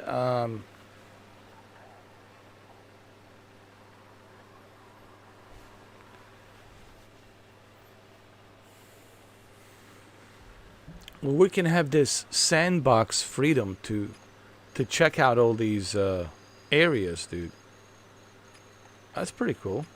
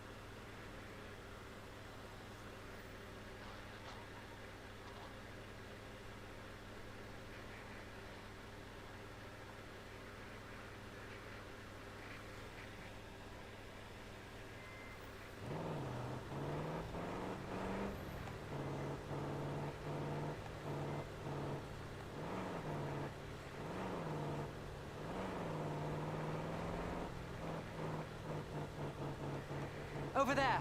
That orange smoke marks a supply drop. Might be worth checking out. I'll keep an eye out. That'll help. We should grab any others we find. Let's keep moving.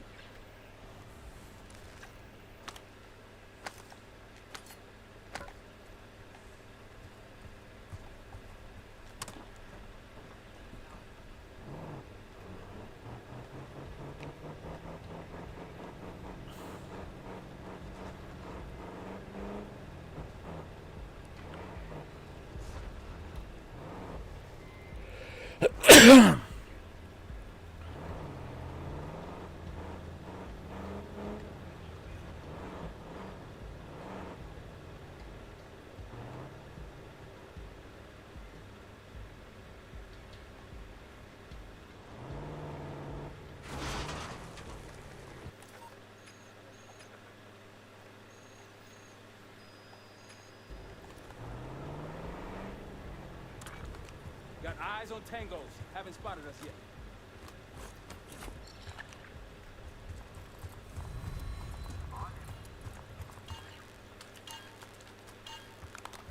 That'll blow your cover.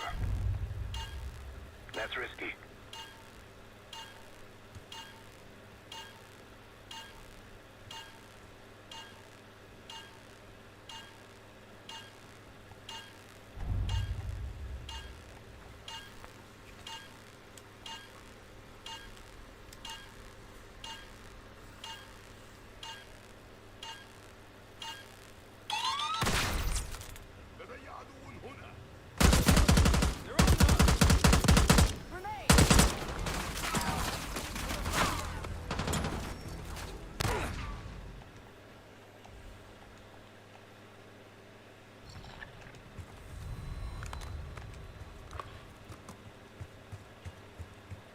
That'll blow your cover.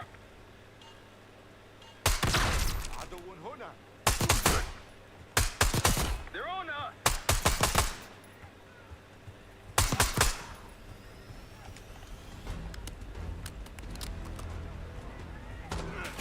Oh, hell yeah. Moving!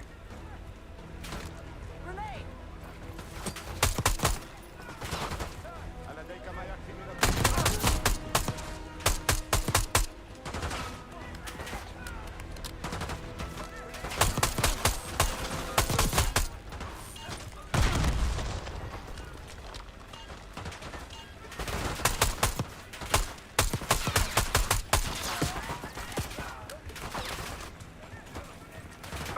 More unusual hostiles, Cat. Watch yourself. Hostiles like traps. Not Iraqis. Pantheon. They're not short on resources.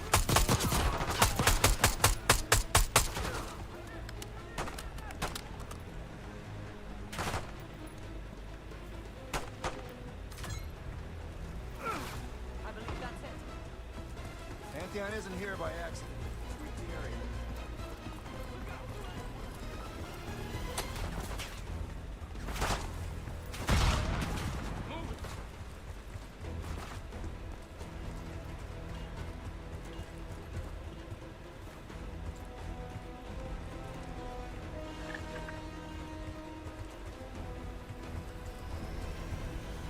A Pantheon cache. Good find, Case.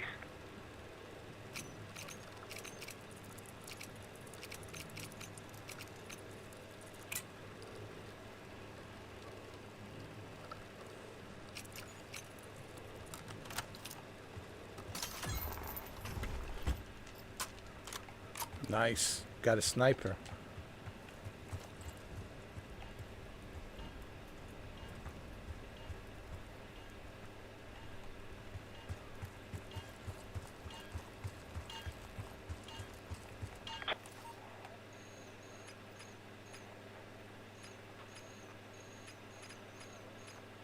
Ace, 6 o'clock.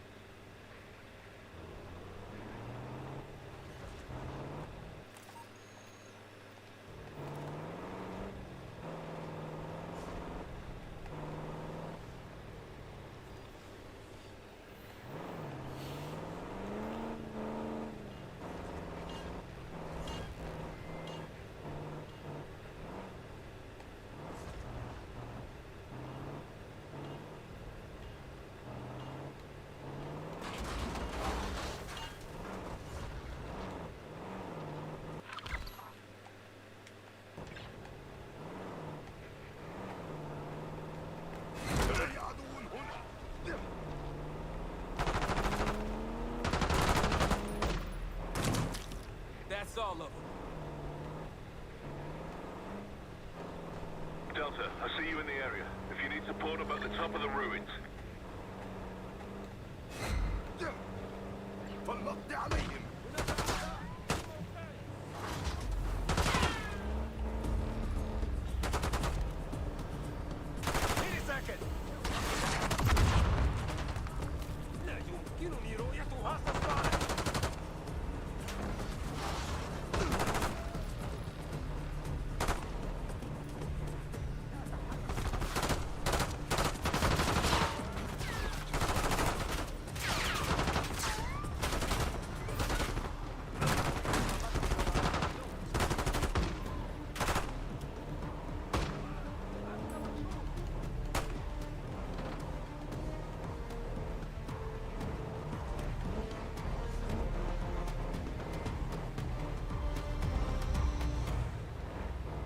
Case, a few to your left.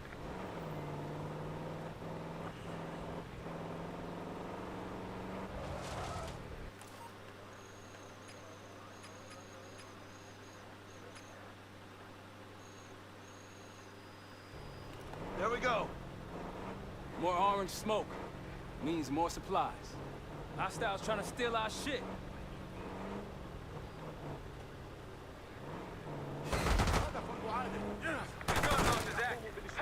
Take him out!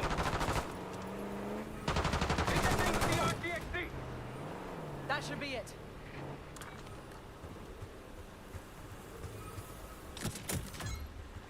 Keep moving up to the Scud.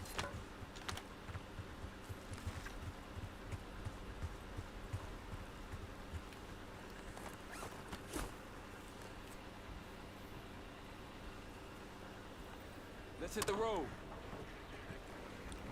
The Scud, Case!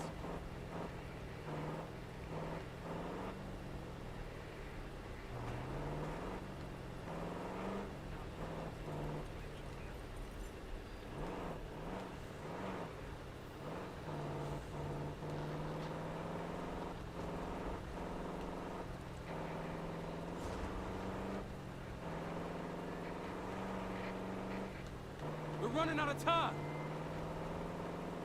Got eyes on another supply drop. They're taking our supplies. On your right. Firing. Move! Get to that missile!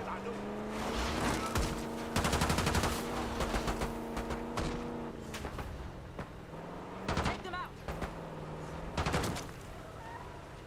All clear.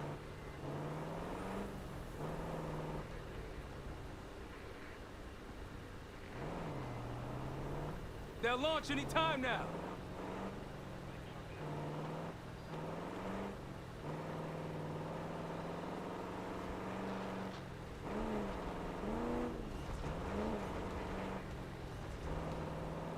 Someone forgot their boat. I was wondering where I left that. Look, more supplies ahead.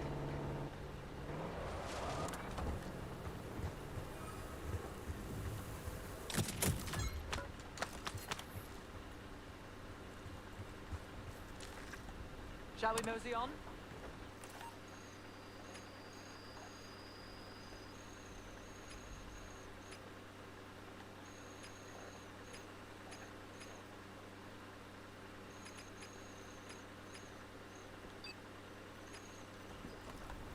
Let's go, Case! Stop the launch! Hey, stop that Scud!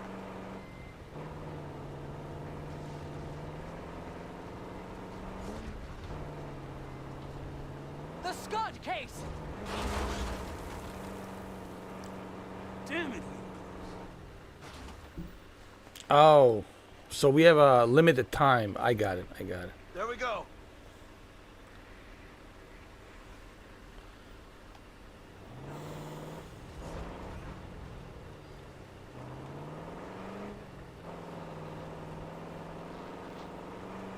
Hostiles to your right.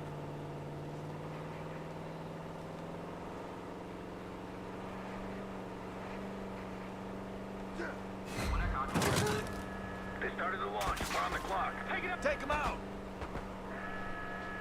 The RCXD. Use it.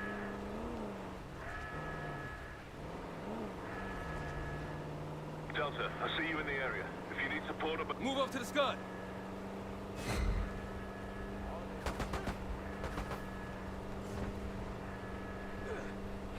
Warden!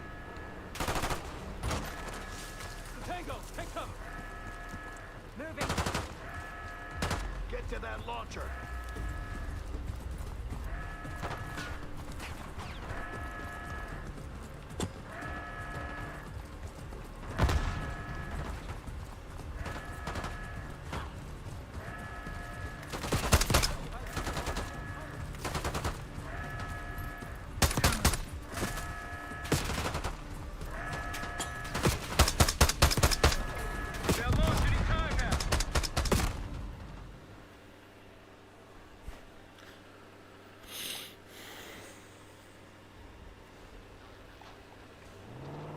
Hostiles to your right.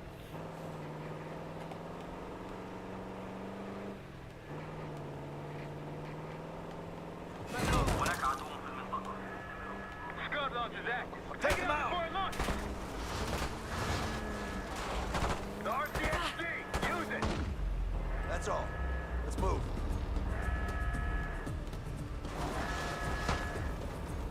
That Scud's gotta go.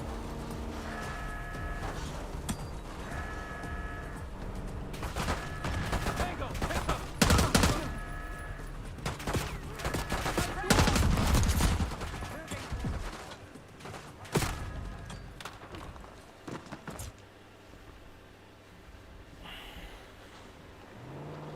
Hostiles to your right.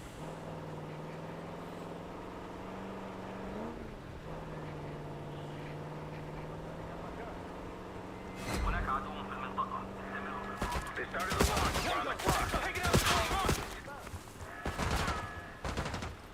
Deploy the RCXD.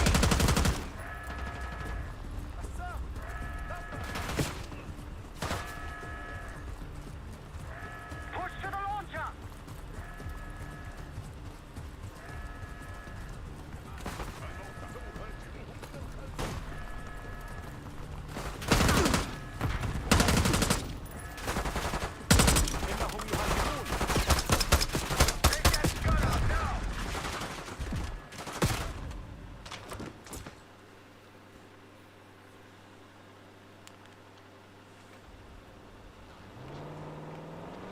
Hostiles to your right.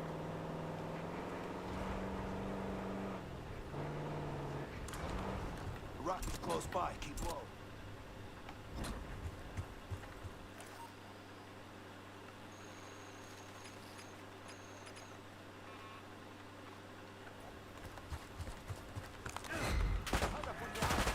Scud's going to launch. Destroy them. Take them out. Hit that thing with the RCXD.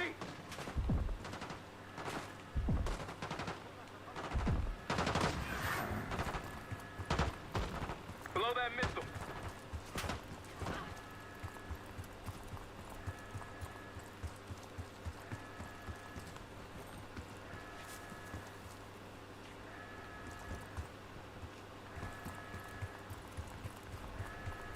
Keep moving up to the Scud!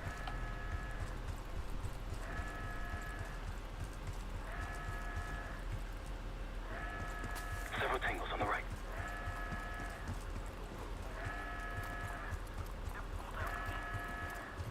Take that shot.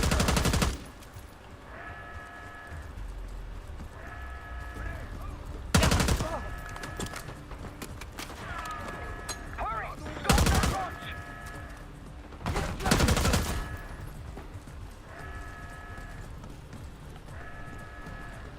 Grenade, take fire!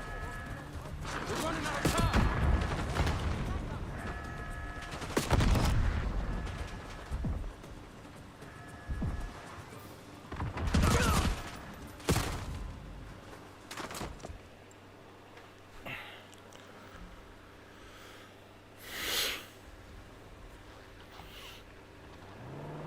Hostiles to your right.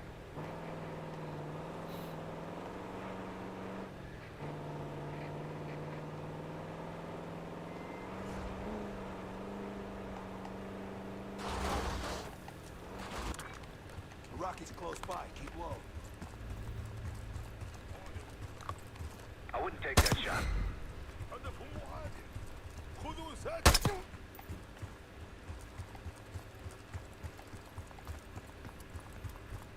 Multiple hostiles to to your left. That's risky.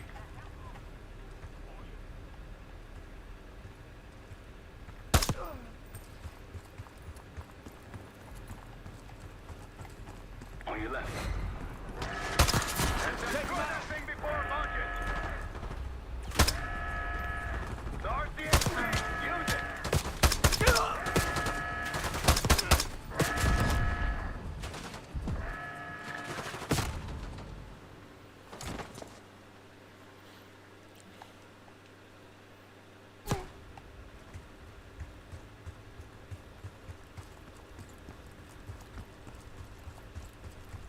Multiple hostiles to your left.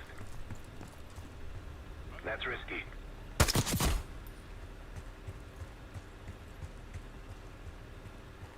Like a pro. Several tangles on the right. I'd alert someone. Launch is starting! Take it out before it takes them out! The RCXD! Use it!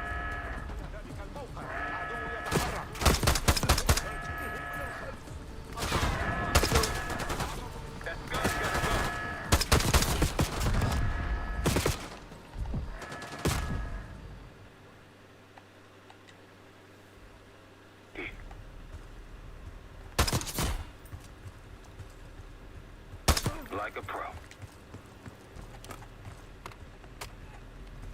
I wouldn't take that shot. Launch is starting! Destroy that thing before it launches! Hit that thing with the RCXD!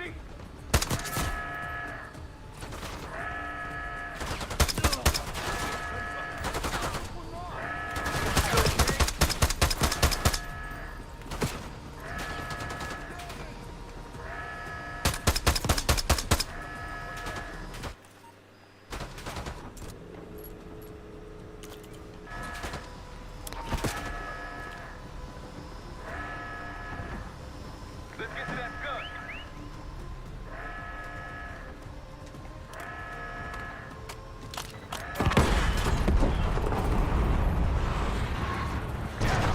One down, 2 to go.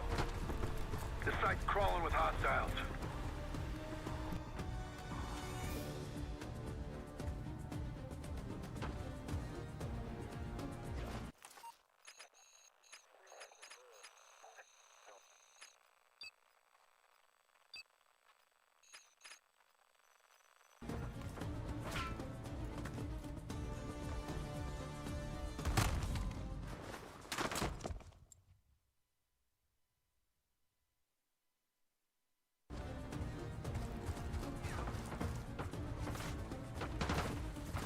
Moving!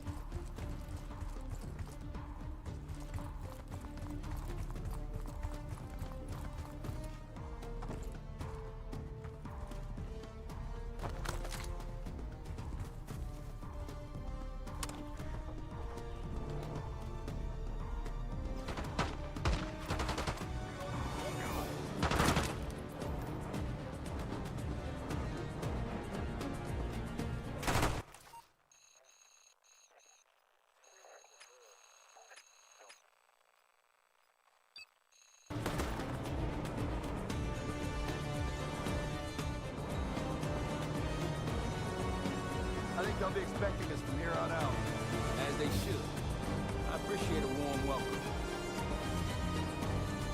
Aren't the best I've seen, but we got numbers.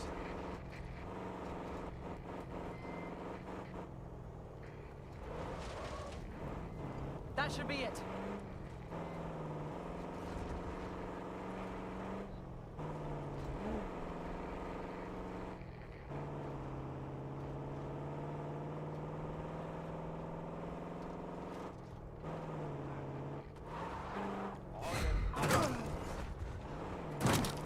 That's all. Let's move.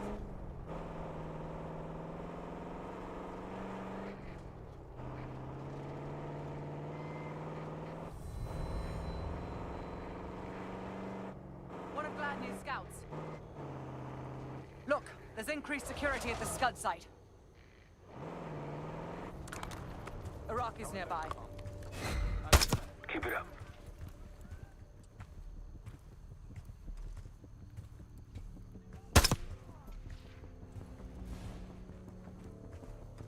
That'll blow your cover. Damn. Don't pull that trigger.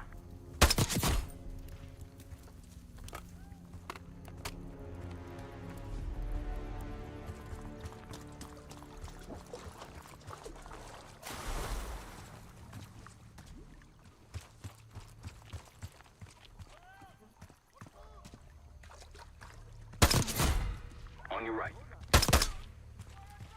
Might alert someone. Don't pull that trigger.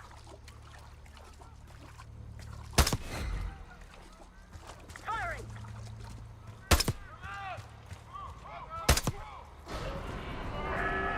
That's Scud going to launch! Take it out before it launches!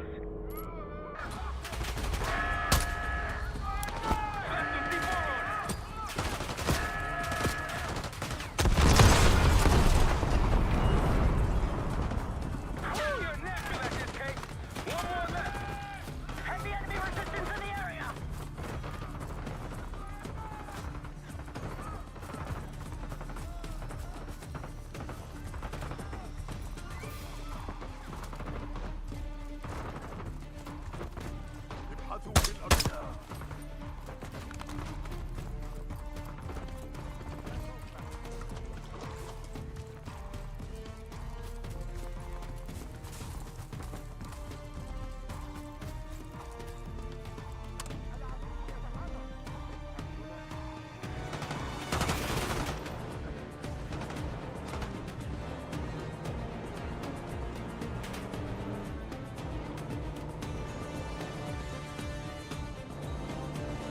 Nice work back there, guys.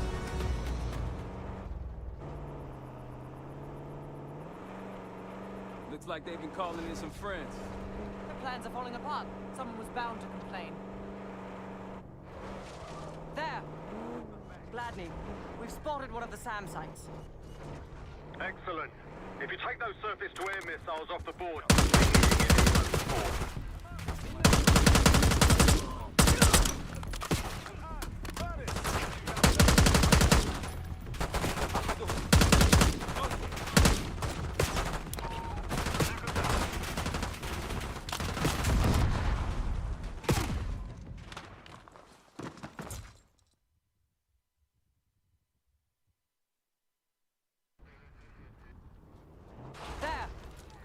Gladney, we've spotted one of the SAM sites. Excellent. If you take those surface-to-air missiles off the board, we can get you helo support.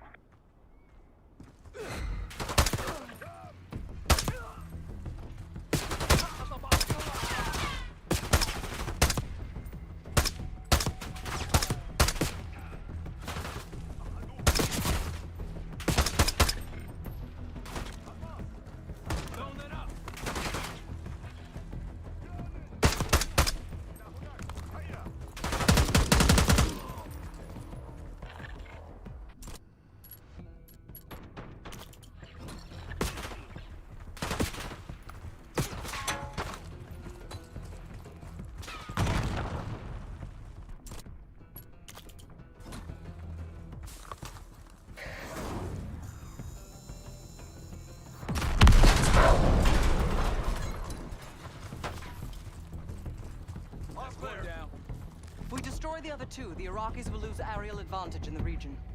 We'll keep an eye out. I like this. This is pretty cool. I like that they have these missions.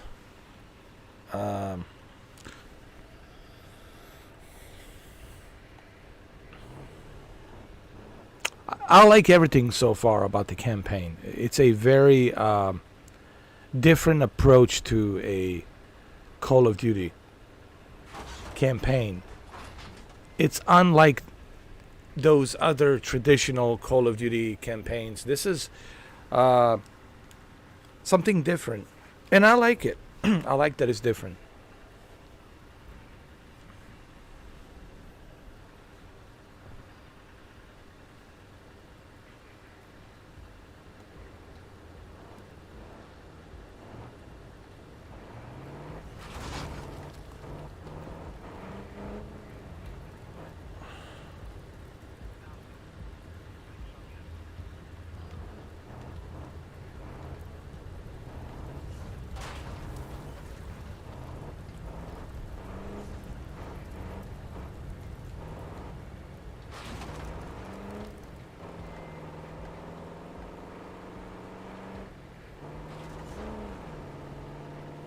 Funny.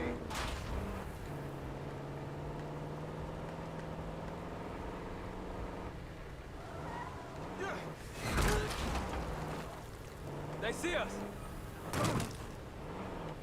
We're good.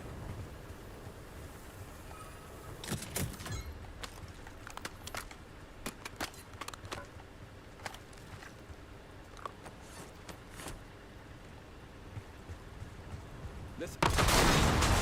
Oh my God.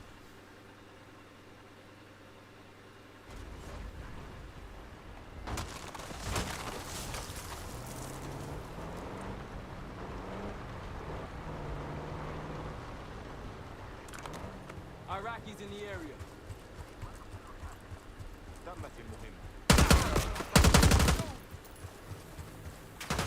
They see us. Yep. We're good.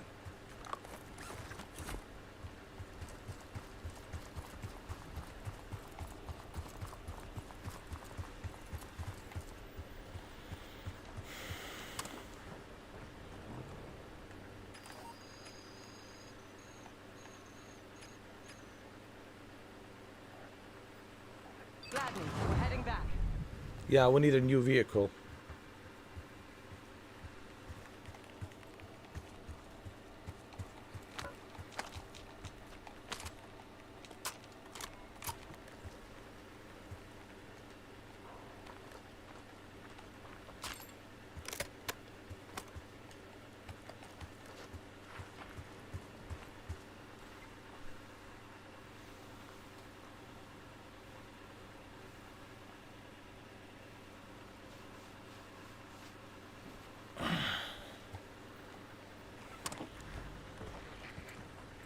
You know, this reminds me of Metal Gear Solid 5 Phantom Pain.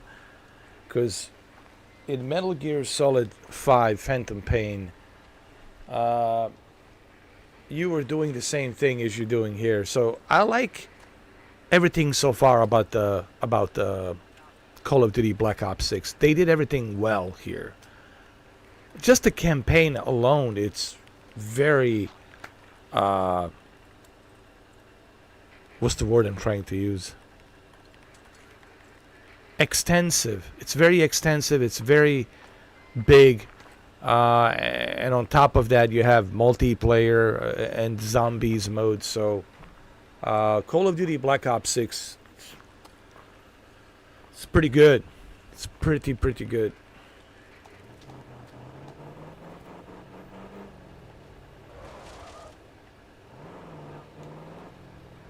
A major difference from Modern Warfare 3. Like when you compare this to Modern Warfare 3, it's like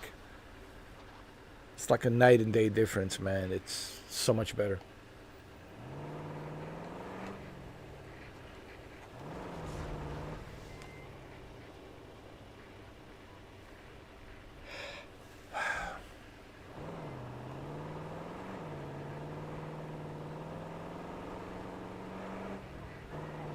We've got gunfire to the right.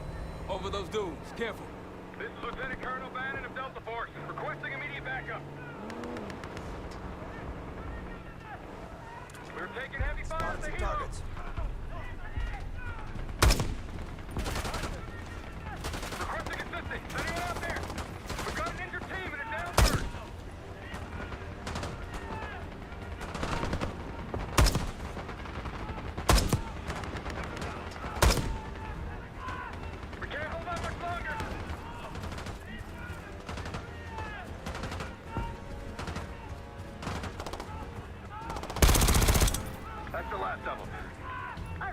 saving the day.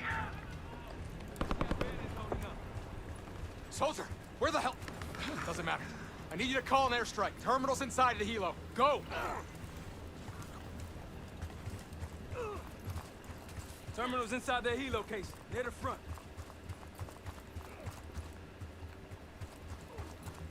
Get the terminal, Case. I know. I just realized that. This is Diesel 2-1, approaching your position. Hold out until I get there. Airstrike's inbound. Stay alive till they get here. Damn it, they're trying to pen us in.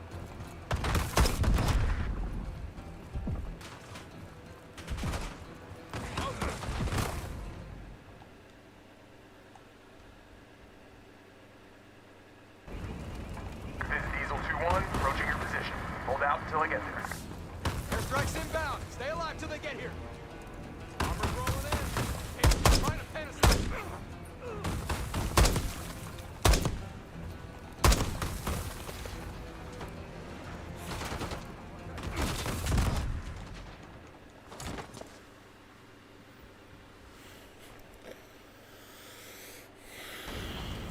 This is Diesel 2-1, approaching your position. Hold out until I get there.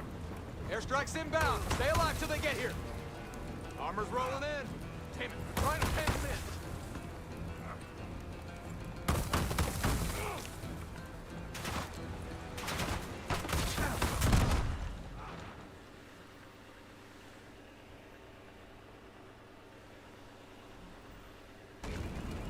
This is Diesel 2-1, approaching your position. Hold out until I get there. Stay alive till they get here. Armor's rolling in. Damn it, they're trying to pen us in.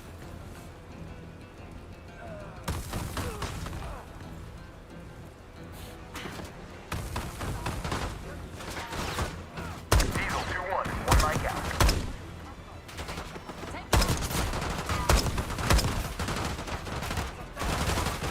Diesel 2-1 in the air, looking for target.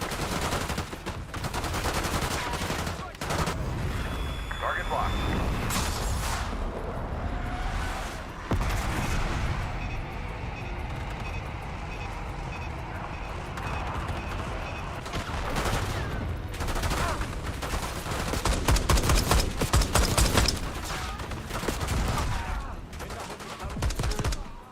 Diesel 2-1 is 5x5, ready for flyby.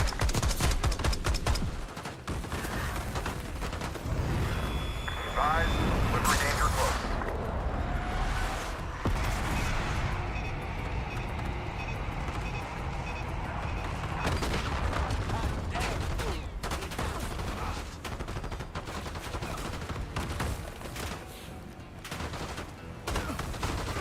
Diesel 2-1, ready to boom and zoom. Focus on that armor. Vehicle inbound.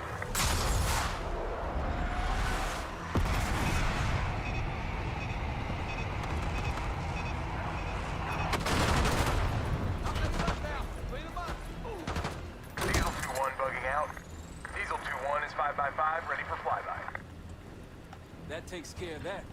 Let's get back to bed.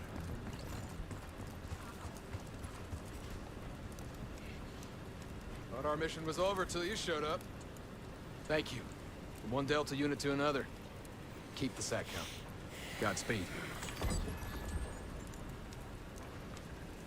An airstrike. Pretty nice parting gift. Oh hell yeah! Delta Force forever after this.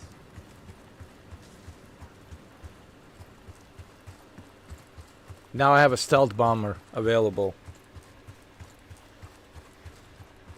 It appears your mystery group might be real after all, Adler. But you don't trust me? Just as much as I need to. Don't act surprised. I like everything. Over that ridge, see it? Radar dishes south of here.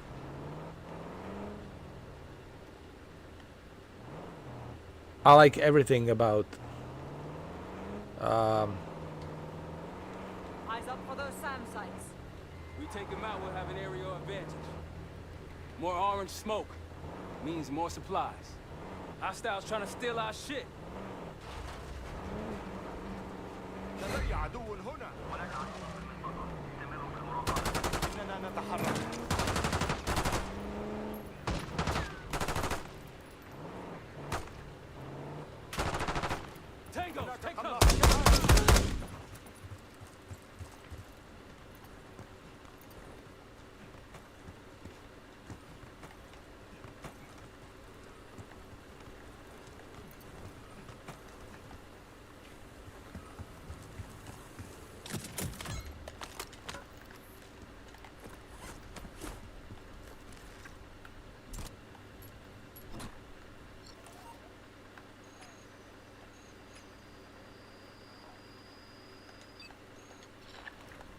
All right, let's go there.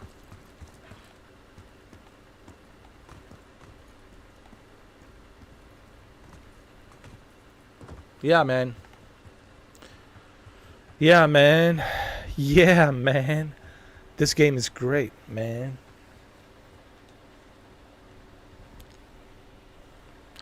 Yeah, man. Call of Duty Black Ops 6.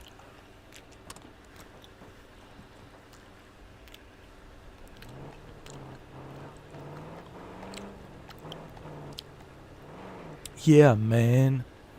I like this game. Yeah, man.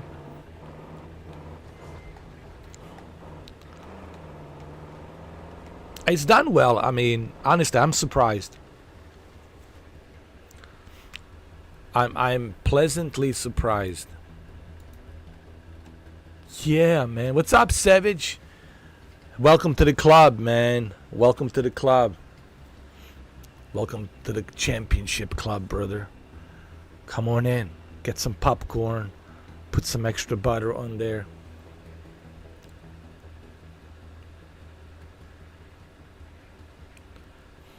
Well, the good news is, Savage, they did a great job.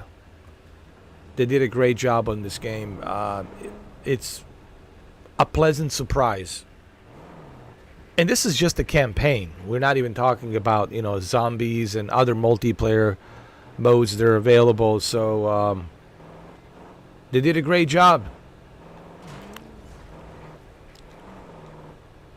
That's for sure.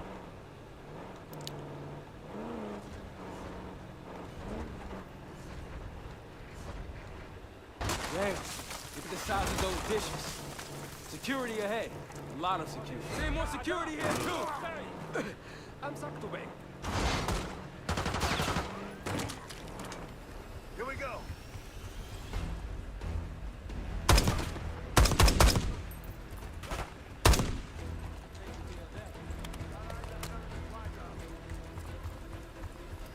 Hey, Delta, I see you're close.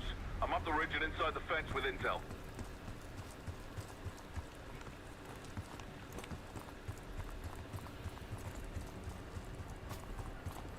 Glad you made it, Delta.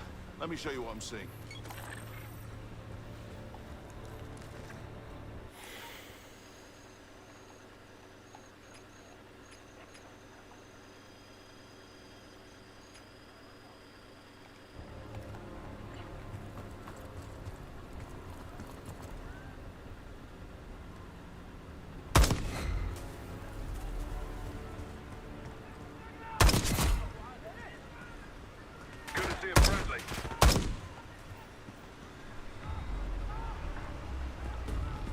Alright, let's take care of business. Let's take care of business.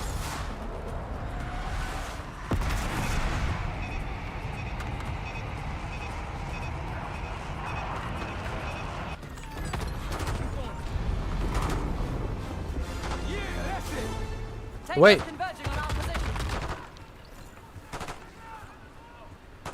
We done?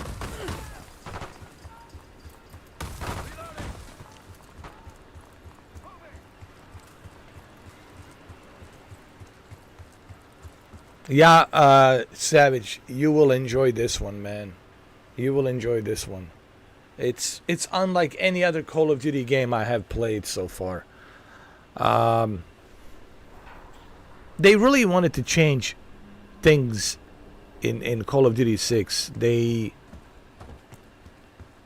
didn't want to stay with a traditional Call of Duty, right? Which is great. So they're like using a different approach on Black Ops 6, and it's really refreshing to see that they're taking a different approach.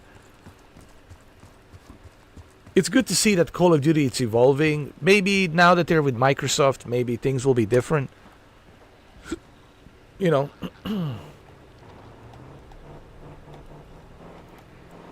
Also, for those of you who have GeForce Now, you can play it, you know.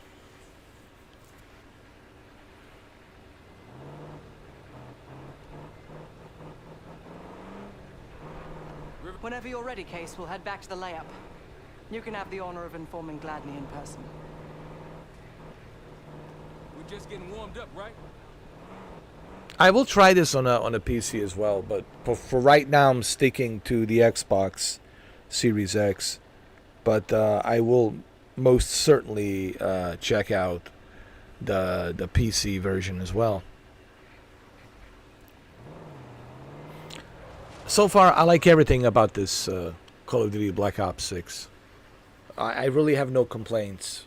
Everything so far, it's really good, Savage. You know, I had a feeling when I played beta, I had a feeling like this is different. I remember when I played Black Ops 6 beta, I felt right away, this is different. This is better. You know, even Doc to Disrespect felt like, hey, this is different, man. This is a little bit better, you know?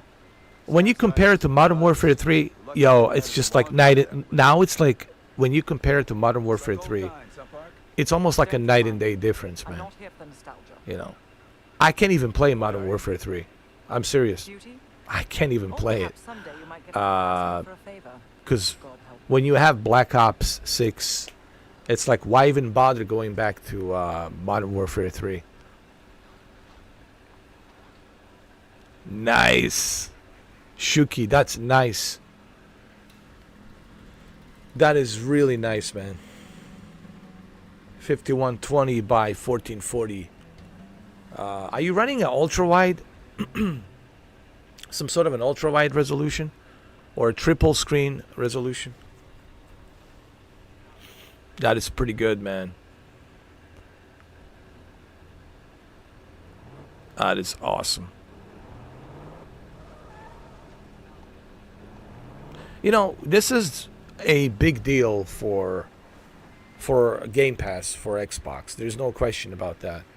You know, no one is going to disagree on that. You know,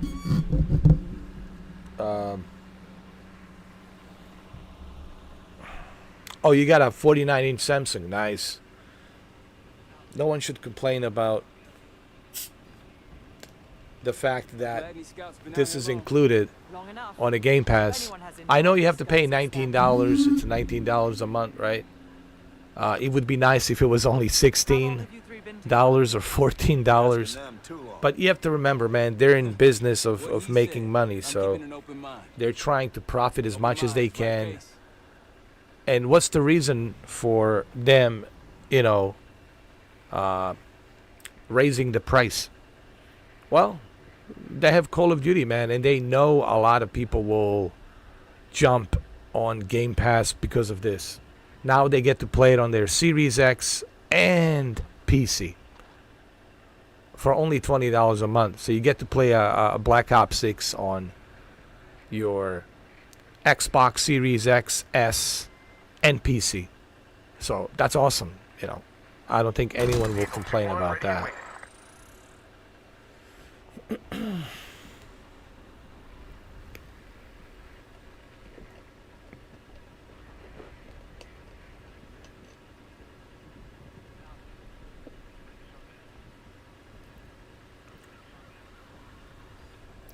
I'm curious to see what Doc has to say. I know he was playing it today, but I didn't get a chance to watch his live stream. I will watch his live stream tomorrow a little bit before I jump into my live stream to do more of this, right? More of Call of Duty Black Ops 6. But I also want to hear what he has to say, you know. I know that he played it today, but I will watch it a little bit. Well, tomorrow. Well, actually, today. I might watch it a little bit today. Just to hear what he has to say, how he feels about it. But so far, everyone has been. I don't know. Did you watch him? You know, did you see what he said about the game? I don't know if you were watching him or not. But so far, everyone's saying, yeah, this is great. No one's complaining. That's good. That's awesome. You know, I'm surprised because I really wasn't expecting much from Call of Duty Black Ops 6. But I changed my mind with the open beta. Once I played the open beta, I was like, yo, this is a little bit different. This feels different, looks different. It's a different approach, and I welcome it. I was like, well, that's great, you know, because that's what I was looking for.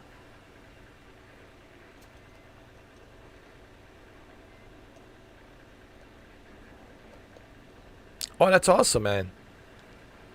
That's awesome. I'm glad you guys are watching me and Doc. That's awesome, man.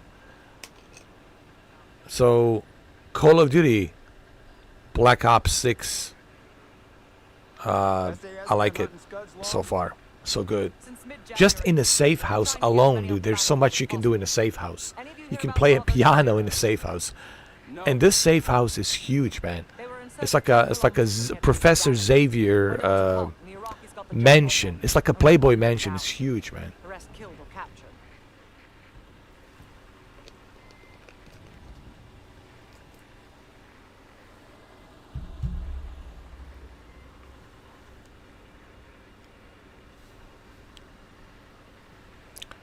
And thank you for becoming a member, Savage, man. Welcome to the club, man. This is what it's all about, man. This is how we roll, everybody. This is how we roll, man. We keep it tight crew. You know. No flying monkeys, man. Not on that nonsense. No 12 monkeys. No flying monkeys. None of that stuff. 12 monkeys. You guys know what I'm referring to. 12 monkeys. The movie 12 Monkeys. With Brad Pitt, Bruce Willis. If you've never seen the 12 Monkeys, you gotta watch it.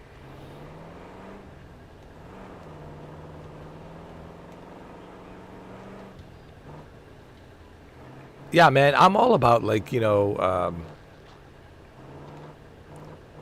doing this so that way, you know, we all can hang out together, man, and be in a VIP, man, be in a club. You know, when you open the gates, yes, I know I'll get more views. Yes, I know there'll be more people coming in. But here's the problem. I know that I would get more views if I open the gates. Sure, anybody can come in, sure. But here's the problem with that. It wouldn't be fair to you guys. Then you guys have to read all the stupid nonsense, have to read all the spamming and all the toxic crap that they're typing in. Then you guys got to read all that crap. And it wouldn't be fair to you. You know what I mean?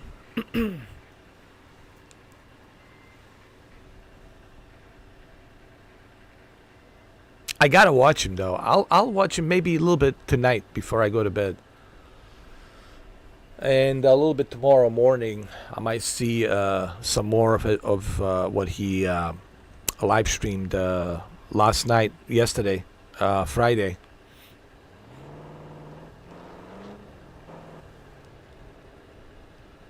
I still have to watch his Alien Isolation.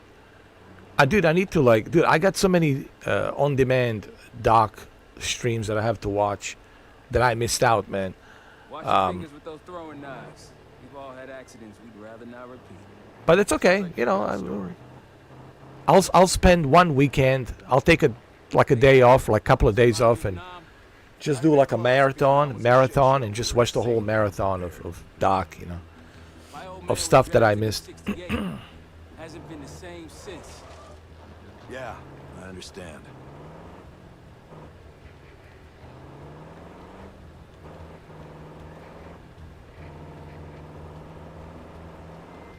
All right, we might have to do this on foot, guys. Don't faff about. We might have to do this on foot.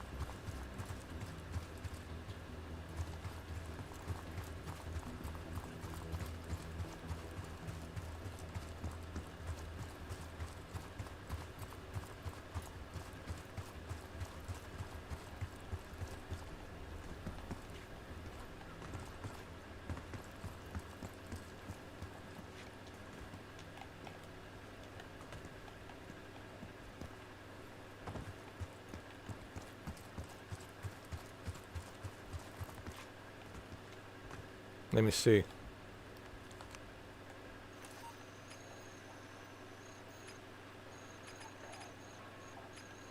Oh, we have to go the other way. I'm sorry.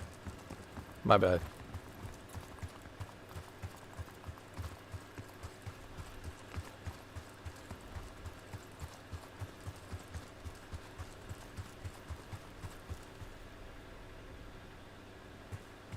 I know I want to watch the Alien Isolation, dude. That's the first thing I want to see. Like, that's the first thing I will watch tomorrow, man. Alien Isolation with Doc. Adler, I've been meaning to ask. How the hell did you get that scar? Here we go. Never engage in a staring contest with a bull shark, Marshal. All right.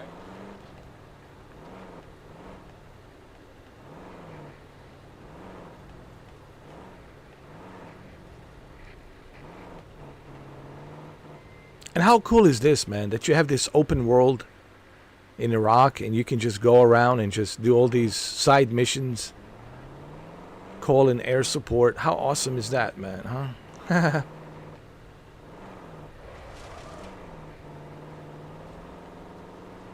Someone forgot their boat.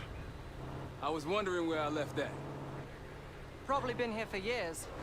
Dude, I totally understand why people didn't like Modern Warfare 3 campaign. Why they felt that the campaign was too short. And why they felt that the multiplayer didn't live up to its expectation of what they wanted to see in Modern Warfare 3. Look, more supplies ahead. But that's okay, you know. Hey, competition's good. Now, guess what happens now? Because of success of Black Ops 6, now the Infinity Ward will say, you know what? Now we have to step up to the plate. We have to step up to the plate. We have to create our own dish and make it nice and fancy. So, guess what? Now you will see, you know, Modern Warfare 4, you know, be more advanced and better. So, due to this competition now, you know.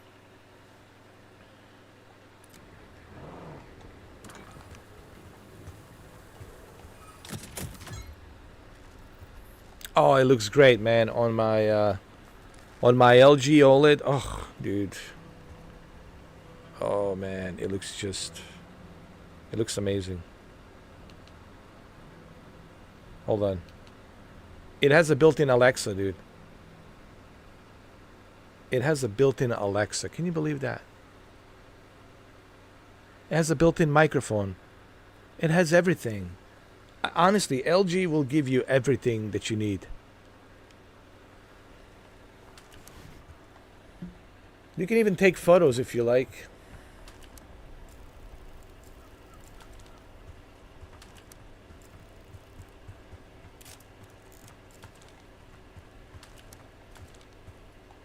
You can go on an adventure.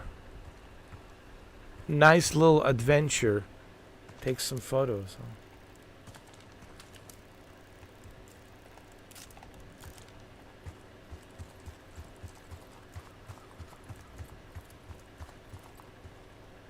Well, you do guys know where where Iraq is, right?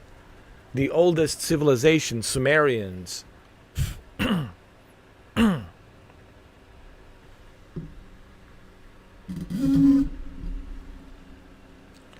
The oldest civilization, Sumerian civilization, was here.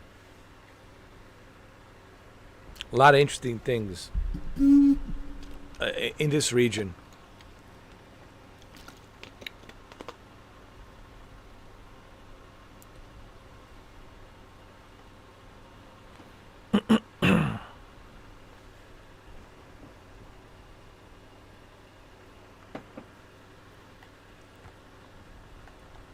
Let's hit the road.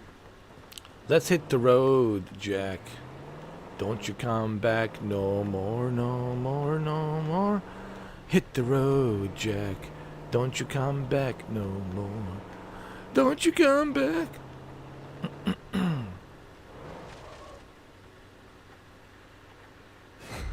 Oh, the palm trees in California. Oh yeah, dude. They're very tall. Especially when you go to Santa Monica, right? Venice Beach, like in Los Angeles. The palm trees are very tall, man.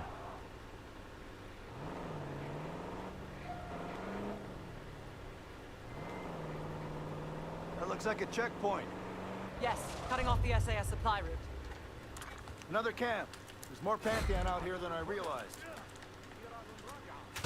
Here we go. Let's take care of business. Let's take care of business. Let's take care of business, huh? Here we go. Come on, come to Papa. Come to Papa. Come to Papa. Thank you, Doug. Hold on. Don't worry. We got this. We got the F-117 stealth fighter. We got the F-117 stealth fighter, man. Don't you worry about a thing. Don't you worry, man. We got this, okay? Bomb out. Don't you worry about a thing. Thank you, Delta Force. Here we go.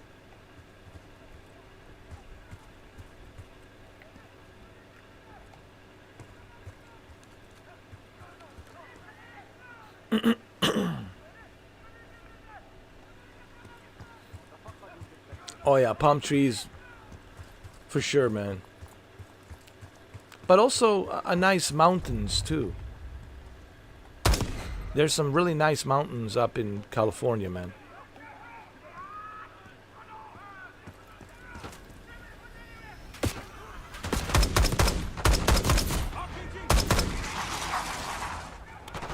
Where's the RPG coming from?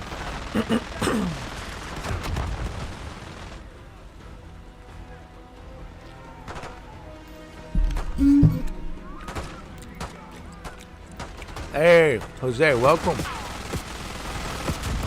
Good to see you, Jose. Welcome to the club.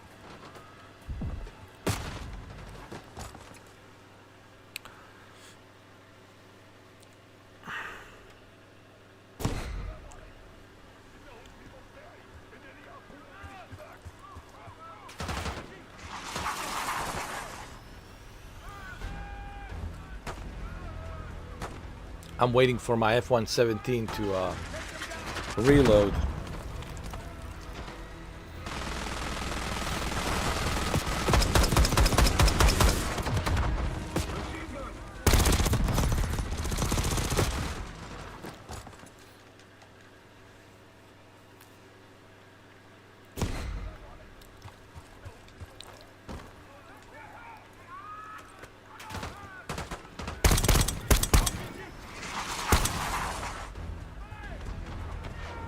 I have a better idea. Hold on.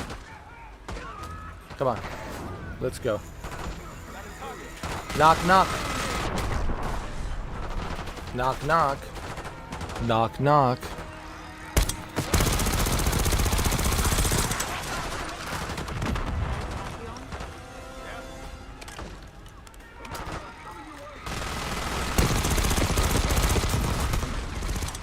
Oh yeah. Rock and roll.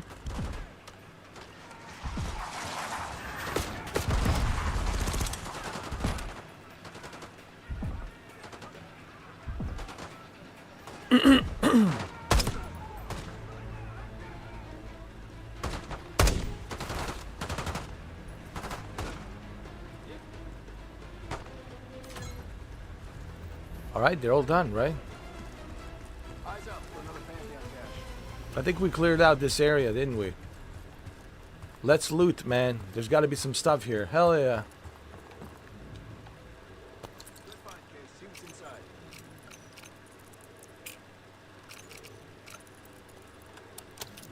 There we go.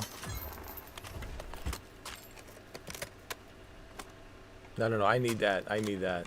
I'll take this. Okay.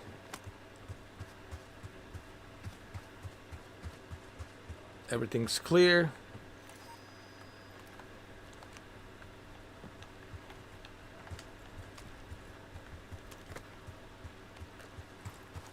Let's get back to our car. So, I'm loving this game, Jose. It's everything that I was hoping it to be, and even more. So, pleasantly surprised. How'd you get the alias Case? Case doesn't talk about it. Deep dark secret, right? Hell, he won't talk about anything from his pre-Langley life. Man of mystery. I like it.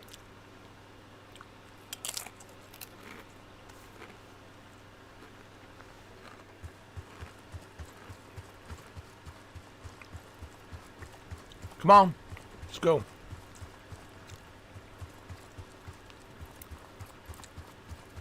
The car is waiting for us. MI6 has no intelligence on the Pantheon. Are you sure these aren't just soldiers of fortune? Positive.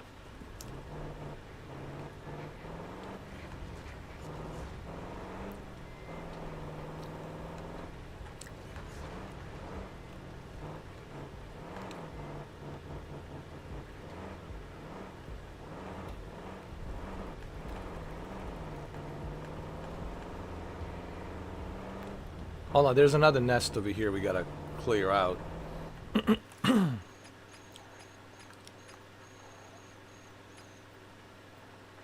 Oh yeah. Let's clear that out.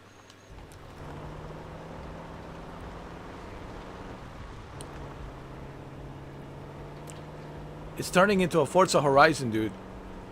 Yo, this is like a Forza Horizon and Call of Duty together. Yeah, there's this safe house in the game. I don't want to spoil it too much, but there's this safe house that looks like a Playboy mansion. That looks like a Xavier, Professor Xavier from X-Men. And, dude, the house is so big, and there's so many things to do in that house. Finding equipment out here. Use it There's so wisely, much stuff to do in that house, man. You can even play a piano, man. The stuff that they added in this game, it's really done well. And this is just a campaign, bro. We're not even talking like zombies and multiplayer modes, right? So, this is a pretty big deal for Xbox. There's no question.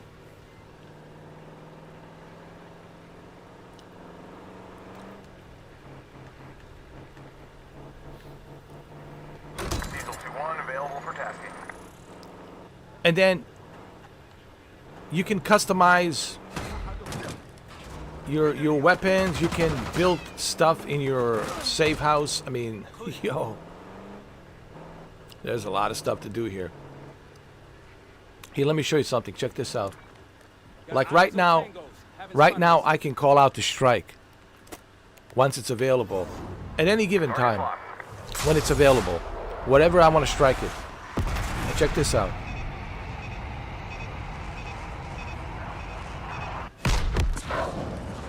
Better leave before they find our asses. Going hot. Thank you, Delta Force. Another SAM site over there. Yep, we can hit it now or later. But we want to listen. We want to clear the area, so we want to clear the enemy.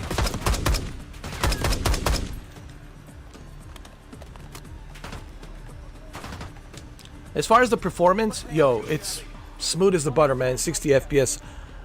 The only thing that happened was the electricity. I lost the electricity early on today. I mean, yesterday in the evening when I started the live stream at 4:30, I lost the electricity and I didn't get the electricity back till like 8 o'clock or something like that. And so that's why the live stream ended the way it ended. But if you watch that live stream, dude, I spent almost 2 hours just like, I think I spent an hour and a half just, you know, hanging out in a safe house. Just screwing around in a safe house, man. Having a good time in a safe house. And I found that very refreshing and very cool.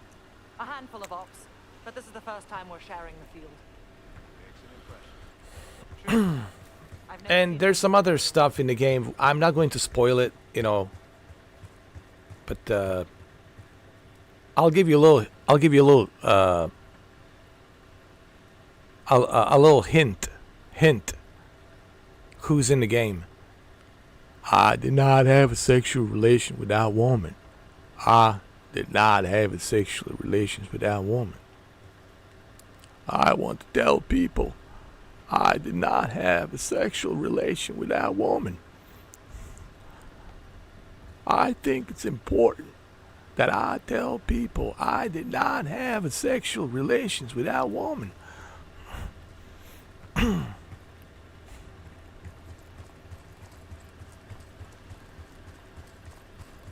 I think I gave you way too much of a hint. I'll just tell you, because it's already obvious. Yeah, Bill Clinton. Bill Clinton's in the game. Oh yeah.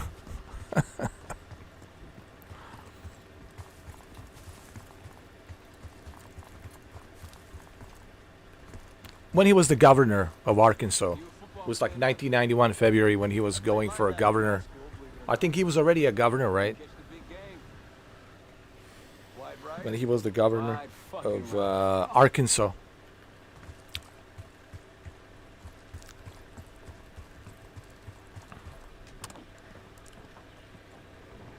See that? A village over there. The SAS says it's occupied. Another Pantheon encampment. Wouldn't mind paying them a visit. Well, maybe I am a Dracula. You never know. I could be a Dracula. Maybe I suck some blood. You don't know.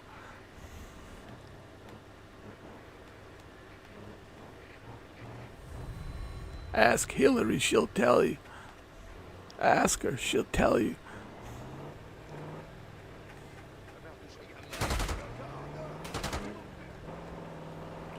All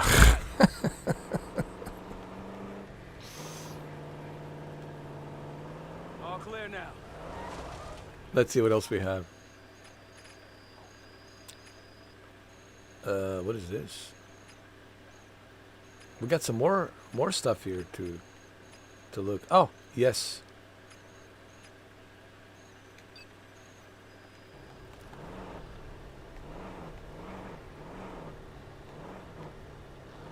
But it was pretty cool though. There's a level in the game, and there's also a level in the game where it's like, there's this one chick and she's dressed like John Wick, and you'll see what I mean. There's some cool stuff in this game so far.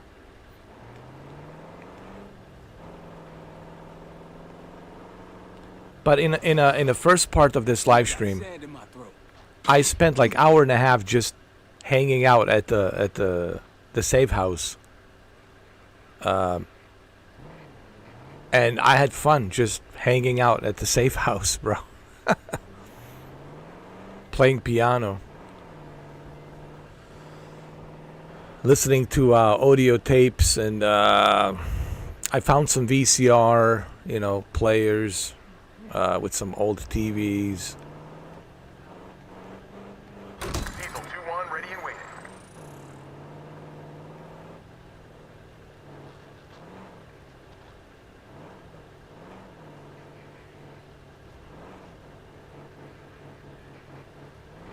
Approaching the layout. Well, I don't know about that. I think that's a matter of opinion. I don't know. I have no comment on that. I don't want to comment on that because I don't know.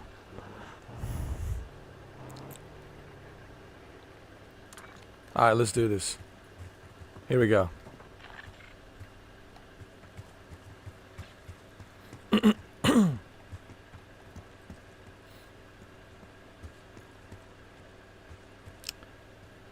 Hold on. Let's choose a different vehicle. Come on. Let's go. All I can tell you is I did not have a sexual relations with that woman. As a matter of fact, I made Monica Lewinsky very successful. Because of me, she has the books and she has all that stuff now and she's doing pretty well. All because of me.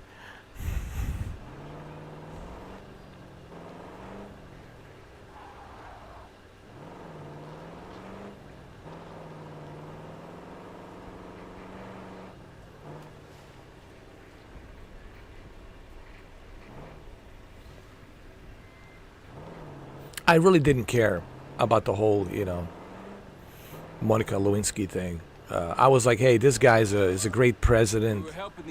The economy's great. We got a surplus. Everything's great. People are living great.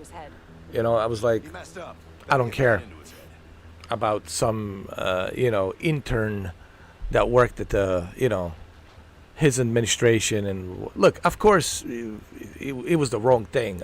You don't do that. You're the president, of course. But I'm not justifying like, hey, it's okay. But it didn't bother me, dude.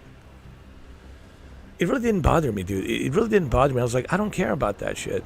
Like, look at the economy. Look what he has achieved. Like, all right, the '90s were awesome when he was there. He stopped the war in Bosnia. He stopped the war in Kosovo. He did a lot of good things. Now the whole thing in Somalia, well, that was a, complicated situation.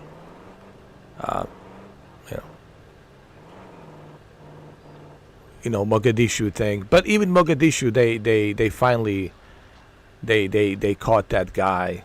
What's his name? The one that was starving his people, the warlord that was starving his people and all that. They got him. They made a movie about that, Black Hawk Down. Ridley Scott made a movie.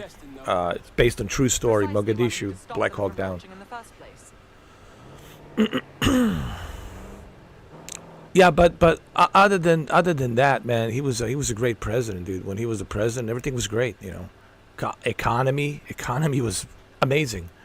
Everything was amazing. He was able to work across the aisle with both Republicans and Democrats. Him and Bob Dole were able to work together and make things happen. It was such a joy to see both parties coming together. It was a joy to see him and Bob Dole work together. President Clinton and Bob Dole working together to make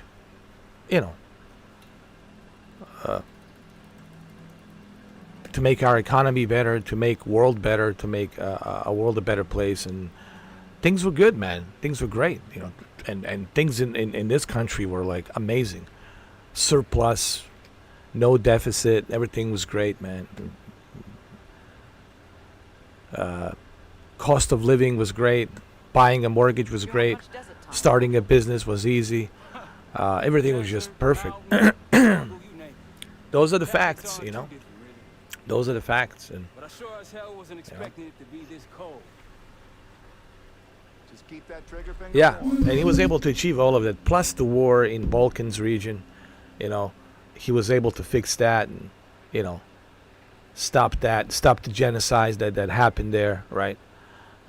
So you gotta give the credit where the credit is due. You know what I mean? I always tell people, man, you got to give the credit where the credit is due. Facts are facts, and regardless how you might feel about somebody, right, or what your political views are of somebody on the left side or the right side, you got to give everyone a credit where the credit is due, right? If you accomplish something, that's a fact. You accomplished it, and the credit goes there to you. You accomplished it, right? So I like to give everyone a credit when the credit is due,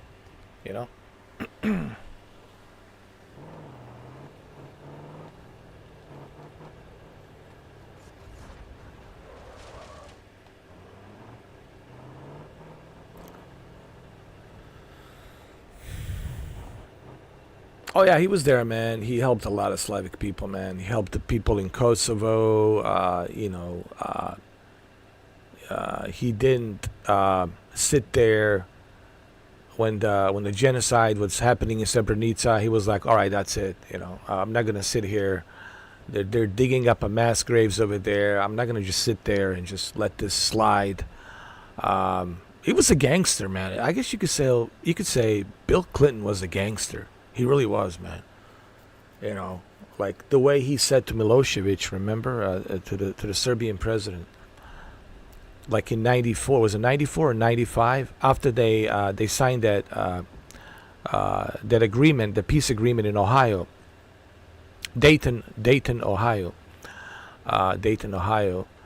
and then the Serbian forces, they disregarded that peace agreement, and there was a massacre that happened in Sarajevo, and after that it says, okay, now you're gonna feel what it's like to get hit by the almighty power of the U.S. military. And he felt, dude, I felt that I was there. Oh, dude. Woo. Man, it felt like the earth was being swallowed in. It felt like thousands of earthquakes. It was unlike anything, dude. Like what Bill Clinton said, he really meant it. He says, I'm gonna hit you and then some. I said, I'm gonna hit you really hard and then some. His exact word says, I will hit you hard and then some. And that then some was like, dude, like, I was there when it happened, dude. It was like relentless. They gave up, like, you know, the Serbian forces, the casualties that they had, dude, they were devastated, dude. That's it. Like he hit him really hard, like real hard. I was there when it happened, you know.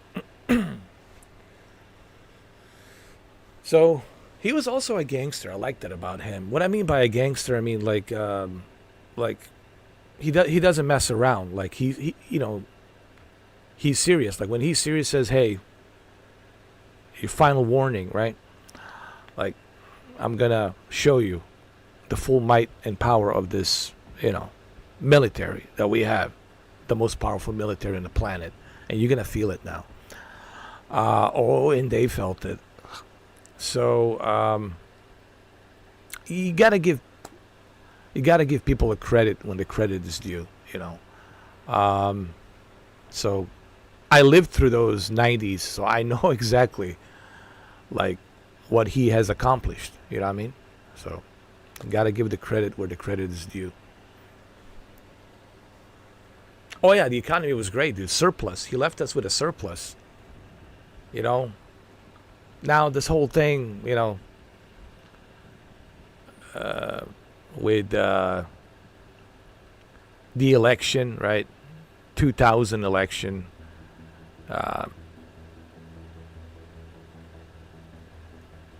Who should have won? You know, was it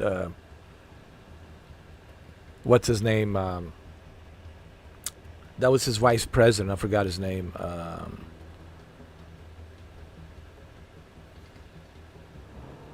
That was running against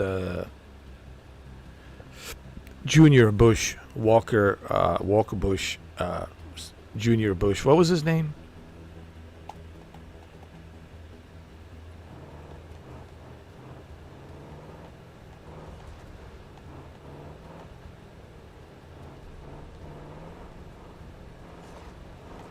He was running for president. My God, I'm forgetting names.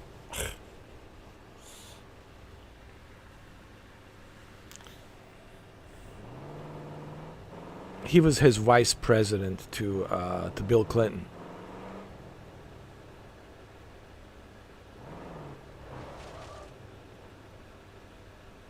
Yeah, $20 for Burger King, dude. I can't afford that, man.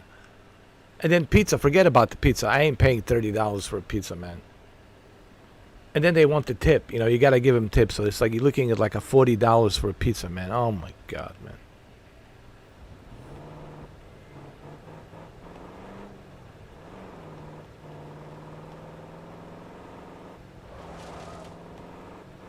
That's the last SAM site up ahead. Let's wrap this up tightly, shall we? The Rocky's close by. Keep low. Bomb out.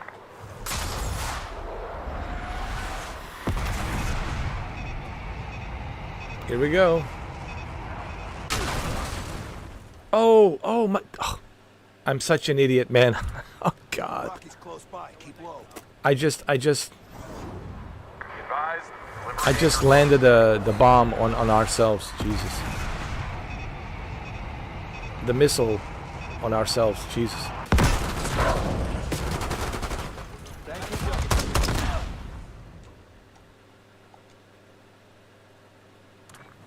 Rocky's close by. Keep low.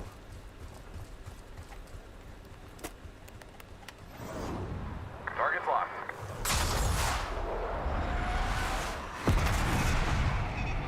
Come on. Come on. Come on. There we go. Thank you, Delta. Got it. Got it. Got it. Come on. Come on.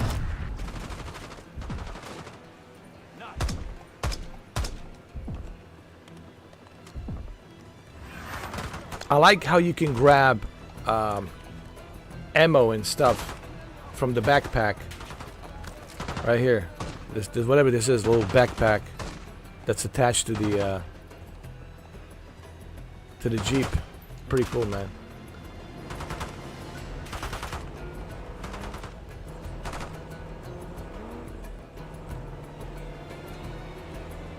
Gladney, we destroyed the last Sam. We accomplished everything, Great man. work. Now get back to the layout. Reports say they may be sending a force our way. Uh-oh. Find me when you get here.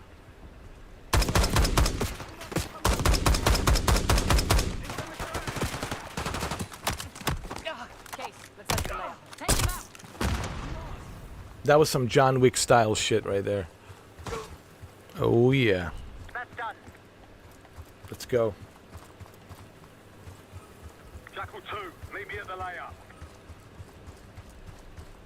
Let's go.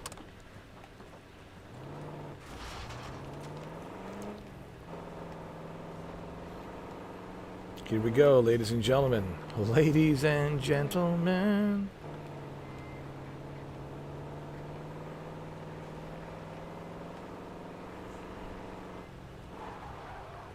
Gladney's waiting at the layout. I can't wait to show you my safe house, Jose. Layups ahead. It's not even a safe house, man. It's like a Playboy mansion. That's what it is. Oh man, I need a gaming chair is what I need, man. This thing is killing me. If you guys knew what I was sitting on, you say, what the fuck? I know. Ugh.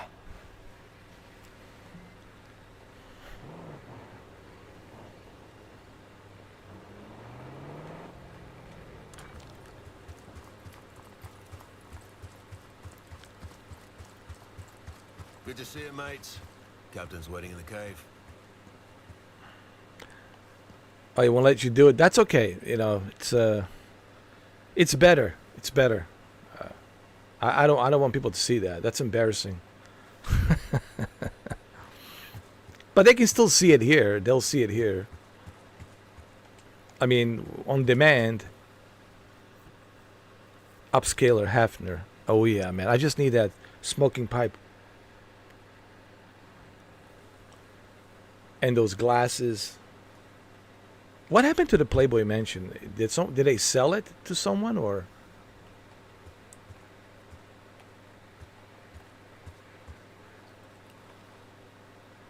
You know, Playboy is not what it used to be when Playboy was around. Well, listen. Playboy only was Playboy when Hugh Hefner was there. Ever since he passed away, I knew that's it. That's the end of Playboy. I knew it, man. Because he made Playboy. He's the founder of Playboy. And I think he started in Chicago, if I'm not mistaken, Savage. Oh, Jose, you'll timestamp it later. Oh, God, why? Just why, dude? I was thinking about something else, man. I wasn't paying attention. I was, talking about something else, and I was trying to remember the vice president name that was part of Bill Clinton administration. Al Gore. Yeah, Al Gore. So I missed, trajectory of my F-117 missile to hit that, to hit those what you call them, SAMs,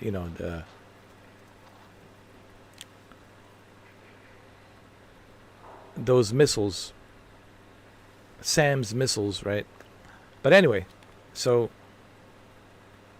Al Gore was what I was thinking about. Diesel 2-1 in the air, looking for target. Because my question was, like, what do you guys think? Do you guys think in 2000 was that fair for him to give his votes to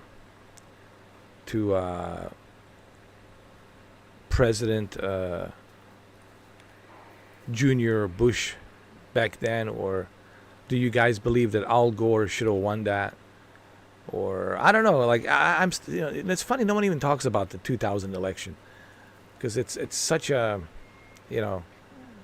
I don't know, man. I felt like he won that, bro. I really felt that the Al Gore won that because he was so popular. Because he was popular with Bill Clinton, and people were like, "Hey, if he's the president, we'll have more of Bill Clinton," administration. And I don't know, man. So I was thinking about 2000 because 2000 was an interesting election. It was like, yeah, people forget about 2000. They forgot about that, didn't they? I thought he won, dude. Like I was 100% certain that he won that election.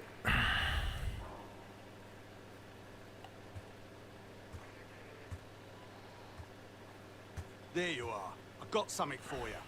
Nice work on those SAM sites. We pulled the tiger's tail now. Got the helo ready to go. Call it in when ready. We got incoming. Iraqi forces converging on our position. Time to put your helicopters to the test. Chainsaw 3-2 coming in hot.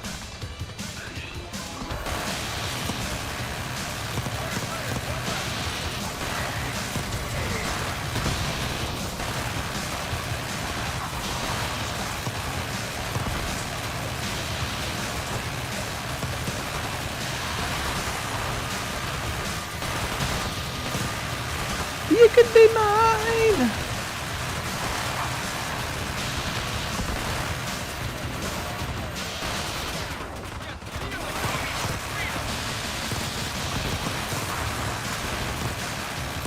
You could be mine.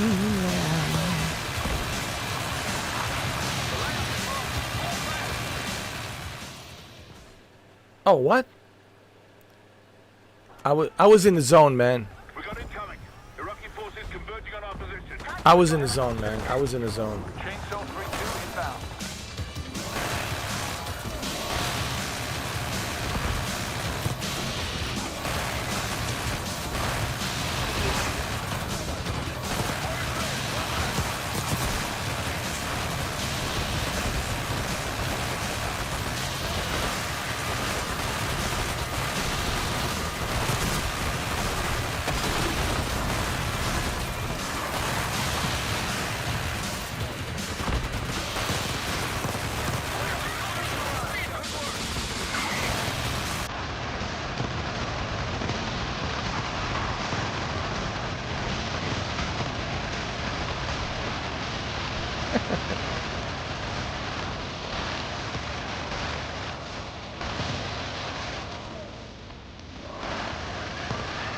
Chainsaw 3-2 headed back to base. Watch out, sniper! Man, we cleaned the house good, didn't we? Brilliant. If I were a betting man, I'd wager the Iraqis want to need something.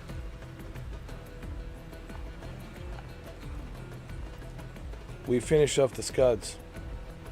Impressive. Now that's out of the way. If you're ready to move on that palace, I'll notify my men. We go in now, we go in with what we have. You sure? Yeah, let's do it. But first I gotta take a leak.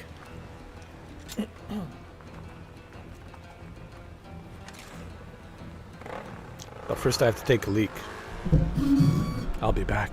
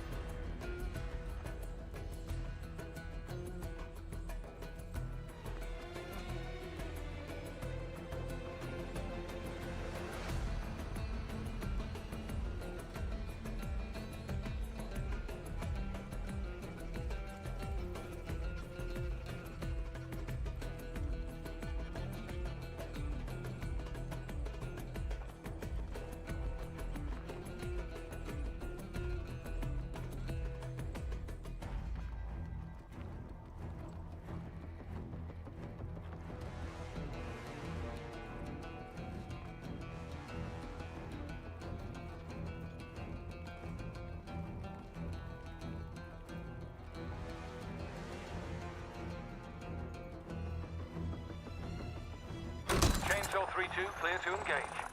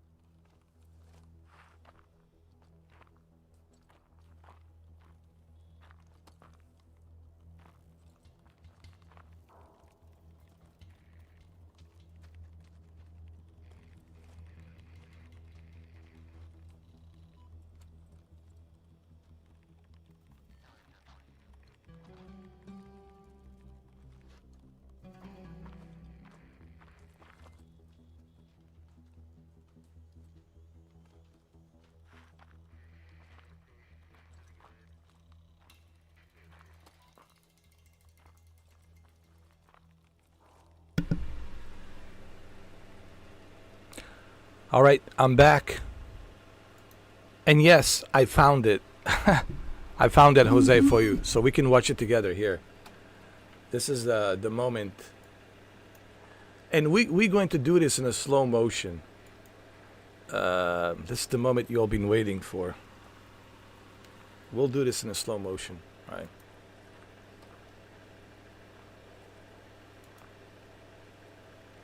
Okay, here we go. You guys ready? You guys ready for this? You guys ready for this? Here it is.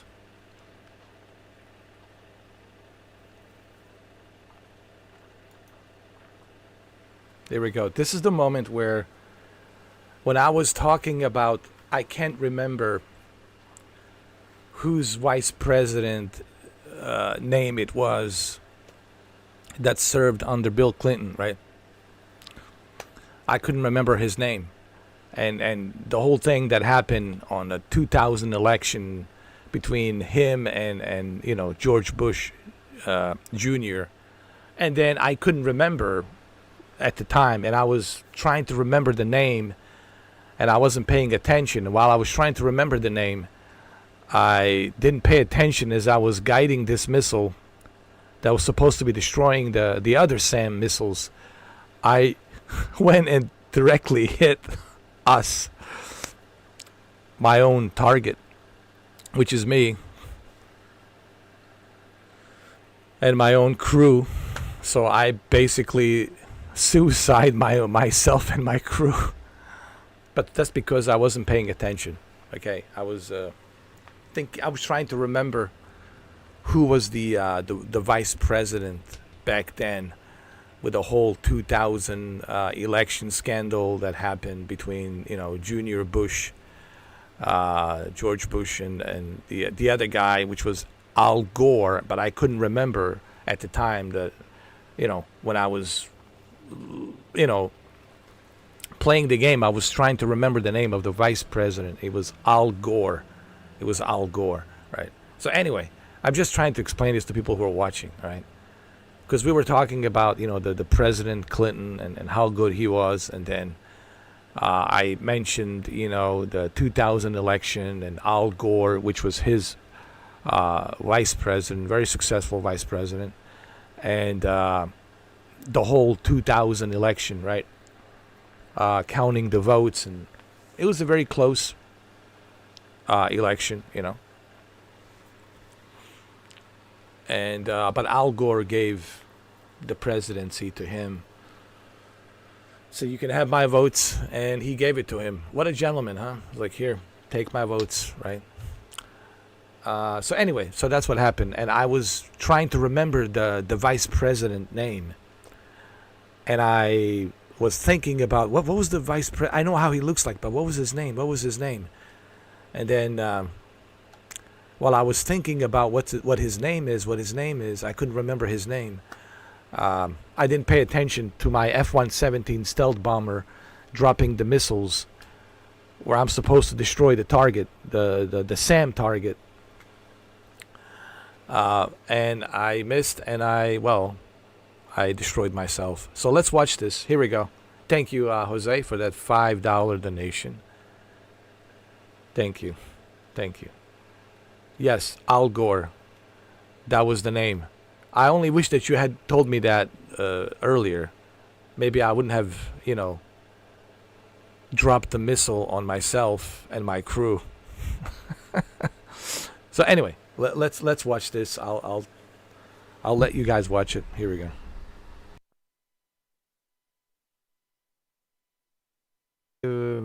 Tips. It's like looking like $40 for a pizza, man. Oh my God, man.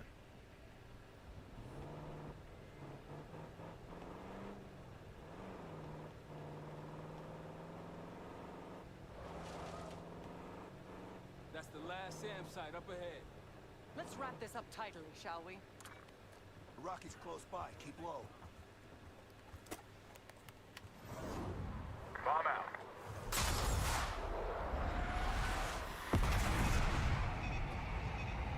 Here we go.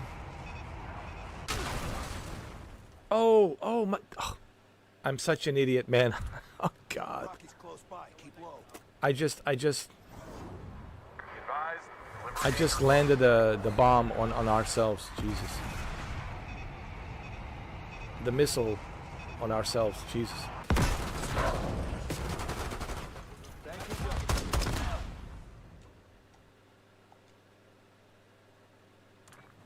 Rocky's close by. Keep low.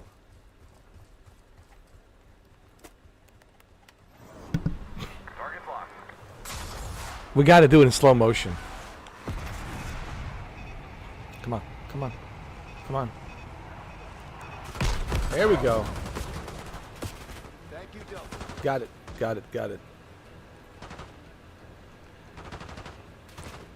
Come on, come on. King, dude, I can't afford that, man.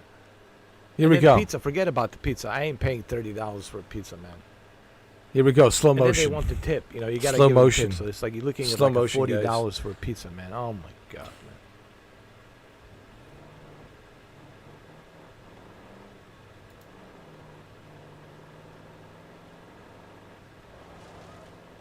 Here we go. Here we go. Let's wrap this up tightly, shall we?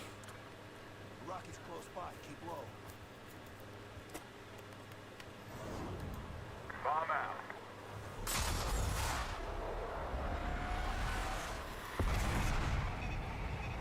Here we go. Hold on, hold on. Here we go.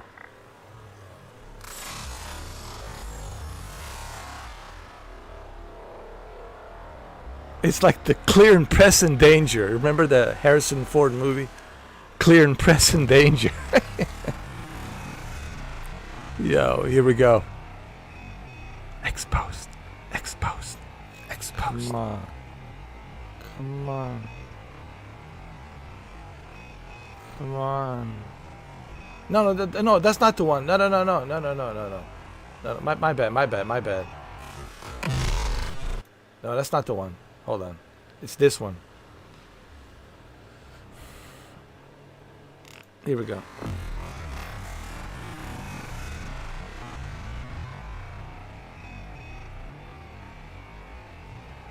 Come on.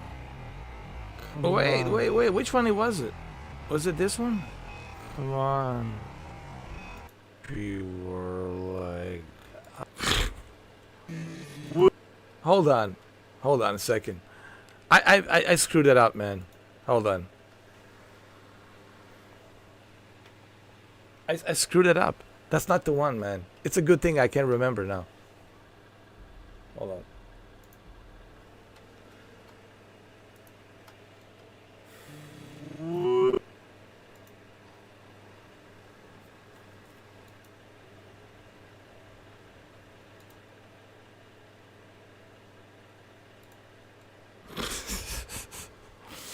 Wait.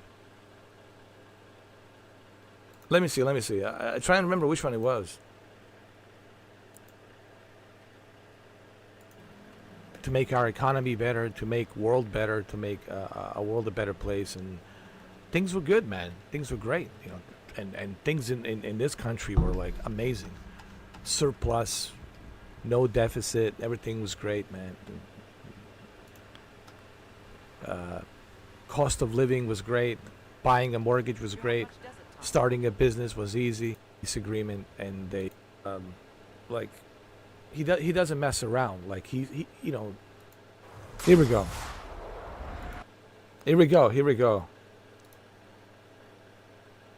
This is it.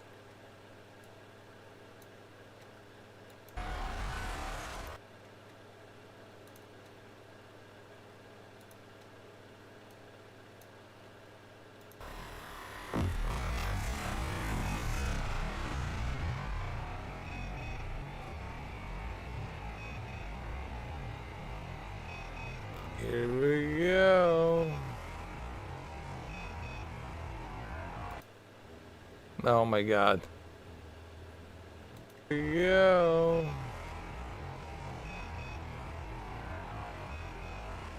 Present. Here we go, Jose. It's for you, bro. Enjoy it. You paid for it, might as well enjoy it.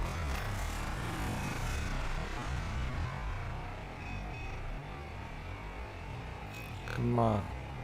Come on. Plus, he left us with this. Here we go. So, Jesus.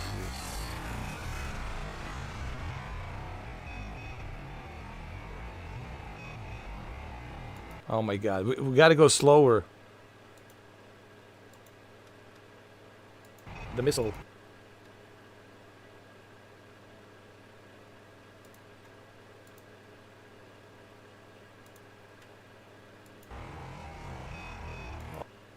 It's so hard to find it, man. Oh my God.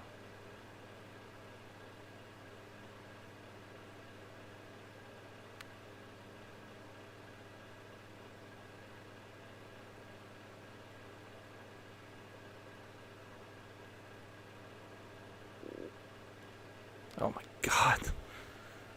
I think, no, it was one before this one. It is so hard. You'll have a difficult time finding this, though. Trust me. I think, here we go. On ourselves. Jesus.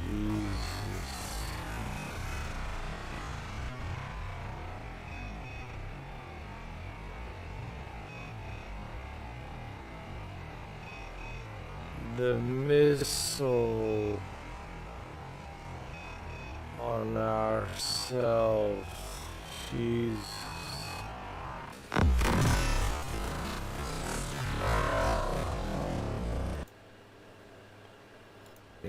Together. I sound like I'm drunk.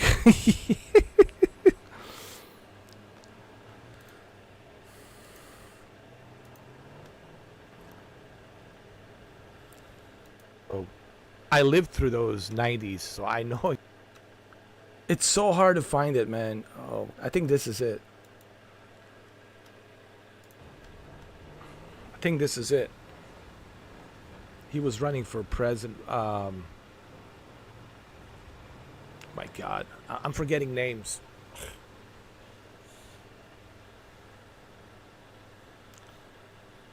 You see, I was trying to remember his name. He was his vice president to Bill Clinton.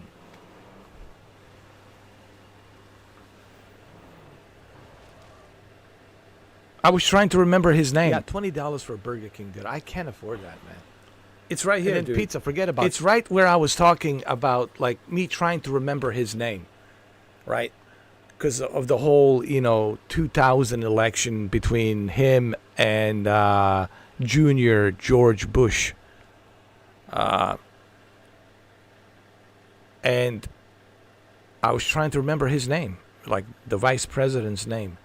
And I've been thinking and thinking. I'm thinking. I know I'm playing the game, but I'm like thinking, trying to remember his name. And that's why I didn't pay attention to the video game, because I was trying to remember the vice president's name. And now we know it's Al Gore. Al Gore. Great man. Great vice president. Amazing person. So anyway, this is where here we go. This is where I didn't pay attention. Here, let me show you. It's right here. Pizza. I'm paying $30 for I'm drunk. Look, pizza, I'm drunk, dude.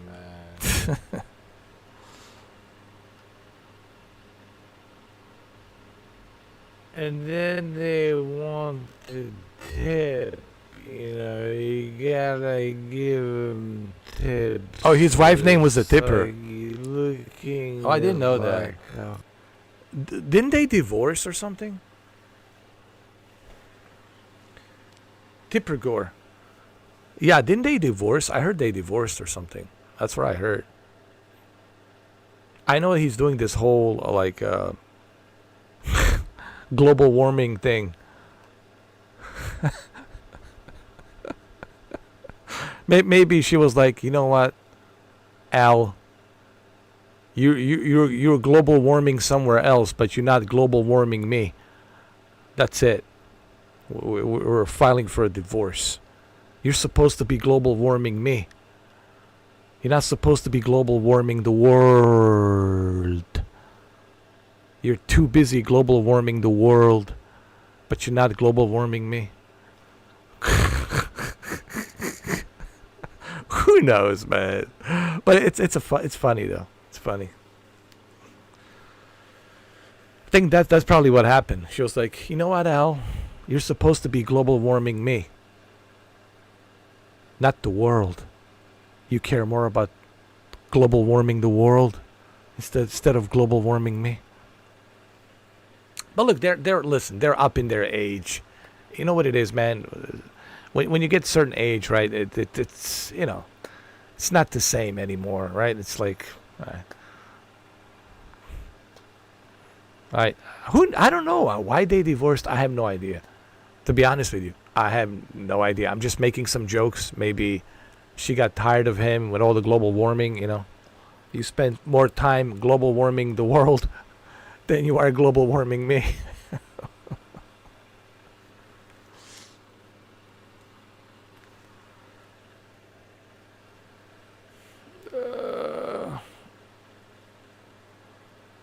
Here we go. $40 for pizza, man. Oh my god, man. Alright, here we go. You guys ready? I know Jose is ready for this moment. Yeah, man, pizzas are expensive, dude. I can't even eat pizza, man. It's like, I can't, man. Let's wrap this up tightly, shall we? There's no way I can eat pizza anymore. It's too expensive. Here we go. This is it. Enjoy it, Jose.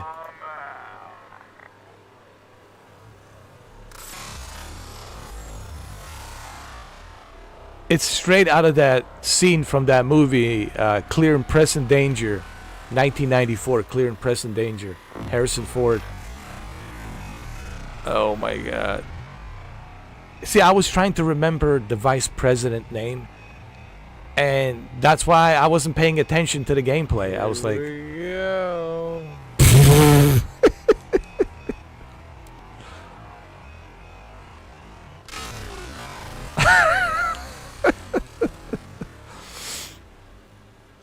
look at me. Oh my. I'm starting to sound like that guy from Metal Gear.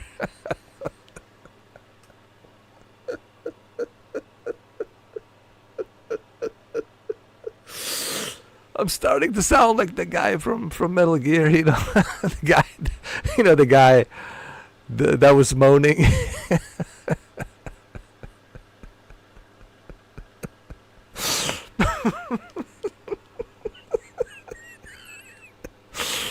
Oh God, man! Oh man, this is hilarious. We gotta watch this one more time. Hold on. Okay. So remember, it's right next to the Domino's pizzas and Burger King. We talk about the pizza and burger. Yeah. We talk about the pizza and burger. Here we go.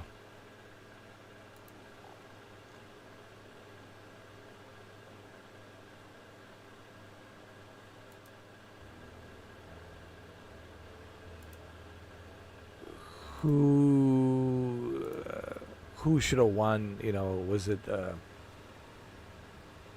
what's his name? That was his vice president. I forgot his name. Here we go. Wait.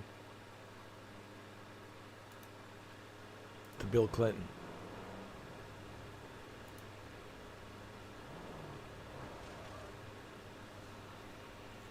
Yeah, $20 for a Burger King, dude. I can't afford that, man. And then pizza. Forget about the pizza. I ain't paying $30 for a pizza, man. So remember, they want the tip. You gotta give them tips. So it's like so. It's right here when I talk about the Burger King and pizza. Burgers and pizza. How expensive the pizza is and burger is. By the way, I love Domino's. Domino's a good pizza, but even Domino's is expensive, dude. Papa John's, forget Papa John's, man. Papa John's is like, it's like $40 or some shit like that, man. Yeah, Papa John's like $40. But I think Domino's is about the same. But anyway, we talk about pizza, we talk about burgers, and this is where it's at. Looking at like a $40 for a pizza, man. Oh my god, man. Wait, hold on. You said Domino's pizza is cheap right now. They have a deal for medium for... Really? Okay, dude. All right. I love you, Domino's. Okay? I love you, Domino's. If you're $6 for a large, 12... it's not medium for $6, medium. $12 for a large. That's not bad. Get a medium for $6.99. 2 toppings for a large for $12.99. Nice. Nice, nice. Papa John's, it's out of the question. Papa John's, no way, Papa John's. No way, Jose, Papa John's. No. Only Domino's, okay? Domino's from now on. Oh my god. All right, here we go. This is it. So I'm a Domino's fan right now. I'm not a Papa John's fan. Okay. Thank you, Savage, for letting me know. Domino's all the way, man. I'm a Domino's fan right now. That's a pretty good deal, man. That means I won't starve to death. That's good. Thank you, Domino's. You might... I think you saved the life of Mr. 4K. And also Jose and Savage and Shuki, they're saving life of Mr. 4K. He won't starve. Domino's is big. Domino's sponsored this YouTube channel. For real. I want sponsorship. You know what? I might work at Domino's, man, delivering pizza. That's it. You know? That's it. Get a great deal at Domino's, man, and eat all the pizza I can eat. That's right. And I will have my channel be sponsored by Domino's. Here we go. Papa John's is too expensive, man. Okay, so here we go. You guys ready? You guys ready? Here we go. Get ready, Jose.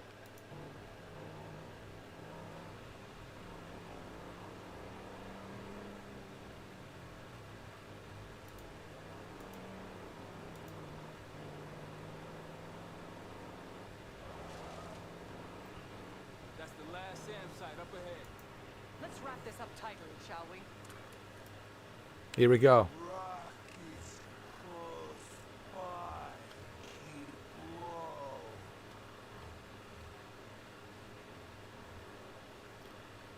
Here we go. Here we go.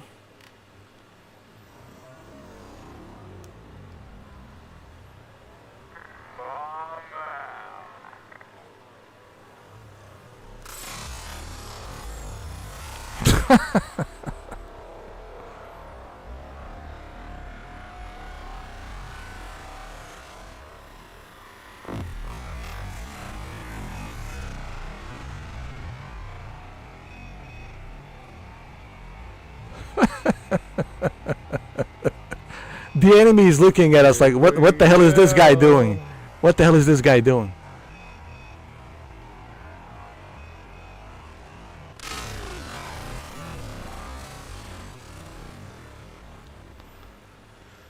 Oh my. I'm such an idiot, man. Oh, God. The enemy is looking at me like, what is this guy doing? Like, what is this guy doing? Yeah. Well, that was great, man. That was great. Yeah. Oh, man, that was hilarious.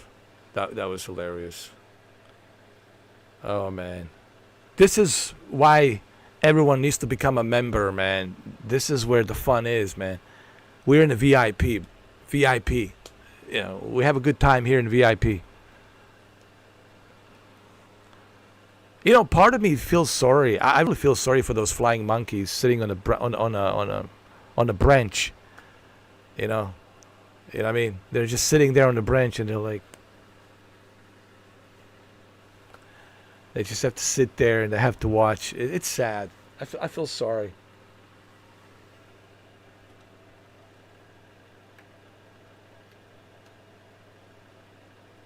Oh, it's not good, man. Oh, look at this. Whoa. Israel launches attacks against Iran. This is not good, man. Not good. Not good at all.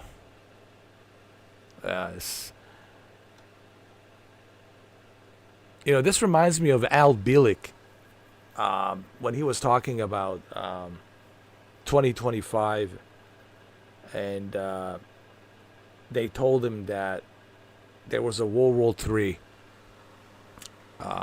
that happened in 2025. When he went to the future, they told him there was a World War III in 2025. This is bad because this can lead to so many other things, you know. You got Russia involved, and they will protect Iran, and then you got China that wants to get involved as well. And then you got the West over here, you know, protecting the Israel, and then you got, it's pretty bad. This is bad, man. This is just bad. This is just bad. All of this is bad. This is just a recipe for World War III, man. It's not good. Not good at all. Hey, Shadow Gamer, how you doing? Can we look at this just briefly?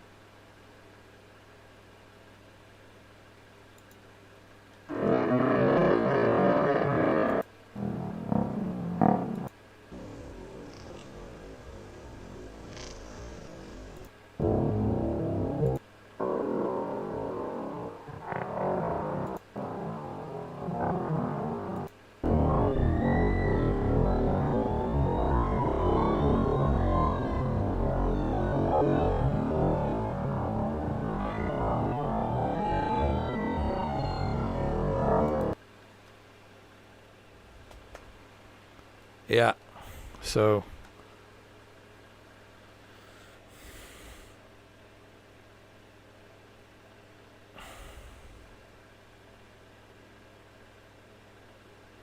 see what people are saying.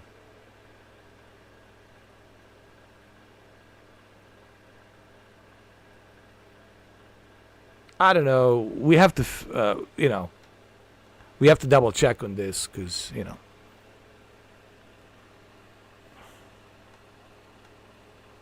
I don't know if this is legitimate. Oh, it is. They are. They did strike. They strike the Iran.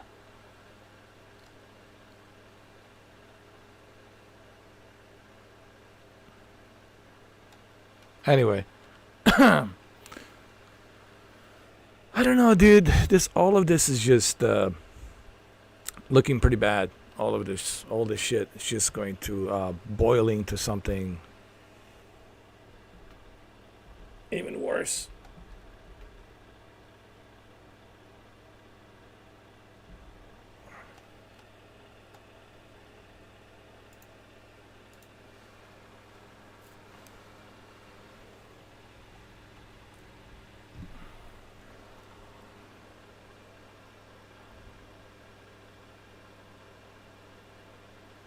I think we're already in World War III. This is like a pre-World War III. And what's even scarier is how did Al Bielek know? And I even made a video, and you can't even find that video, where he said he was told that there's going to be East and West, a World War III between East and West. What does that mean? You got, you know, East, you got Russia, China, you know, North Korea, India, Iran, of course, and parts of Middle East, you know, like Syria, right? And they're all joining, and Pakistan, right? And then versus the NATO and the United States, and So it's like it's scary, dude. Here's what's scary. The scary part is this could trigger some unprovoked, and then the question is, what kind of war is World War III going to be? What kind of war are we looking at? Are we looking at just, your typical war, or are we looking at something that's more scarier? Right? Because you got to remember something. Russia has 1,000 more nukes than we do. Okay, so just so people understand that. Russia has 1,000 more nukes than what we have. So that means they have more nukes than we have. They could practically, they could wipe out the world if they wanted to. And then you got China in there. Then you got India. Then you got Pakistan. And then you got Israel. They got nuclear weapons. They got nukes. Then we have nukes. You get the bigger picture? How quickly all of this could just doomsday clock. How all of this could just escalate to such terrifying. There was a. There's a great scene in a movie, Crimson Tide, between Gene Hackman, who played the captain, skipper, and of course his right-hand man, right, played by Denzel Washington. I forgot what you call that. First you hear the captain's voice, and then there's a specific name they use for what he played. It's in the Navy and the submarine. So anyway, they were sitting around the table, Denzel Washington and Gene Hackman, and they're having a discussion because they are on a nuclear submarine, right? And Gene Hackman asks Denzel Washington, "Do you think it was a mistake to drop that bomb on Hiroshima and Nagasaki?" And then Gene Hackman says, he says, "I would drop that fucker twice just to prove the point." And that's Gene Hackman character saying that. Like, he justifies, dropping those 2 atomic bombs on Hiroshima and Nagasaki. Yes, it did end the war, but at what cost? And then Denzel looks at him, and Denzel says, "Sir, in my humble opinion, in a nuclear war, the true winner is the nuclear war itself." Meaning he's talking about there won't be any winners in a nuclear war. It would be a nuclear holocaust. And no one's going to win. And those who survive, they will wish that they have died, because they will not want to live under those conditions of fallout. It's not going to be like in the video game. It's not going to be like in that TV show, okay? So, yeah, it's terrifying. It's even like, just thinking about it, man. It's just terrifying.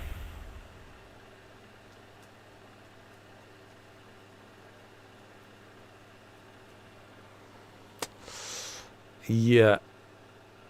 You got a letter in the mail other day from the Army telling you, "Thanks for the signing for the selective service back when I was 18. I'm interested in joining in the branch." Yeah. Look, joining the Army, fighting the war, that's for the right cause, right? If you're fighting a just war, then it makes sense, right? If you're fighting some evil forces out there, that have no respect for no human life, then sure, you're fighting the war for the right cause, right? But this is just scary, dude. This is just scary, you know. And here we are playing Call of Duty, right? Anyway, I don't want to make you depressed. It's just, and it's so true. I always remember Crimson Tide, that scene in Crimson Tide, because it's so true. He says, "Sir, in a nuclear holocaust, meaning the nuclear war, because no one will survive, and those who do survive, they will wish that they didn't survive because they do not want to live under those conditions of fallout. So the true winner in a nuclear war is the war itself. There's no winners in a war. The war itself is the true winner in a nuclear war. So, listen, man, I don't know. Listen, I pray every day that, you know, that some common sense will, what's the word, prevail, that some common sense will prevail. But you know, you can't ignore this. I mean, I don't want to talk about this, but you know, you can't just ignore it, because it does affect the world, you know, because everybody needs to chill. Everybody needs to just calm down, relax, and people need to sit around the table and they need to figure out how to stop this from escalating any further. You know, someone needs to step up and say, hey, enough is enough. All right? Stop. And it seems like no one seems to be doing that. It seems like no one seems to want to step in and say, hey, enough is enough. All right? So it's scary. Definitely it's scary. Okay? But anyway. 2025. Oh, God. Oh, Lord. Good God. Whew. All right, guys. Let's just, everybody just, you know, calm down and just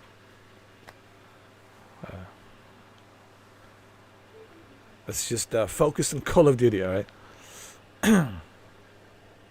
Because I want you guys to have a good time. I don't want you guys to be depressed. You know, it's depressing as it is.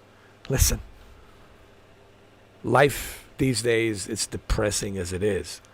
And I don't want this to be a depressing, you know, scary, you know. It's just, I saw it. I saw the glimpse of it. So.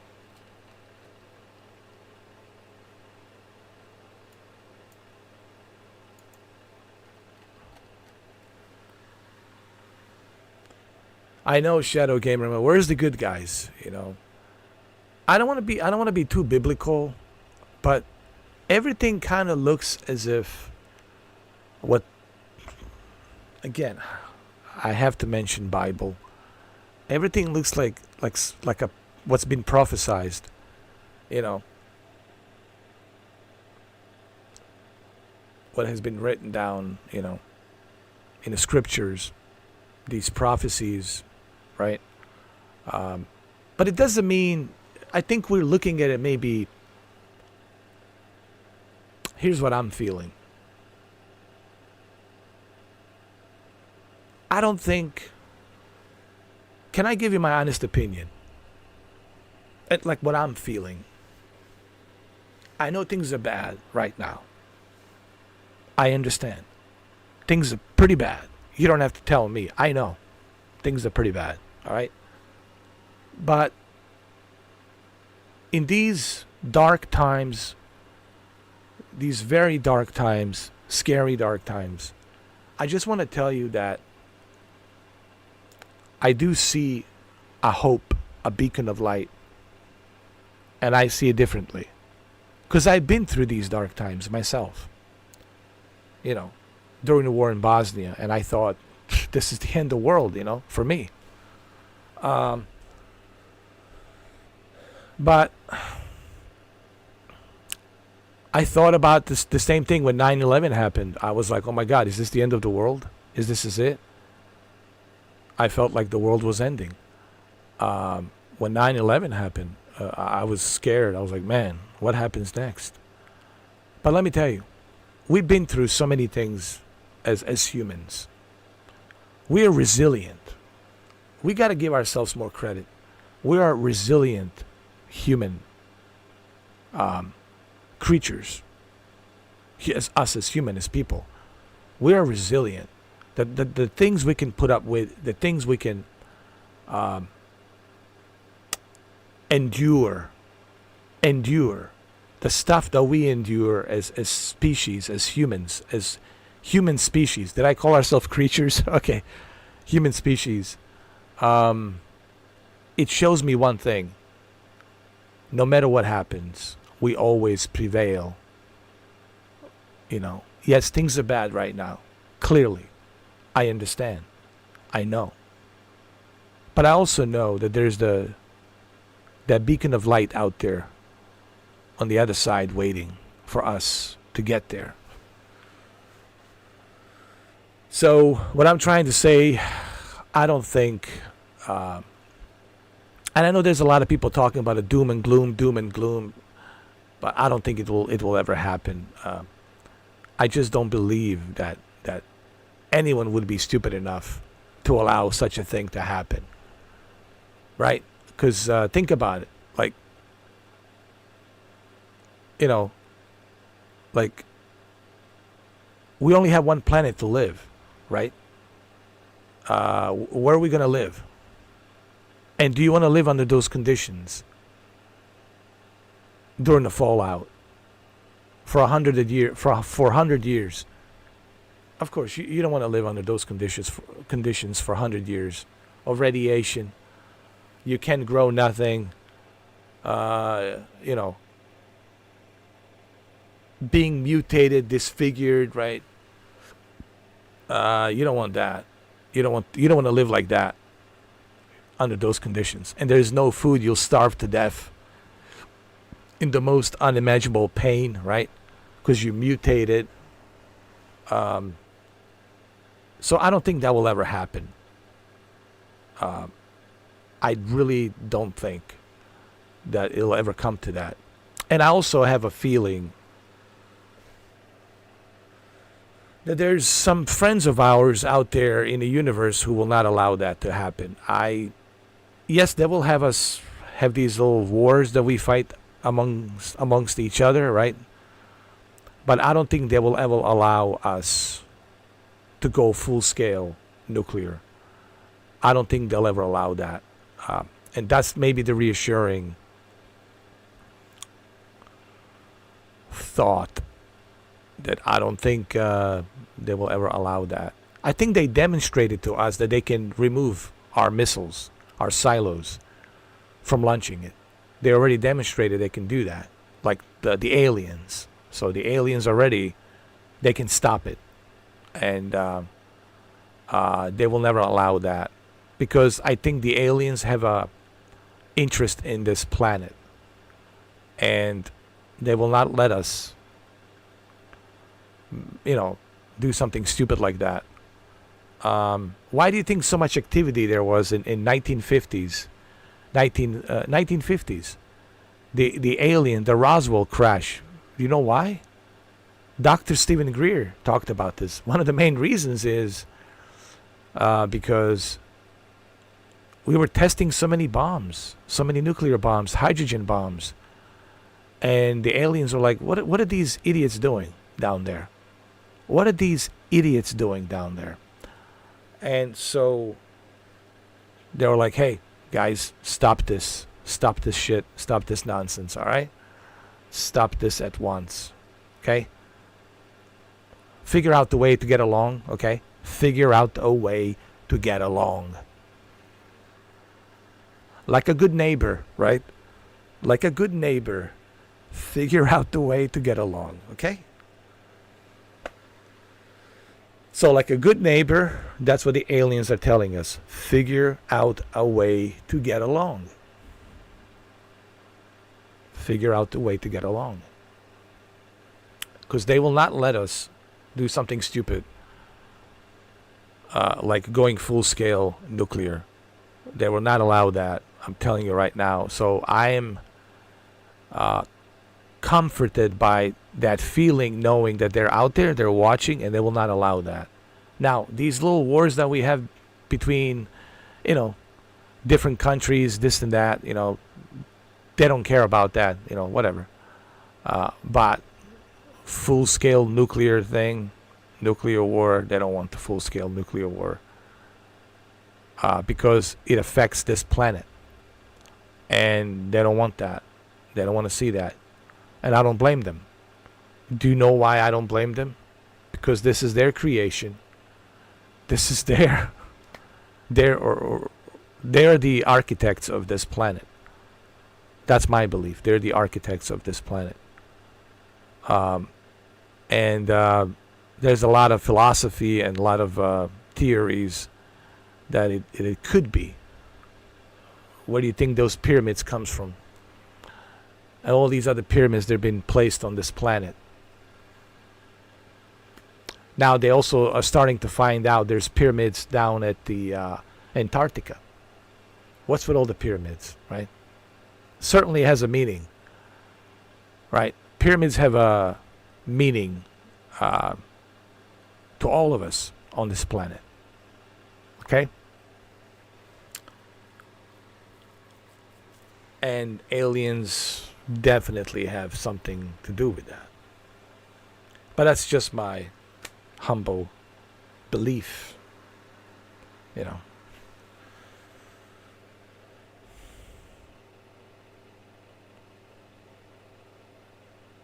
Joe Rogan was talking about it today. Yeah. I don't know, man. I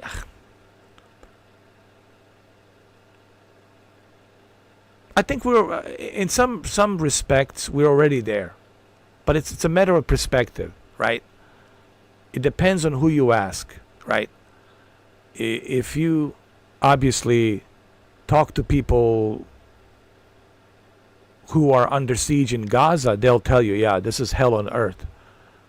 This is, Mad Max, hell on earth. For them, it's a hell on earth right now. It's all a matter of perspective.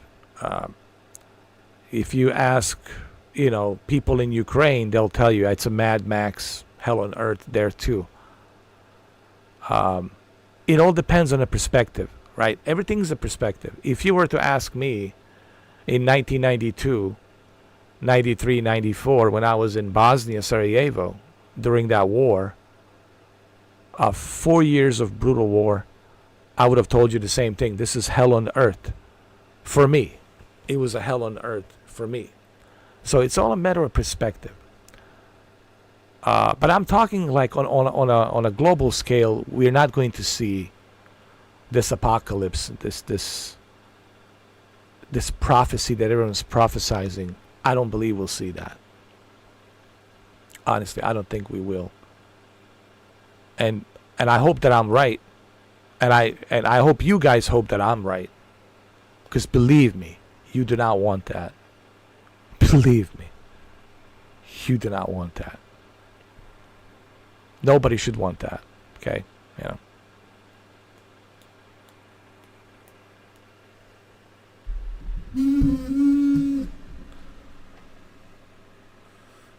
All right, guys. Well, there you have it. A little breaking news. Look, I didn't want to bring this up, but I saw it on the so yeah. I just seen it on the news, so that's why.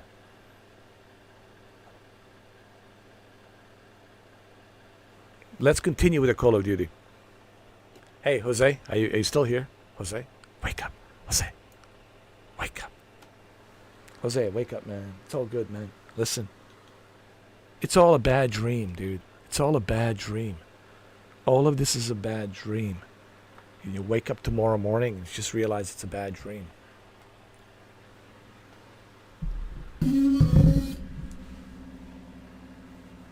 Let's continue with Call of Duty. Yeah. Listen, you guys have to think positive, all right? I know it's easy to get sucked into the negative. That's easy. It's easy to get sucked into the negative. That's super easy to do. Because it's easy to get sucked into a negative. But you have to stay positive. That's hard. Staying positive. You have to. Look at me and what I'm going through, man. I don't even have a pot to piss in. Barely got any money. You know, barely any money, dude. Can't even buy a pizza. But you know what? I stay positive. I stay positive. You have to, man. It's the only way. It's the only way, man. You gotta stay positive. You gotta. You know why you want to stay positive? Because there's good people out there. There's good people. There's good people out there like you guys, Savage, Shadow Gamer, Jose, Malik, MGD Omega. Thanks to MGD Omega, I get to play Call of Duty. Thank you, MGD Omega. Thank you, brother. Because of him, I have Gamepass till January 25th, 2025. So there's good people out there. There's a lot of good people out there. Okay? And I want you to focus on the good people. Don't focus on the negative people. You know, like yesterday, people were telling me, oh, this YouTuber said something about me. I don't care. Whatever. You know, I don't focus on negative individuals. I focus on positive. And that's why I do the member chat. Because I want to be with the good people. I don't want to be with the negative individuals. I want to be with the positive individuals, with the positive, vibrant energy. You know, the positive, vibrant energy is what I'm looking for. And I'm pretty sure that's what you guys are looking for.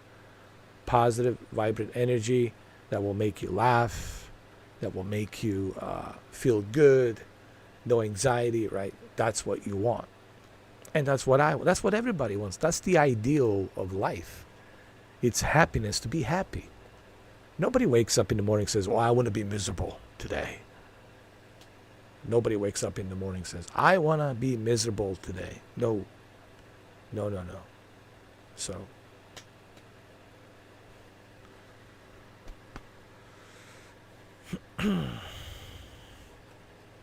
Oh, yes, he was, man. He was one of the best.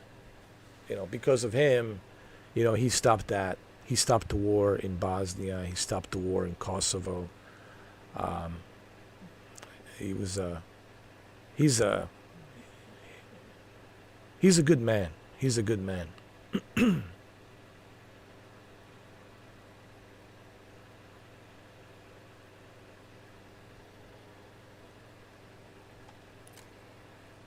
All right, here we go, guys. You ready?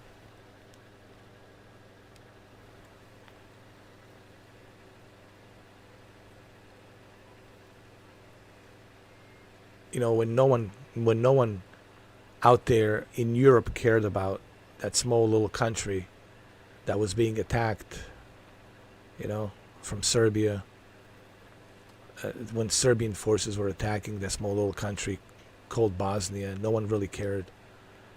He was the only president that cared, and he says, no, we're going to stop this. We're going to stop this. And he did. He stopped it, you know. So I'm forever grateful for what, you know, President Clinton did for Bosnia. I will be forever grateful, you know, forever grateful for what he did. And I'll never forget it. Forever grateful. So thank you, President Bill Clinton. Thank you.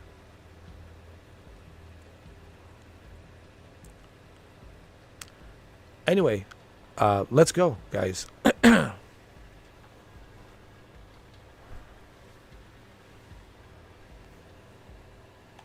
give the word. Let's get back to video games, huh?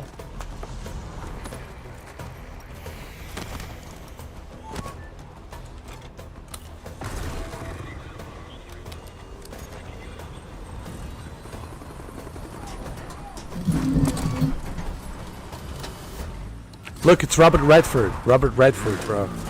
Robert Redford driving a Jeep.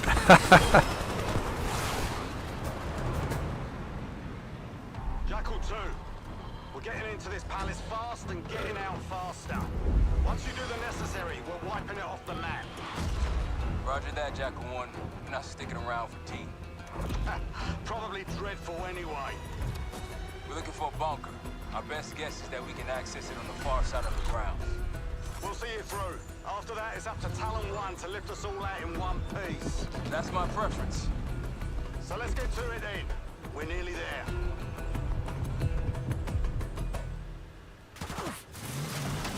That's it. Palace gate is just ahead. Look alive, people. They know we're coming. Fire at will.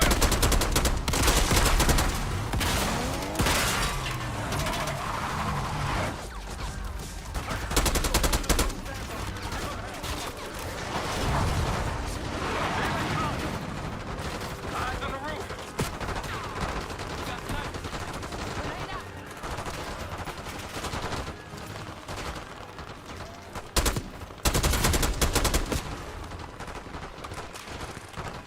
Oh, that's the palace. Oh, yeah, yeah, yeah.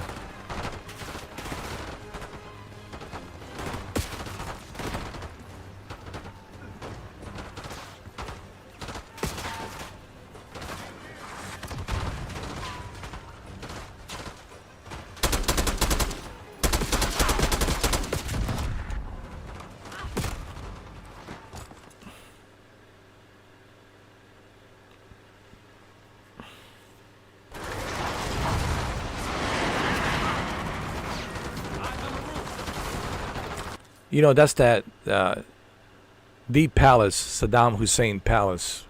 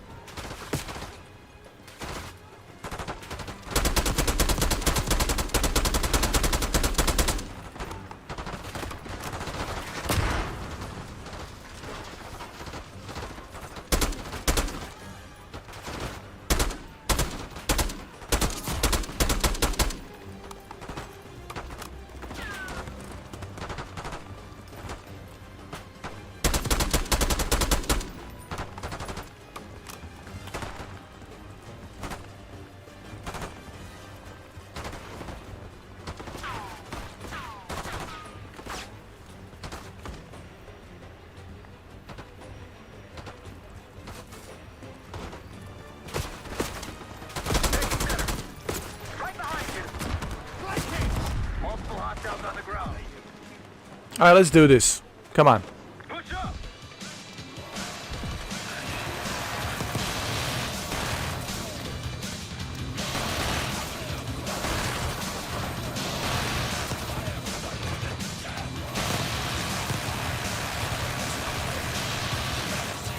Chainsaw 3-2 depart. I love it. I love using these helicopters, the choppers. I love using the chopper. Yeah. Ah. Listen, this game has really, guys, I'm super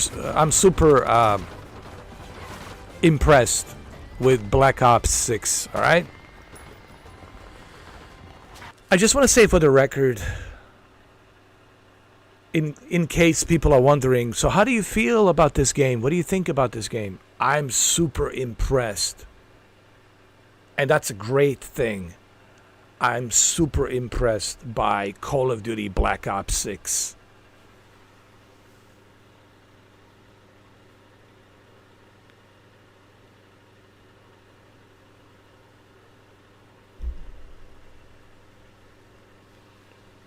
Super impressed.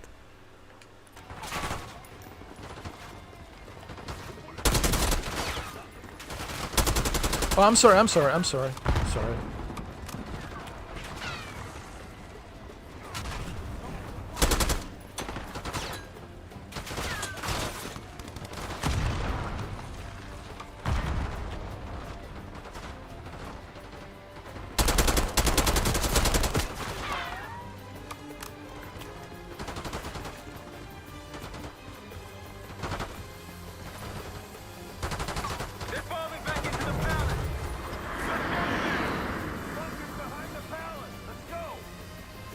After you, Case.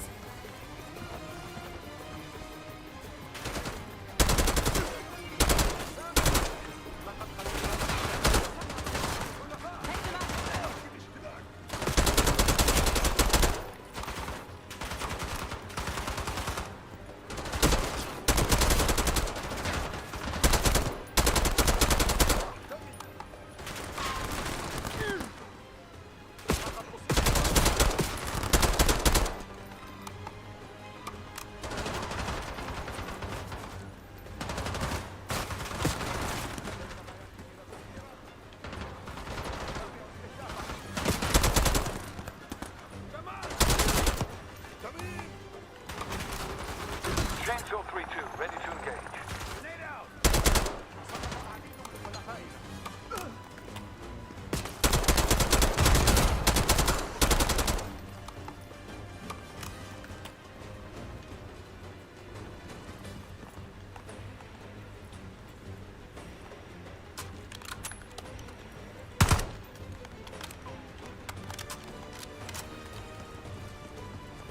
Don't stop! Push forward!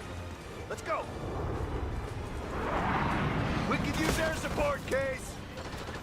Chainsaw 3-2 coming in hot.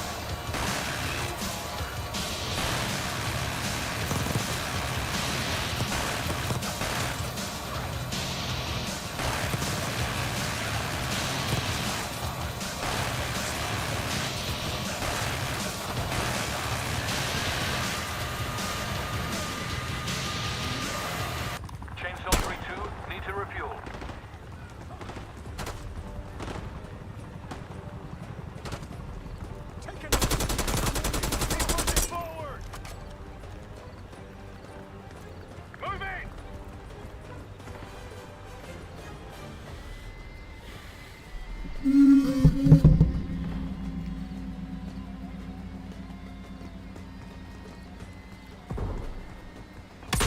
What was that? What the hell? Jesus.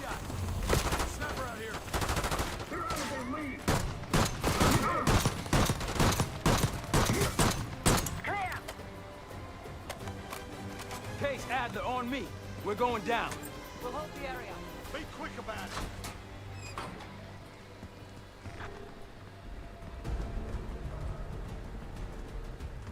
Hostiles inside. Yeah. We're clear. Let's go.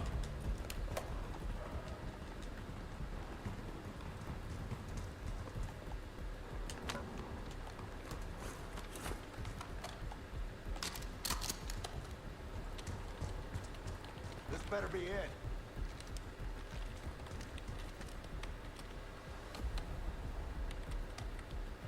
Really make you work for it, don't they?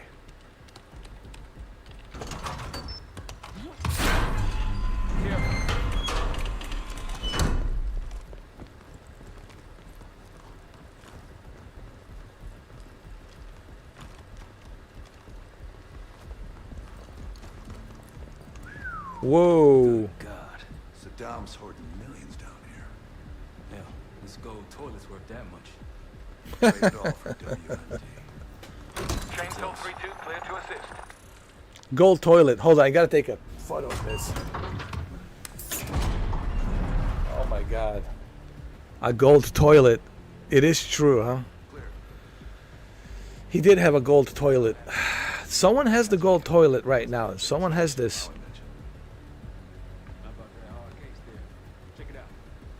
What happened? It makes you wonder what happened to this gold toilet. Who has it? Right? Look at this gold toilet, man. I would never take a shit on this toilet.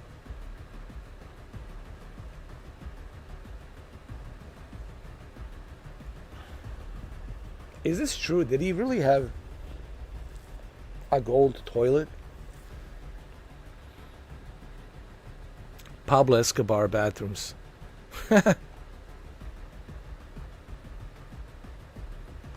Look at all the shit that he has, man. Look at all. Look at this. Look at all this gold. Damn. Damn. Damn.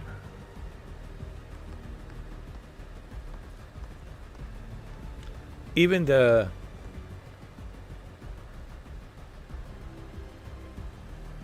weapons are made out of gold. Wow. Wow, wow, wow, wow.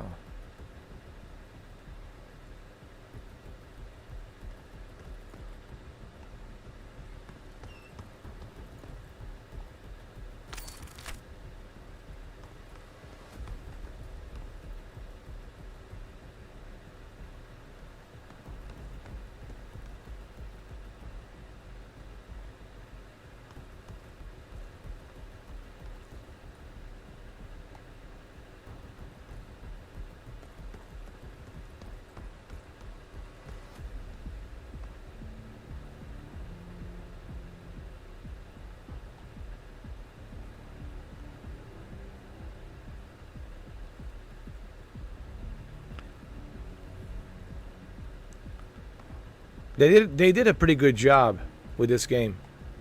With all this detail, man. Excellent detail in this game, man. Gotta tell you. And it looks even better. Trust me. You guys are watching a live stream. You know, it's a blurry, you know, pixelated live stream. This looks amazing.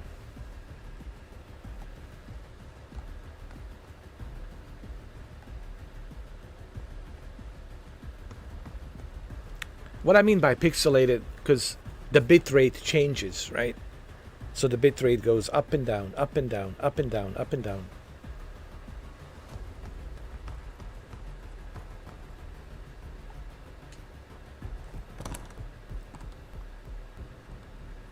What the hell is this?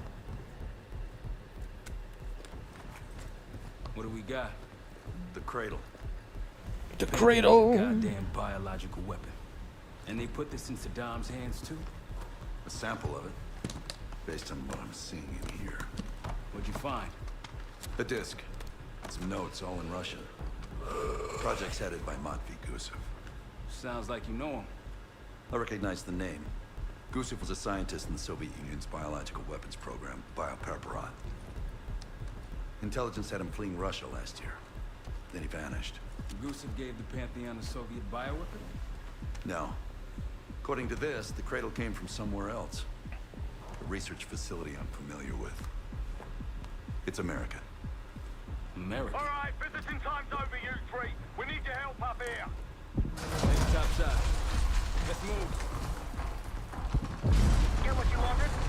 Not exactly, but we got what we needed.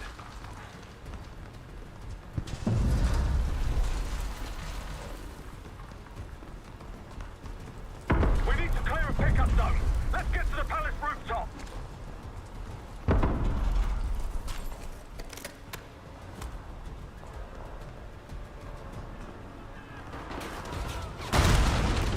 That roof's our destination. Take them out. Who are these people?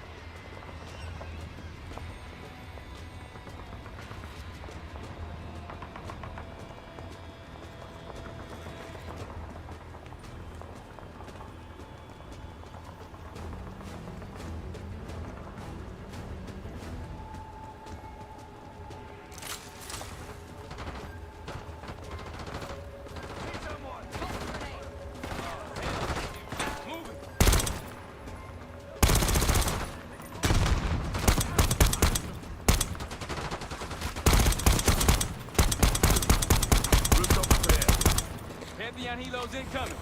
Jackal 1-1, got an enemy bird to the east. Tango's on the ground approaching your position. Copy that.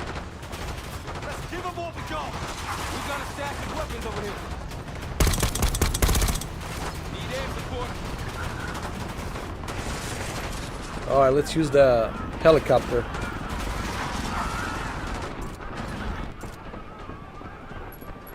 How about this? Stealth bomber again, huh?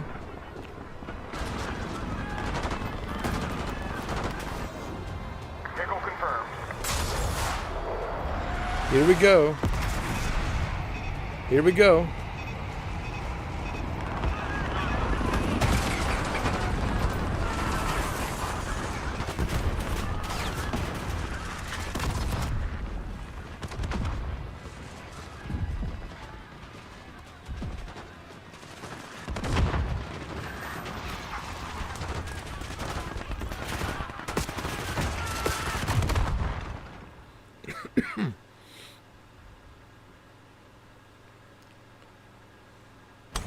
Heavy on helos incoming. Jackal 1-1, got an enemy bird to the east. Tango's on the ground approaching your position. We got a stack of weapons over here. Need air support.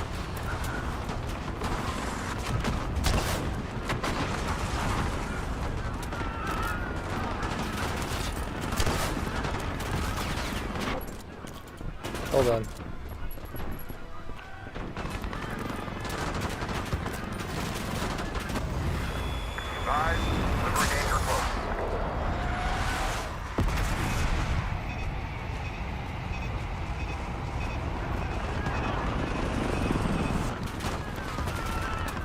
How did I miss that?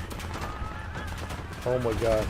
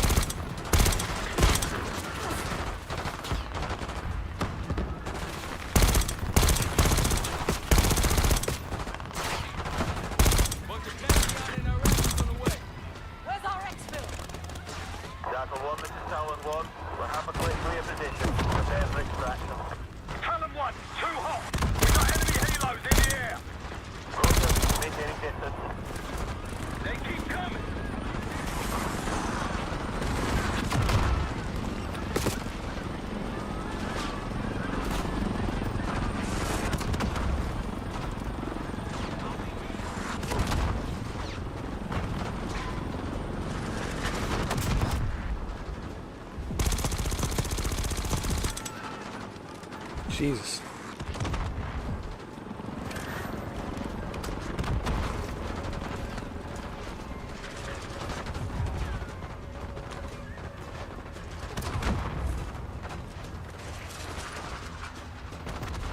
Where's that RPG?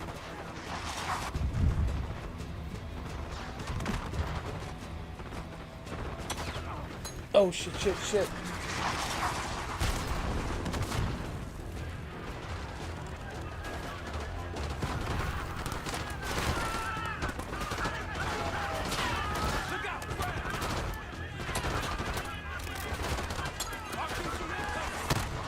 Oh my lord.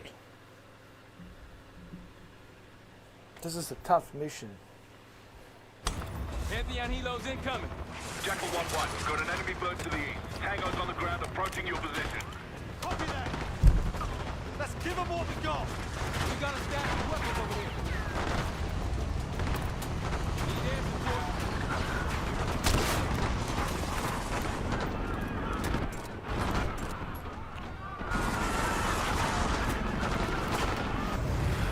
Bomb out.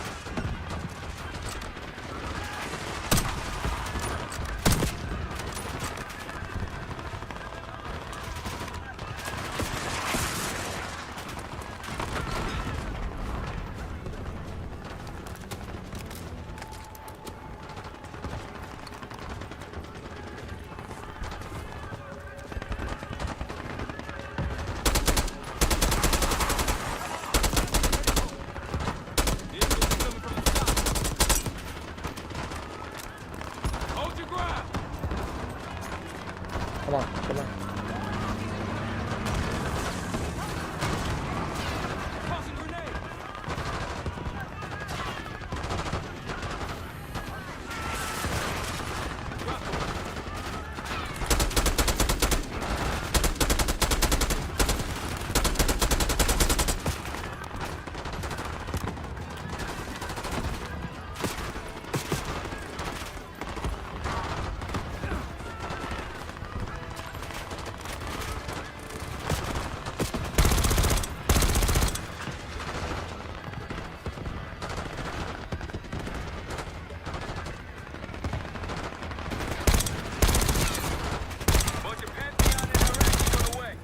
Where's our exfil? Jackal 1, this is Talon 1. We'll have a quick to your position. Prepare for extraction. Talon 1, too hot. We got enemy helos in the air. Roger, maintaining distance.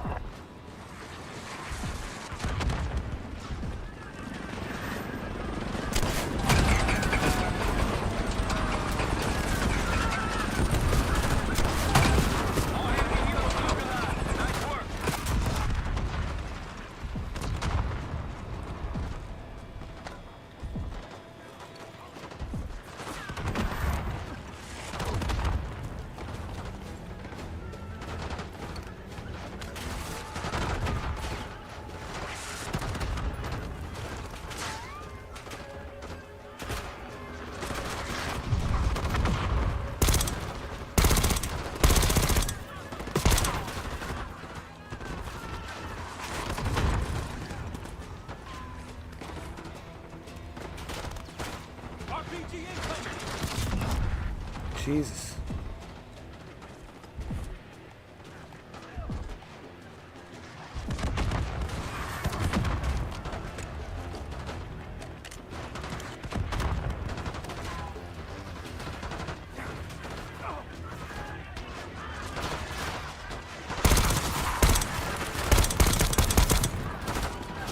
Talon 1, airspace is clear. Get over here. Moving in, Jackal 1. Get ready. We need suppression.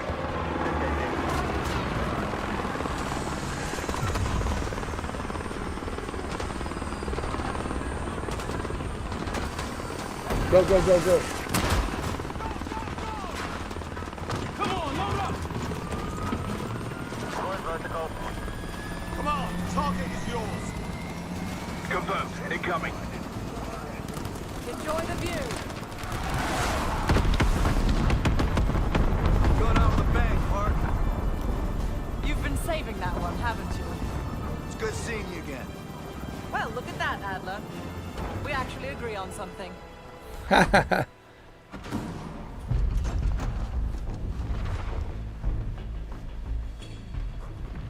Pantheon has a biological weapon. The papers we found in that bunker, they have a name attached. Matt V. Gusev, a Soviet weapons scientist. We think he's still in Iraq, somewhere. Adler's volunteered to stay behind and track his ass down. I'll have Felix examine the disc we found while the rest of us investigate the origin of the cradle. If Adler's right, this thing may have come from a research facility on U.S. soil. A Soviet scientist and an American bioweapon. What the hell are we getting into? You've asked Harrow about this supposed research facility? She's not picking up. Told her to look into Livingston. You think something's happened to her? If it has, it's my fault. The weight of the world on your shoulders. We know the risks. Yeah, well, this isn't exactly what I imagined. Because it's not just about you. How'd you feel about coming with me in case stateside? I'd consider it. Felix still in the kitchen. Don't complain. We ate well while you were off wandering the desert. He should be decrypting the disc Adler found. We need whatever's on it. Hey, Chef, you cracked that disc yet? Patience, please. Cryptography is like preparing pufferfish. Rush through it and risk losing everything. Okay. Is he planning to serve us pufferfish?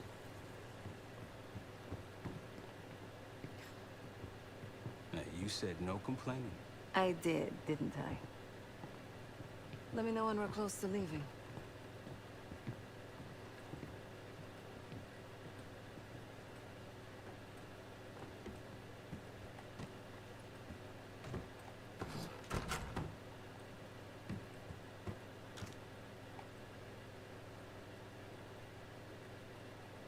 So I guess we're leaving, huh?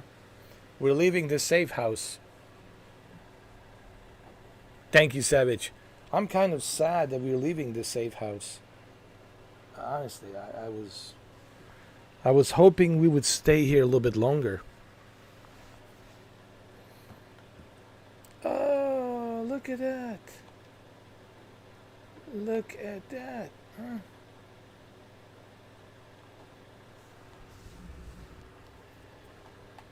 Hmm.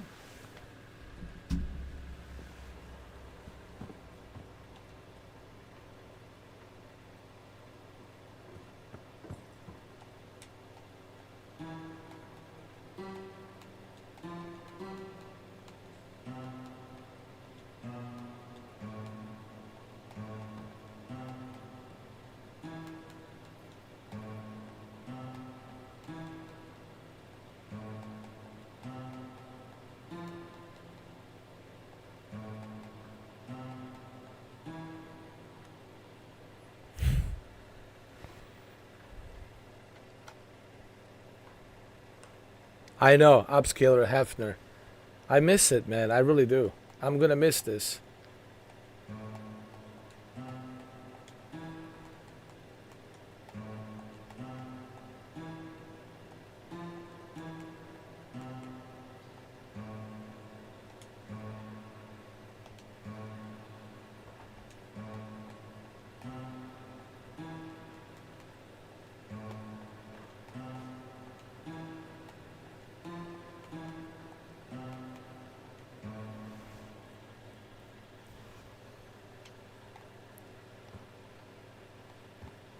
Look at this beautiful mansion. I will miss it. So, what did you do? What did you drop? Oh, come on, man. You too. Fine, have fun. Does it look like I'm having fun? No, that's not what I meant. Man, you broke that TV, man. You got dealt a bad hand. You're gonna get dealt bad hands, kid. With us, the stakes are high. To be honest, I don't think I could have done it. Come back home after what happened in Panama. Trusted anyone again? You keep believing in the ones who got your back. Who go to battle for you. Adler was one of those. When those records turned up after Panama, wire transfers to Adler from Raul Menendez, two-bit dope slinger, I smelled bullshit. Adler turn against his brothers for cash? Are you kidding me? Those threads he loves, they ain't cheap now. Listen, I know he can be a goddamn psychopath. I get it. But he's on our side. He just got his own way of doing things. I don't know what the rules are anymore. You're figuring it out, kid. Handling things, making calls. I just wish I was out there kicking ass with you. Kills me to be in this thing. Hold on, man. Listen, you're essential. All right, chair or no chair. I know you can't get around the way you used to, but this is strong. Maybe you were Captain America before, and now you're like Professor X. Who? Get out of my face, man. Ah.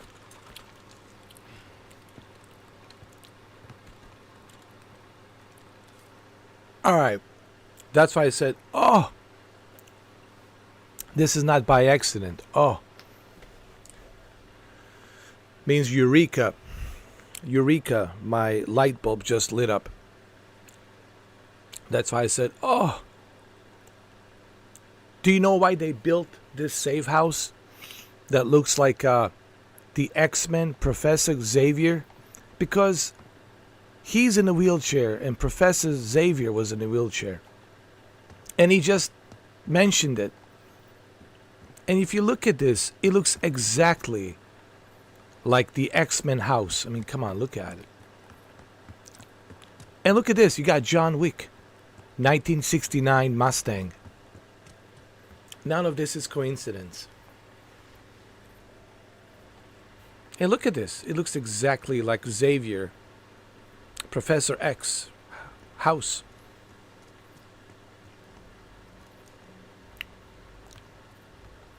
I'm telling you, developers did this on purpose. This is not by mistake. This is not a coincidence.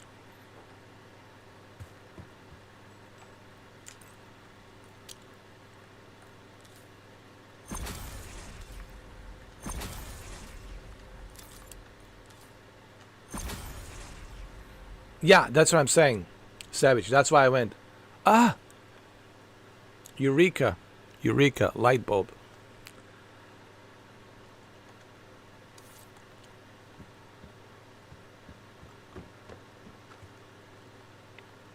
They did this on purpose.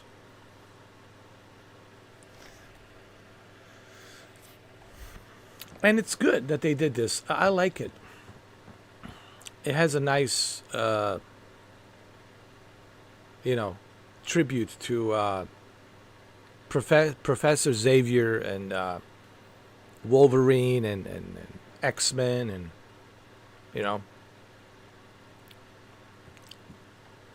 And you have over here Halle Berry. Halle Berry's over here.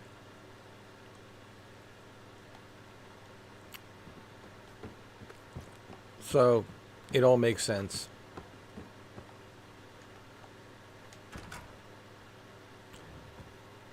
I'm glad you catching on those Easter eggs, Savage.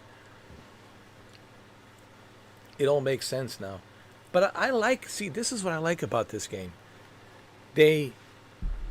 Everything they did here, they they did it differently than your traditional Call of Duty type campaign, right? Everything they did in this one, they did it better.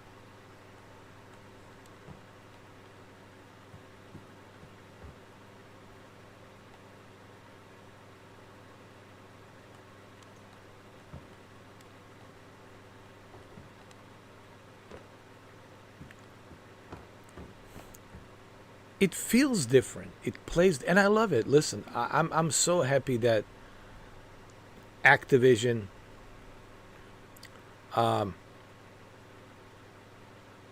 maybe Microsoft told them, hey guys, we want you to make Call of Duty Black Ops 6 a little bit different. I mean, we just gave you how many billions? We want you to create Call of Duty a little bit different. And they did. Honestly, Savage, I'm happy to report they did. And I like it. Exactly. They didn't copy and paste. When you look at Modern Warfare 3, oh my God. Modern Warfare 3? Come on. It felt like a DLC, right? To me, Modern Warfare 3 felt like I was playing a DLC for Modern Warfare 2. This is like brand new. Everything's brand new. Everything's, fresh, new, looks better. It's just better in every way, dude.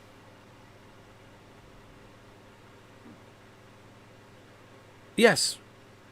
And that's a good thing that they're flexing now that they're with Microsoft. Now they have even more resources, right? And Microsoft can give them even more resources. So now they have even more money to spend to make these games even bigger and better. So this is great. This is great. I'm very happy, man. I'm very happy with Call of Duty Black Ops 6. I was skeptical early this year. I wasn't sure, okay? Even though I knew it would be coming to Gamepass, but I still wasn't sure. But once I played the beta, you know what's interesting? What's funny? The very first thing Doctor did, remember? Doc? The very first thing Doc did, Savage, when he came back from vacation. Remember, when he came back from vacation, the very first game he played was Call of Duty Black Ops 6 open beta, right? Remember? That was like the very first thing he played, was the open beta when he came back. And he said he liked it. He likes it. And he likes the movements. He likes the customization and everything. The maps. He liked the maps in the game. And I felt the same way. When I was playing the open beta, I felt like, hey, this is different. This is better than Modern Warfare 3. And now I know that it's better than Modern Warfare 3.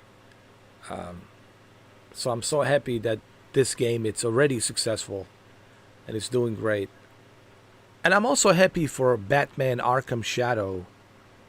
Batman Arkham Shadow is doing fantastic. Great reviews. Rocksteady's back. Look at Rocksteady, right? They didn't do so well early this year in January with Suicide Squad, Kill the Justice League, and look at their comeback.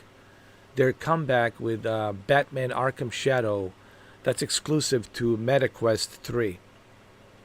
And is doing great. So I'm happy for that,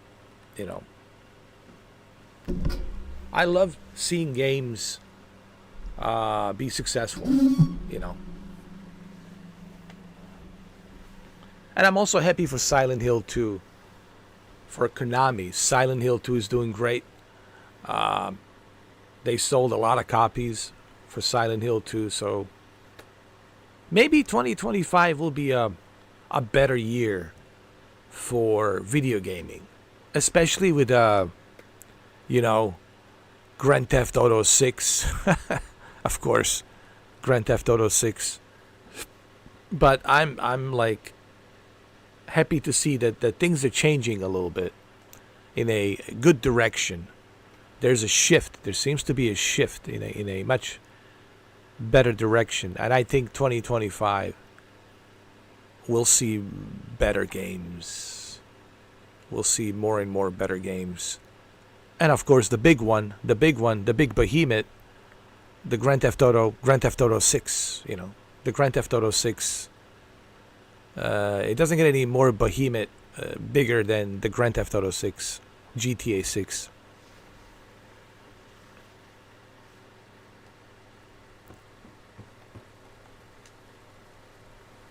I'm afraid I'll need a little more time. Unless you've come to help.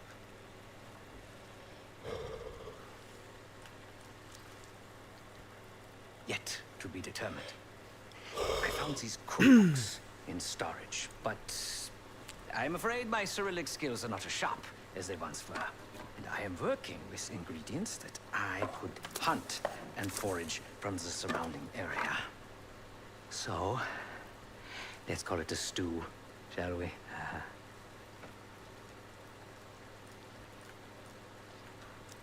Whatever it contains is locked behind some rather impressive encryption.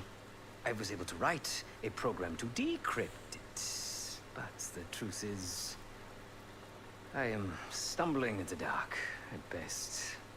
Not so much picking the lock as drilling through the tumblers. I should do this in a Keanu Reeves John Wick voice. Hold on.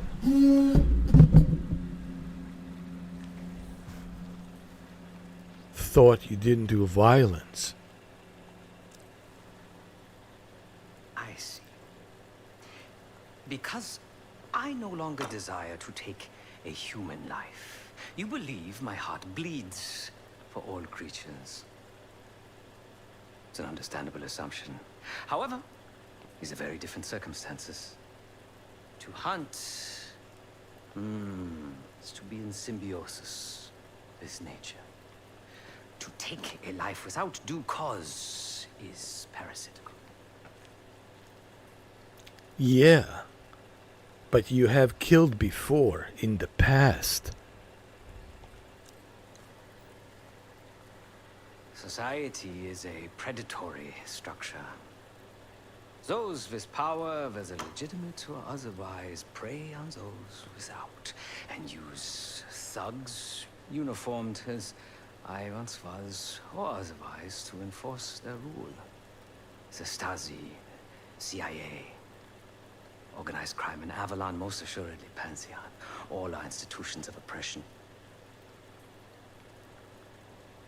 I bloodied my hands, burdened my soul with complicity, and now I live in shame. Never again. So what does that make us? I cannot say.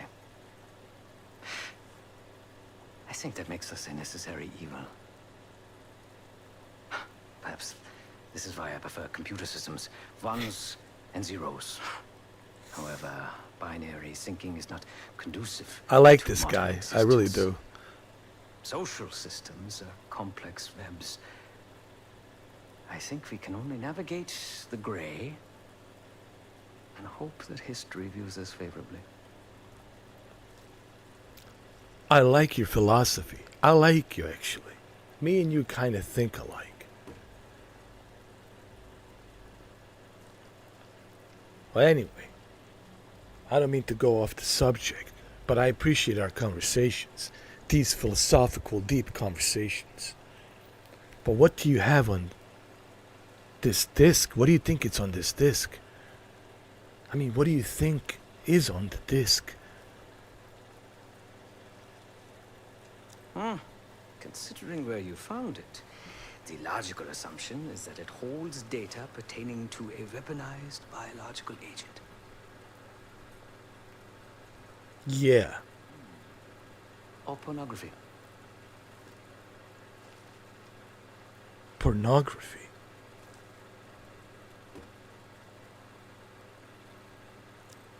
Feel free to come by the kitchen later. Might need a test subject. Yeah. Man, I'm going to miss this place. Such a beautiful place.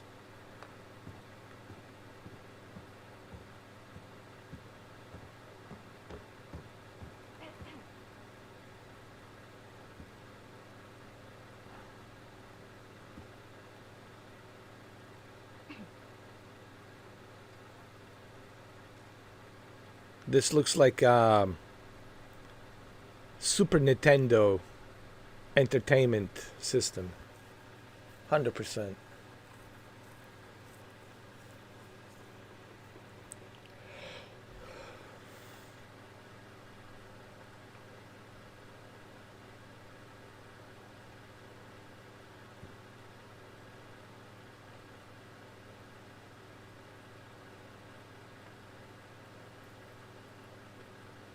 Good old days, man.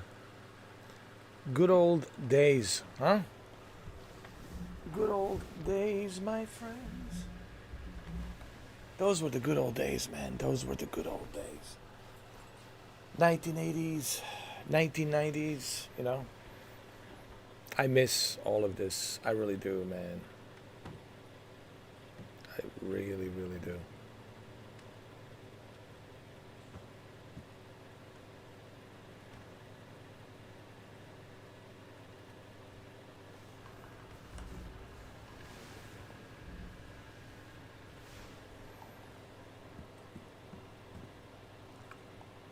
Case, need something before we go? Are you still mad at Marshall? What? Over the Iraq thing? Please. Not worth the energy.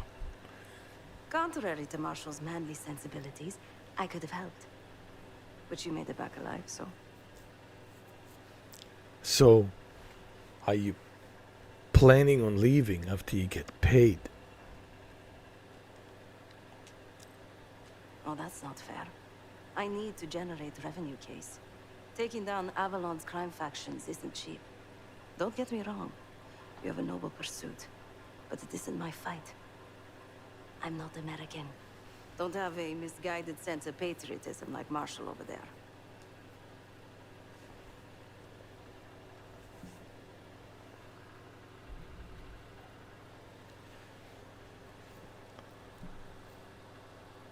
I knew Jose would love this. Super Nintendo Entertainment System. Well, well, well. What do we...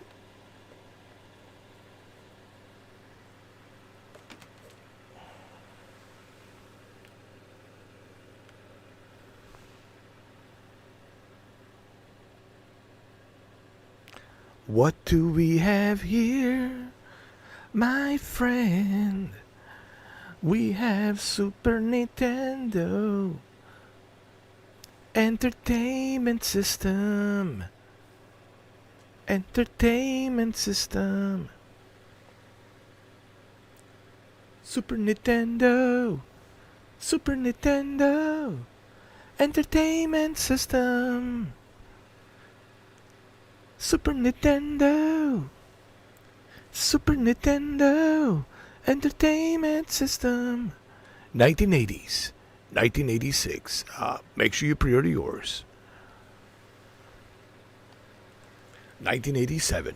Make sure you pre-order yours as well. What was it? 1986? 1987? Something like that. All right. Getting back to John Wick and Halle Berry, Chapter 3. Adler wasn't paying you to destroy Avalon's faction.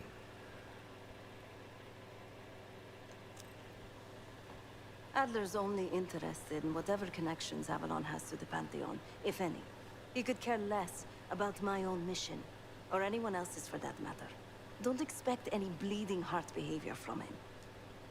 Yeah. Listen, don't get mad at me. I'm just reading what it says on the screen. Alright? So where did you go the other night? A very long 10 miles down the mountain. To the nearest town. Rustic, you might call it. Place was depressing. But I hate having nothing to do. And I wasn't keen on being cooped up here with Woods.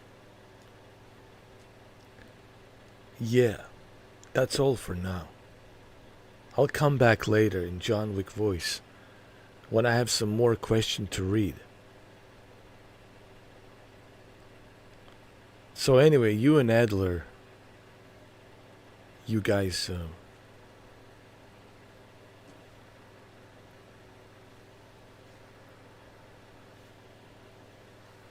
anyway, I'm not going to even ask. Stay strong.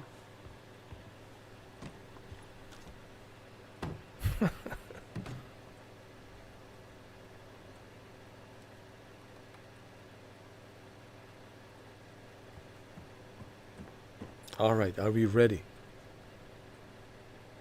Wait, hold on. I don't want to rush this.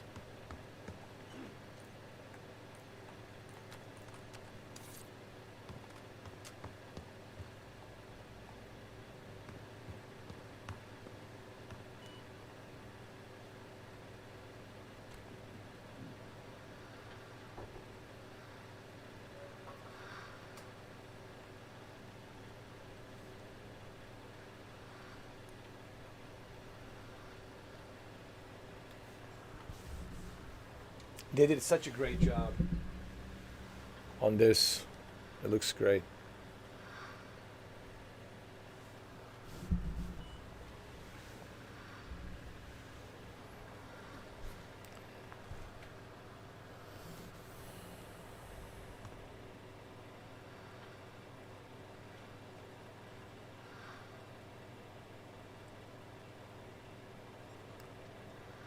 I guess this is how PC Master Race started. Started like this.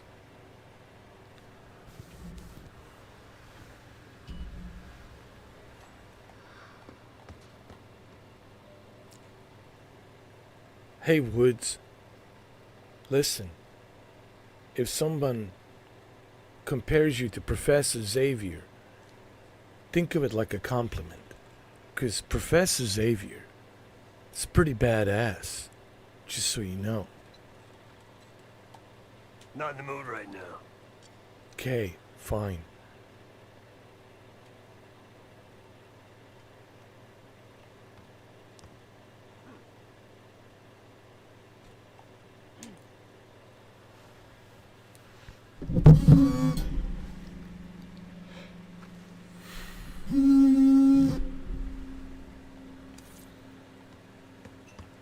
I guess we're ready to go, huh? No, actually, wait.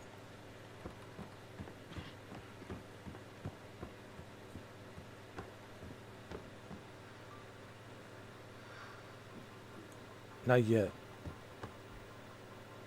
I feel like there's still something here I need to do and discover. It's not over yet. It's not over yet. It's not over till I say it's over. See? I knew it. It's so true, man. That's why I say it's not over yet. You never want to rush through these games. Take your time. Don't rush through it. Because you're going to miss something very important. And that's why I said it's not over yet. Because I know that there's more Easter eggs for me to check out and look and see.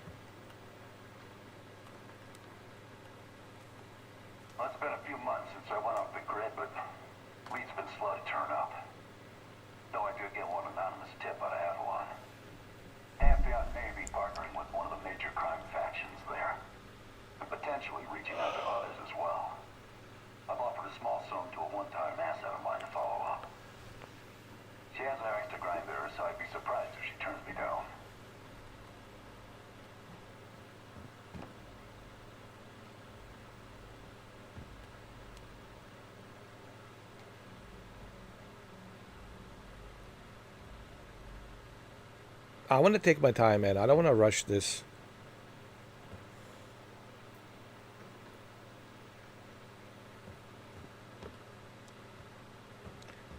Did I show the Jose the basement here?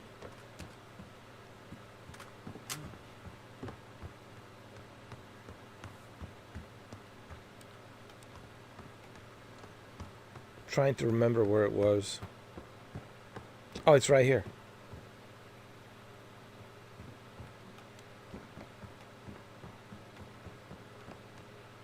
See?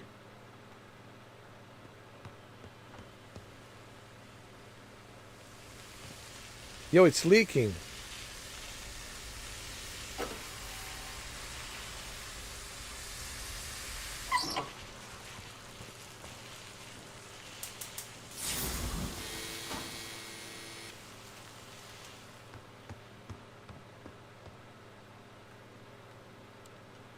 Daniel Livingston's been planning my retirement party for half a decade. He wants a youth movement inside the CIA. More creative and agile operatives, I recall him saying. If he wasn't the one who framed me, he sure was eager to believe the pile of horseshit that landed on his desk. He can hunt me down as long as he wants. But he'd never think to look inside a former KGB safe house. Even if he knew it existed. That looks like your furnace. See, Daniel? I can be creative too. You see, Jose, you always can find something. That's why you don't want to rush through this game. I never rush through any game, dude. I always take my time, dude.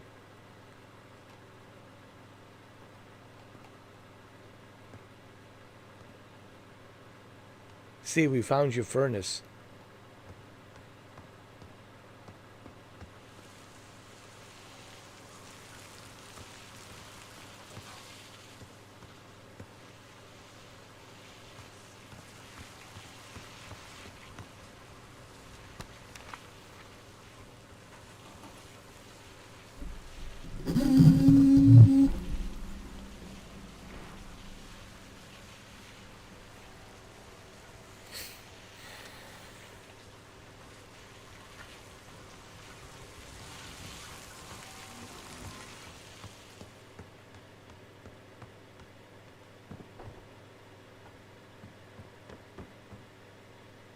How about we acknowledge how good this game runs on the Xbox Series X?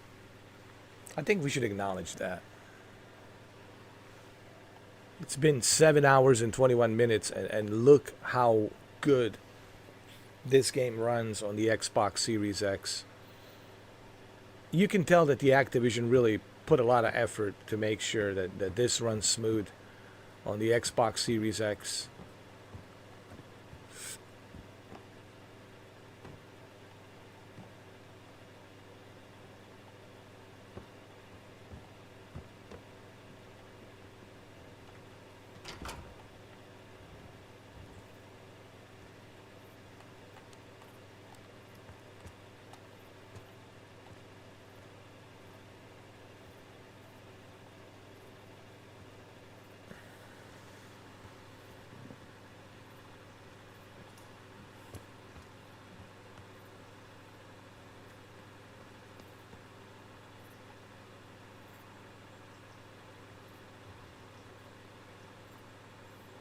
Oh man, I will miss this.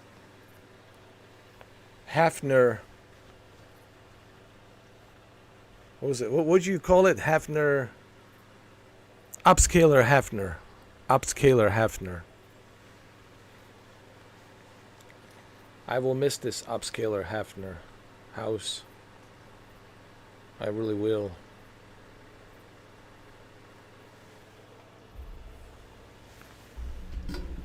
The best way to describe this place, it's like Hugh Hefner and Professor Xavier. It's like Playboy Mansion with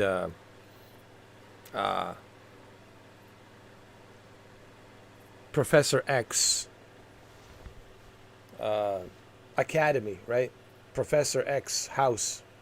Academy for the X-Men, you know.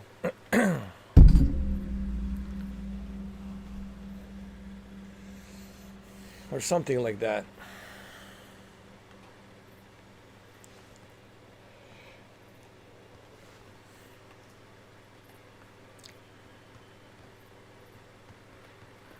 Can't believe we're leaving. I can't believe we're leaving this place. Why? Why? Just why?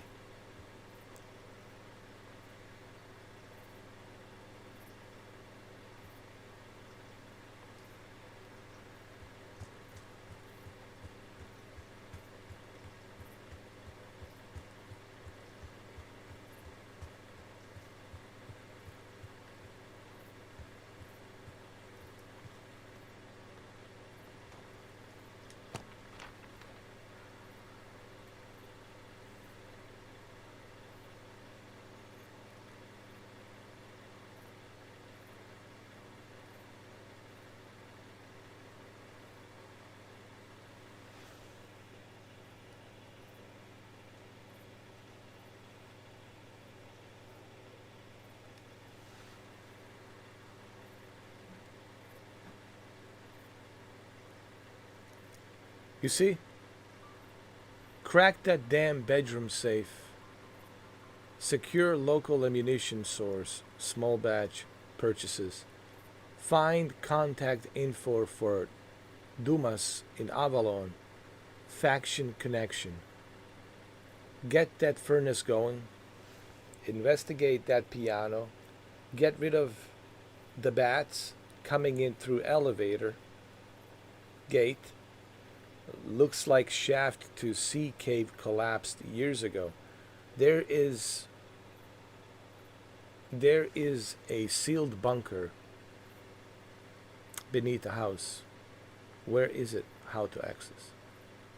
There's a sealed bunker. So there is a sealed bunker beneath the house. Where is it? How to access? There's a sealed bunker beneath the house. See, there's so many things to do here. You want me to leave? No. There's a sealed bunker. There's a sealed bunker beneath the house.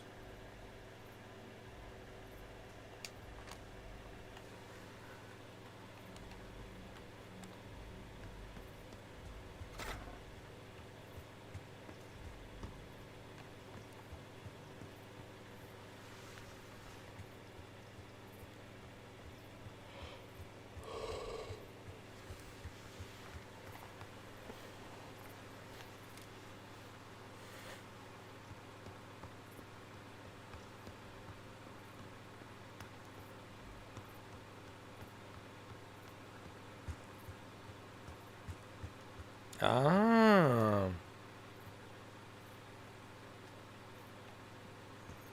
Mm-hmm. Mm-hmm.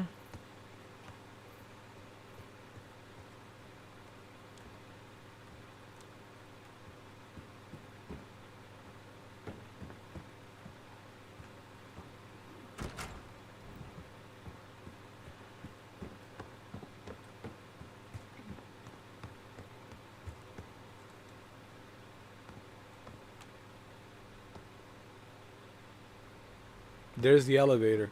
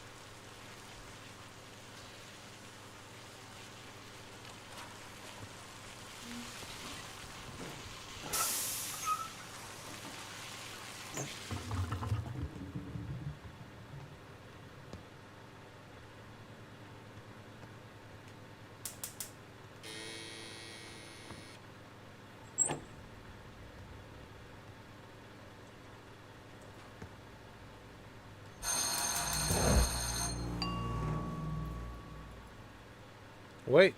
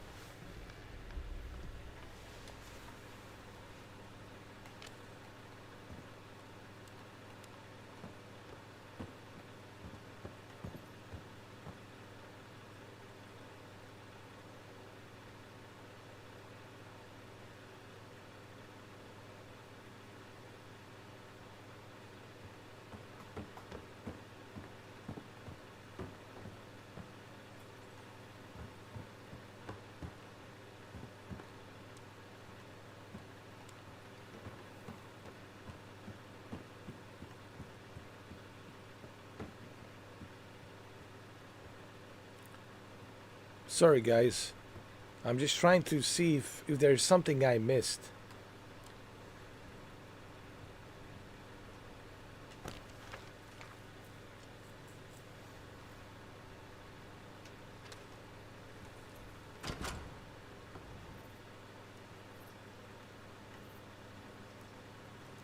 Wait a minute.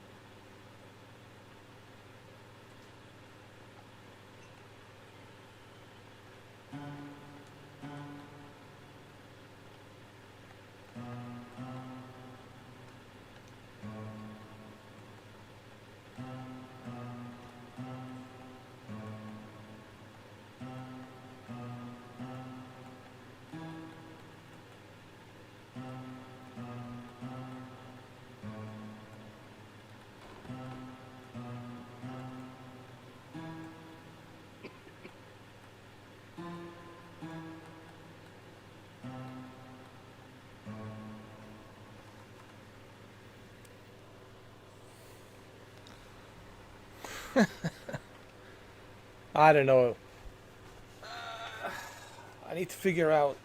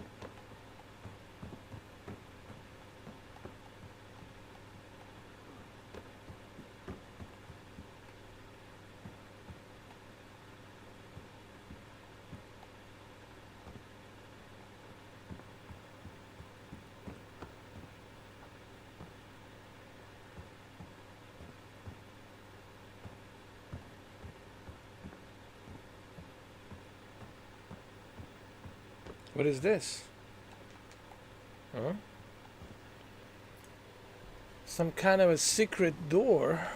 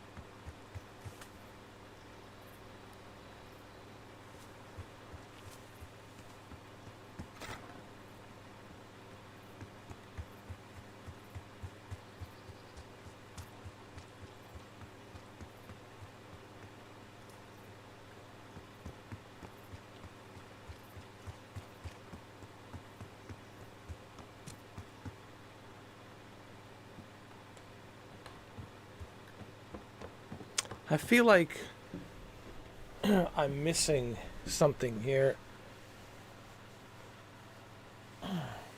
A clue.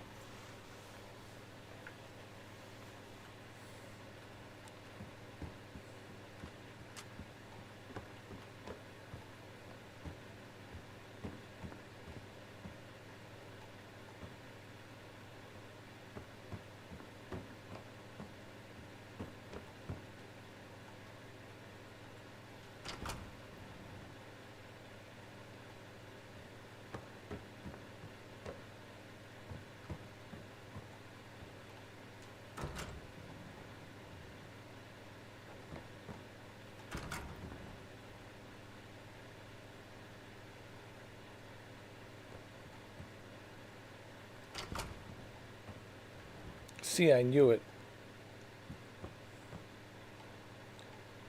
But what's the code, huh?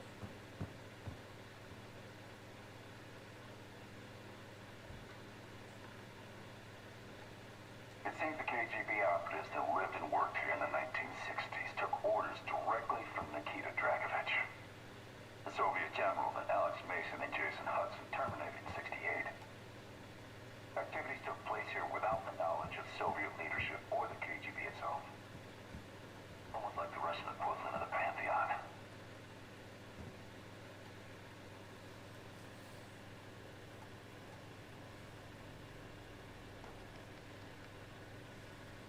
What did he say?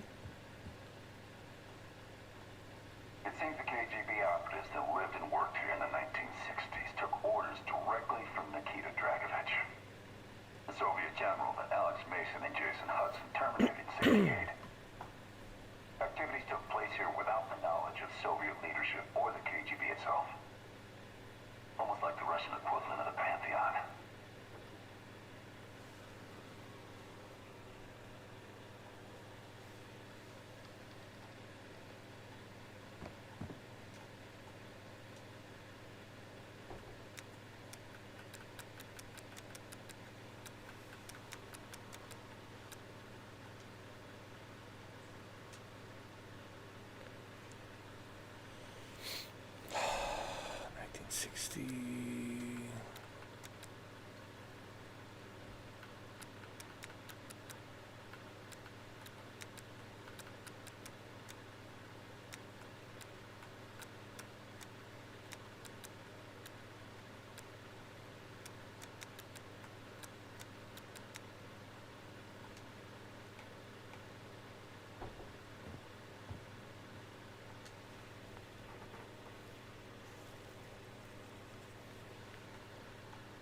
It seems the KGB operatives that lived and worked here in the 1960s took orders directly from Nikita Dragovich.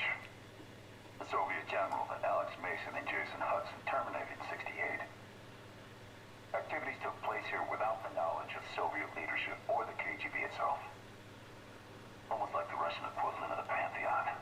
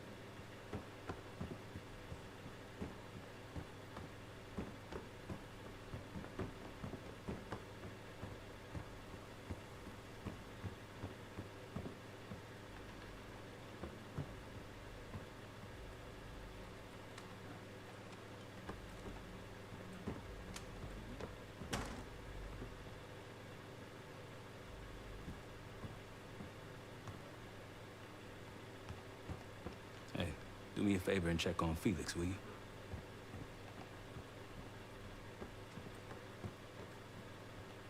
Stay strong.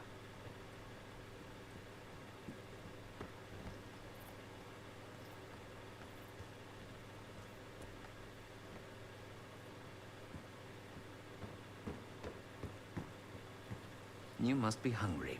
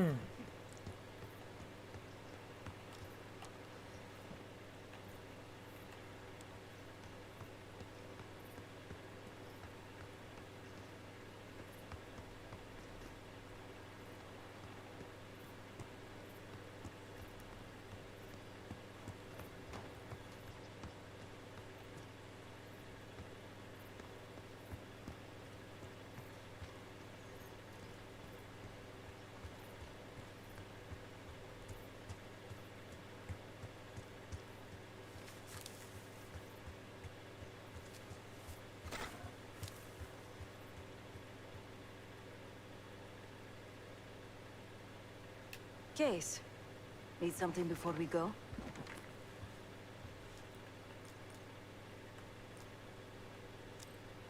Oh, that's not fair. I need to generate revenue, Case. Taking down Avalon's crime factions isn't cheap. Don't get me wrong. You have a noble pursuit. But it isn't my fight. I'm not American. Don't have a misguided sense of patriotism like Marshall over there.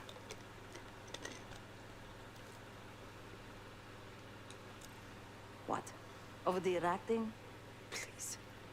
Not worth the energy. Contrary to Marshall's manly sensibilities, I could have helped. But you made it back alive, so...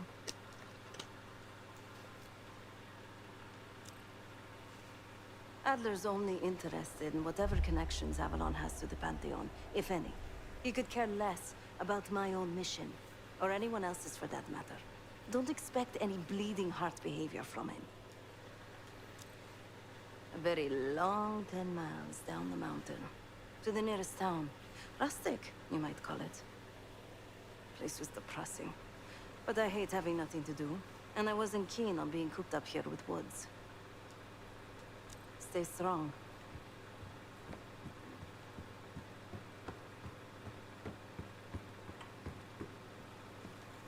You must be hungry.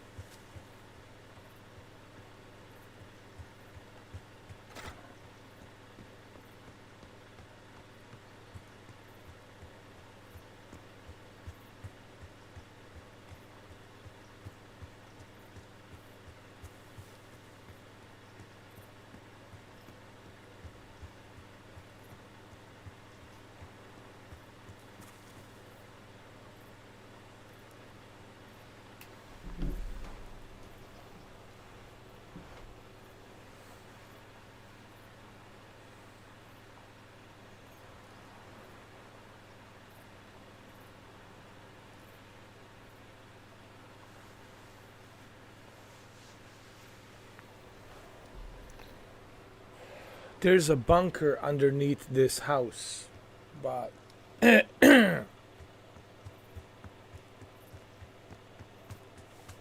but that's something I need to figure out how to get there.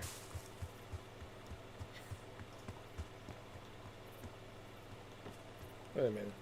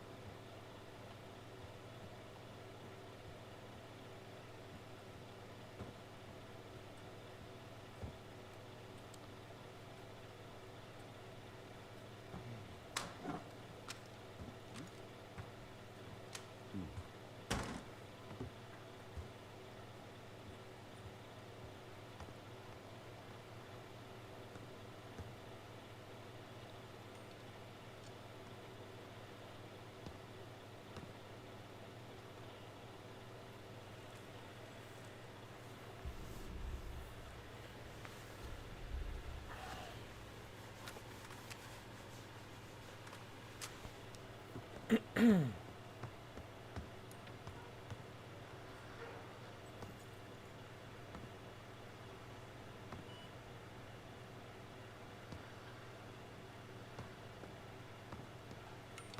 in the mood right now.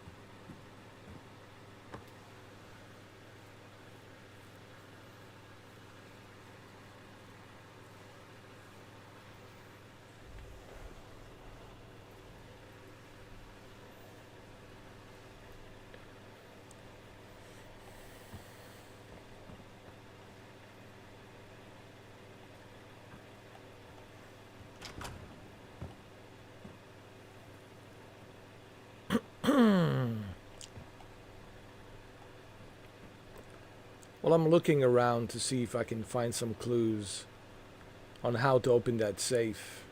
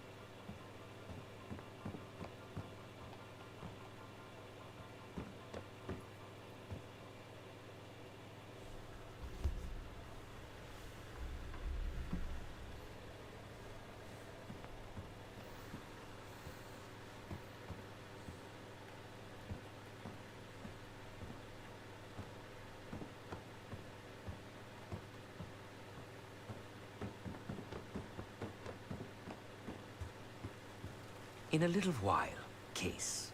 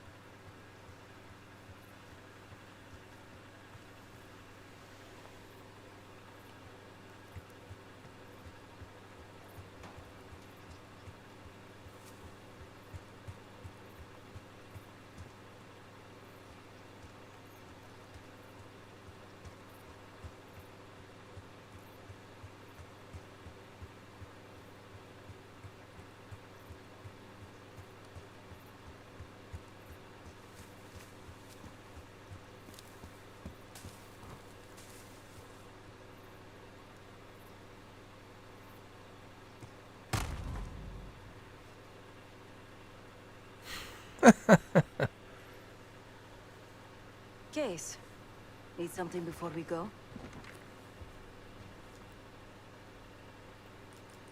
Stay strong.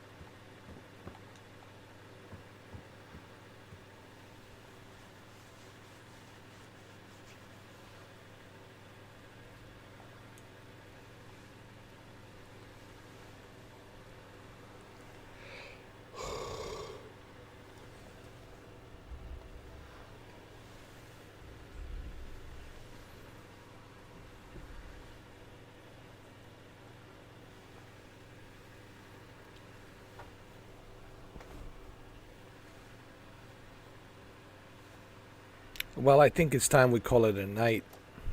It's already 3 o'clock and 47 minutes. It's almost 4 o'clock in the morning.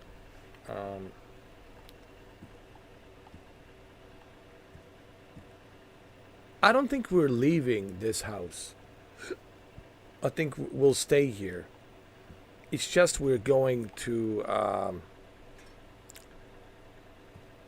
we're going to the United States We're in Bulgaria right now, and our next mission is to go to United States. So we're not like leaving this place. So I still have time to like, you know, look around. Maybe I'll find some clues. You know what I mean? See, like right here. The next mission, Most Wanted. We'll do this today. Most Wanted.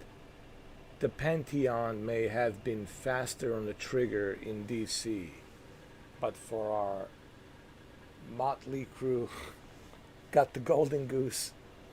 Now that goose better lay us damn good eggs. Alright, so we're going to United States.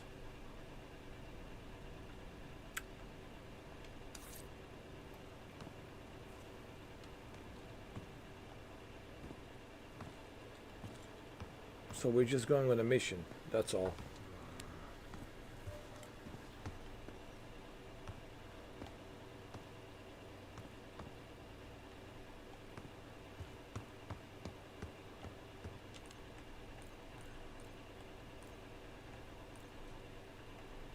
You know what, maybe when I purchase some more stuff here, like a gear station and training area, maybe I'll be able to get some more clues. I need 500. I need $1,000 for both of these. So maybe we'll discover some more clues as to how to open that safe and find the access to the bunker underneath this house, right? Maybe we'll figure out that piano melody, you know. So our next mission is to go to United States, Washington D.C., to see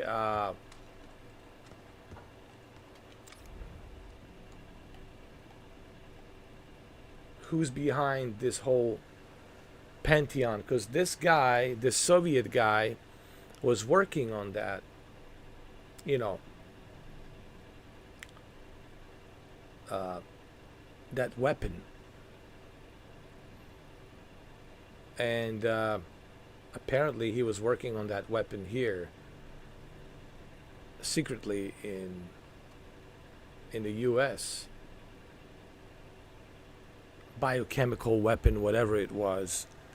That Pantheon has a hold of it in Iraq, but apparently this individual, the Soviet guy, this Russian guy, it's been working in United States to create that biochemical weapon, and then send it over there to Iraq. So who are these Pantheons? See, that's the thing we need to find out. Who are these Pantheons, and what is their agenda, and who's behind Pantheon? I have a feeling this guy right here,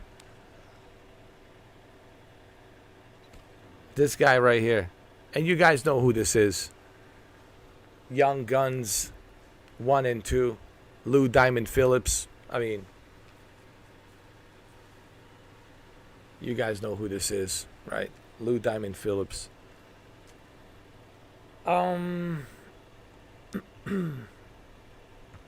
Man, he's gotten old. You know what? Lou Diamond Phillips could have played Joe Miller. Honestly, I think he could have played Joe Miller.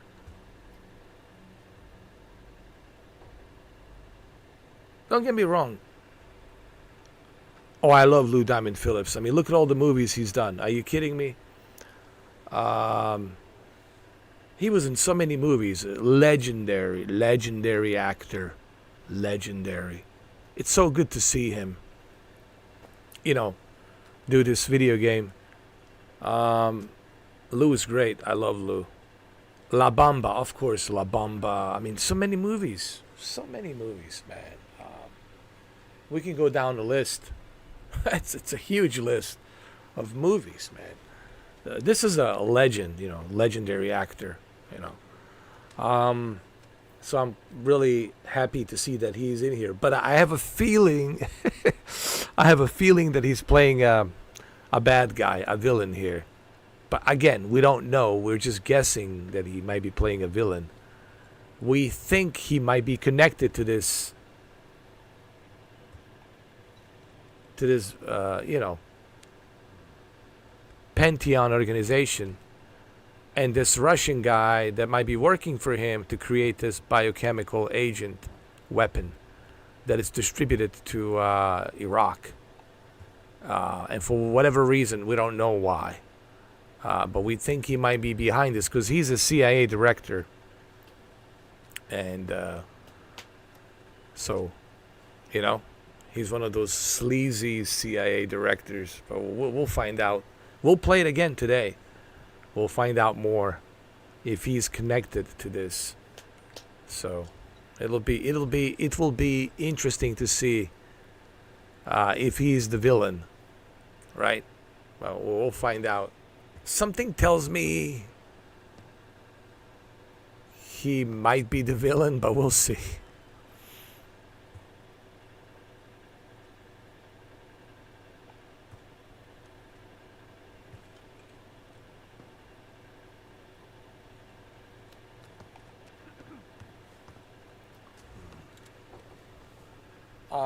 So before I go, I just want to say yet another long live stream, right? Yet another 8 hours and 24 minutes. I want to say a few things before I go, and we'll talk about this today as well as I continue to play over the weekend Call of Duty Black Ops 6. I'm really surprised, Jose. I'm surprised how good this game is. I was not expecting this to be this good. But to my surprise, it is good. There's so much to do here. Just look how much time I've spent here in a safe house, and the things you can build here in a safe house, right? There's a lot to do in this game. Just on a campaign. We're talking campaign mode, and there's so much to do here on a campaign. And then of course there's a multiplayer, right? Zombies mode and you know, different multiplayer modes. Stay away from the multiplayer. We don't need that blood pressure. I know. But let me tell you, when I played the open beta, Jose, Call of Duty Black Ops 6 open beta, it wasn't that bad. Actually, it was more balanced. You know, that's the surprising thing about me playing Call of Duty multiplayer open beta. It was surprisingly balanced versus like Modern Warfare 3. So when you look at Modern Warfare 3 and you look at Black Ops 6, it's more balanced. At least to me, it felt more balanced. You know, I was able to score more points, more kills, much easier. It didn't take me, you know, forever to, you know, to eliminate someone. While in Modern Warfare 3, it takes you forever to eliminate someone. Now, I'm not saying that there won't be any cheaters. There's always people cheating. Look, it's Call of Duty. It's multiplayer. People are going to cheat, no matter what. We just have to accept that. When you play Call of Duty multiplayer, you just have to accept this one fact. People are going to cheat, especially when it's a cross-platform with a PC. Right? You got PC players joining this and playing this. You know they're going to be using some sort of cheats. You just know it. So that's just something people need to accept. It is what it is. It is here to stay. You just have to accept that people are going to cheat.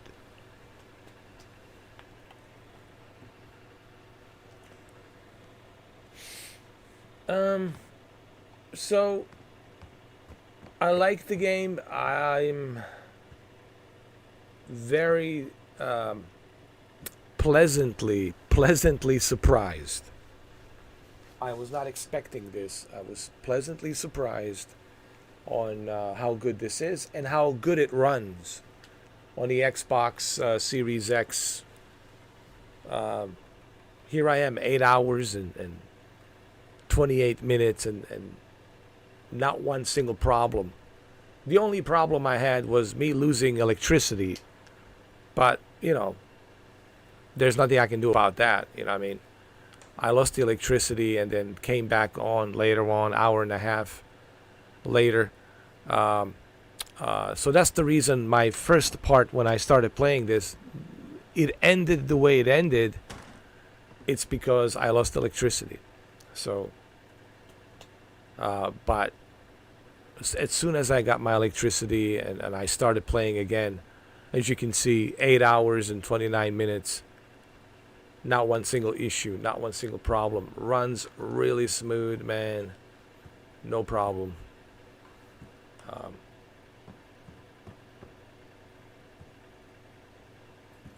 And I know Jose is probably wondering, well, you do have that gaming laptop, Mr. 4K. Will you try this on your gaming laptop to see how it runs on a PC? Sure. Yeah, I will.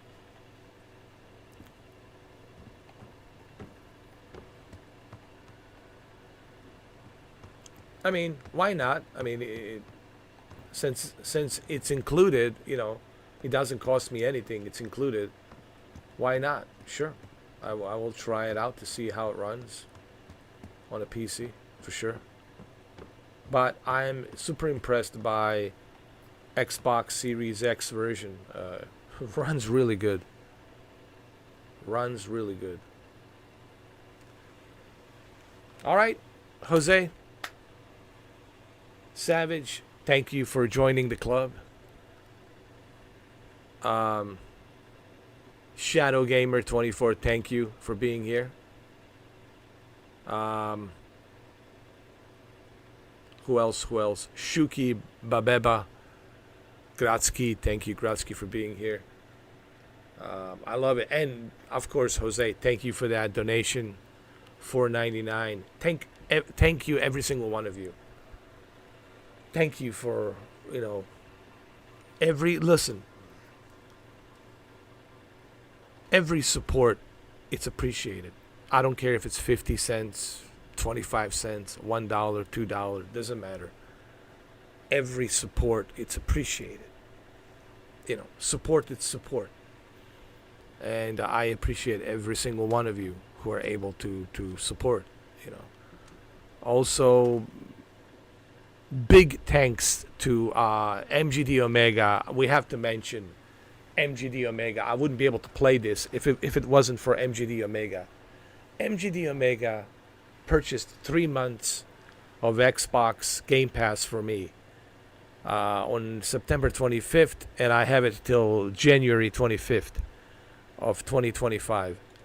And I will be able to play games like these, like Call of Duty Black Ops 6. I will be able to play Flight Simulator 24 on November 19th. I will be able to play Indiana Jones The Great Circle. Thanks to MGD Omega, I will be able to enjoy these games and share it with you here on the on my channel, on the live stream. So big thanks to MGD Omega. Big thanks to MGD Omega.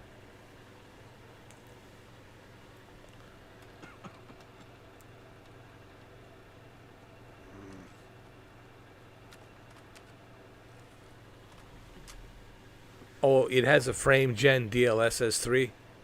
Oh well. It will run blazing fast with a frame gen DLSS 3. It will run blazing fast.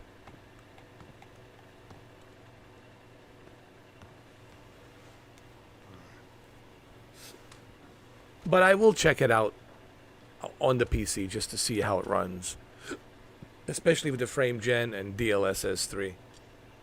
You know, to play this in 120 FPS. You know what I mean? 120 FPS. That's the idea here.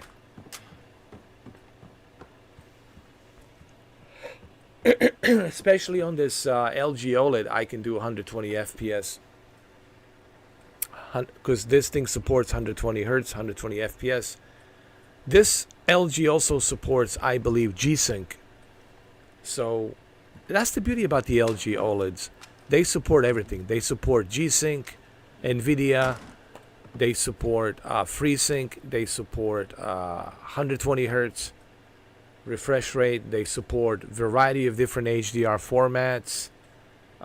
So LG OLED, it's super easy for me to recommend. If you're looking for like a good gaming television,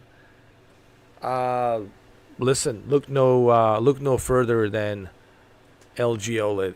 LG OLED, you can't go wrong with the C2. Even if you find a C2 for like a really good price, you can't go wrong.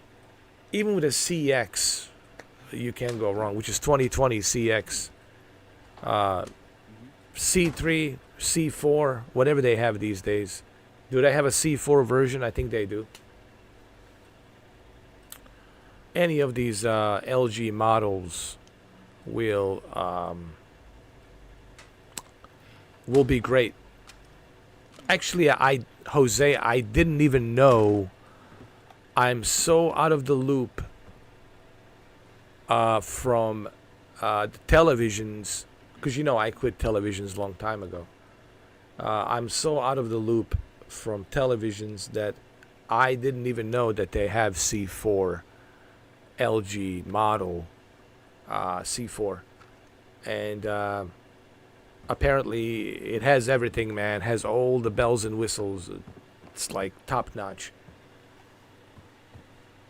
So I didn't even know that the C4 model from LG OLED, it's out.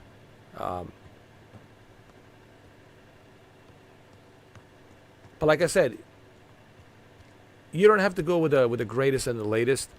If you can find C2 for like a really good price, like C2 is more than enough, man. Trust me. You got everything on C2. You have HLG, which is a hybrid log gamma HDR. You have Dolby Vision, Dolby Atmos. You have HDR10. You have Game Optimizer. You have G-Sync, FreeSync, 120 Hertz variable refresh rate. Beautiful OLED screen. It's a package deal, man. Everything about LG. Well, actually, let me see. Before we go, let me just double check on this, because I'm just curious to see. Just give me a second.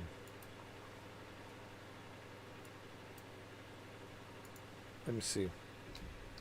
LG C4. LG C4. Let me see. Smart TV. Dude, they're super cheap. Look at this. LG C4. No. Here, let me show you.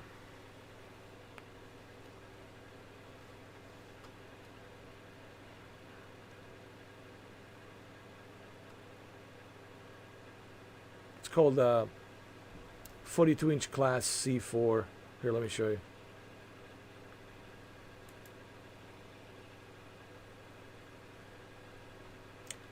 They have many different variety of C4s. LG 65, 77. Let's go with a 48 inch. Let's see. LG 48 inch. Let's see.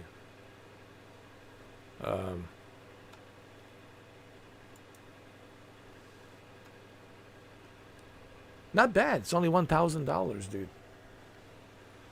For a LG OLED Evo C4, that's pretty good, man. 1,000, only 1,000, dude.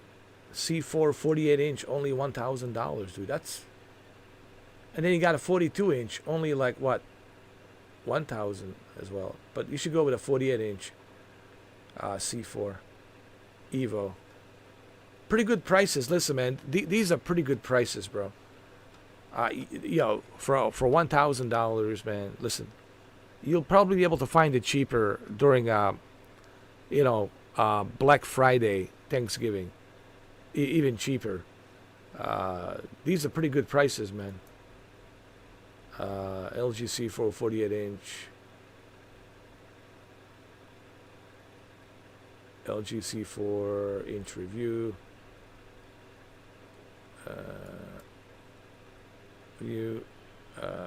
C4. Let's look at the 42 inch. 42 inch, only like $1,000. Not bad. For gaming, look, I'm talking about for gaming, you know. If you want something for gaming, you know, it's perfect. Yeah.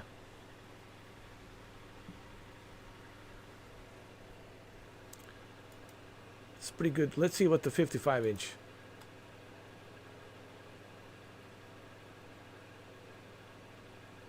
Even a 55 inch, man, it's not bad.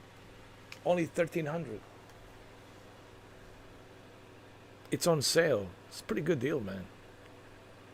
Listen, guys, you know, get yourself a 55 inch C4 OLED for 1,300. You will not be disappointed. Trust me, for video gaming, for movies, for everything. And I'm not saying this because I have 3 OLEDs from LG. I'm not saying this because I'm an LG OLED fanboy.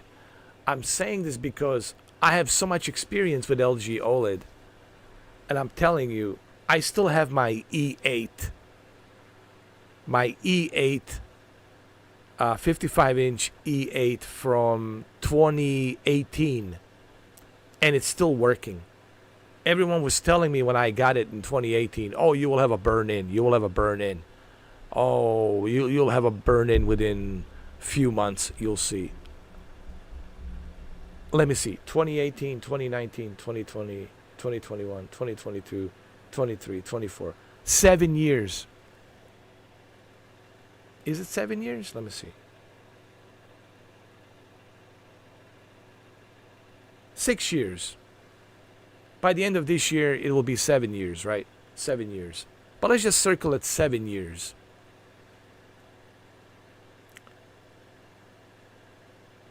Seven years. And it's still working. You know how many hours I have put on that television? Thousands and thousands and thousands of hours. And it's still working. And it's still working. So, listen, guys. I'm telling you right now, if you want my advice, LG OLED, I'm telling you right now, you will not be disappointed. Okay?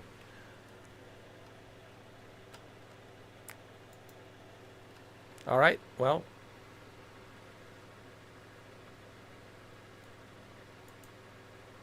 There you have it. LG C4. 55 inch. Or if you want to get something smaller for your gaming setup, you can go with, 42 inch or 48 inch for like $1,000. But you know what? Why not get a 55 inch? You're already spending $1,000. Why not go with an extra 300 and get yourself a 55 inch, right? So if you're gonna go with a LG C4, look at me. I'm already getting bitten by the television bug.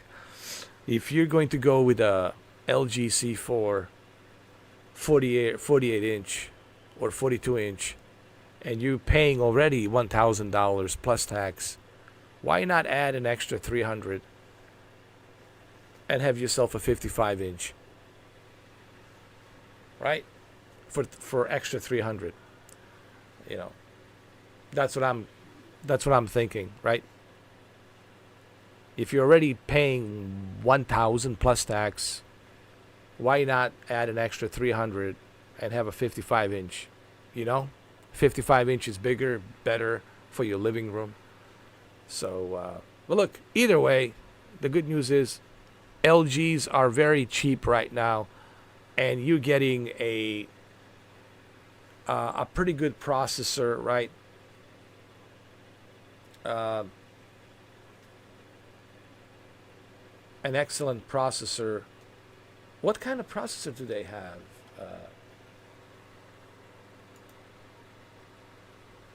Let me see.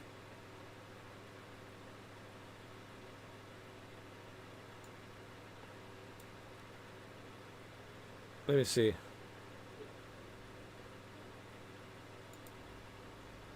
What's the difference? The LG C4 OLED, one of this year delights within the hotly contested LG TV 2024 lineup, brings quite the spunk on the price that's a little high. It's inarguably among the best TVs of 2024, but can it stand against the last year's value pick in the LG C3 OLED? There's a lot of love from both displays, highlighted most prominently in their OLED screens. While not quite Meta 2.0, these panels bring quite the performance on one of the most robust interfaces in WebOS. Wow. Even 65 inch, you know, for 1700, man, it's a pretty good deal.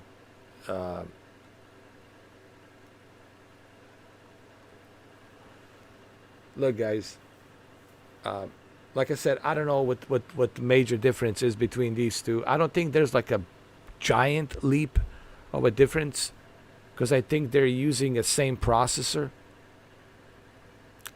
I think they're using the same processor, I think.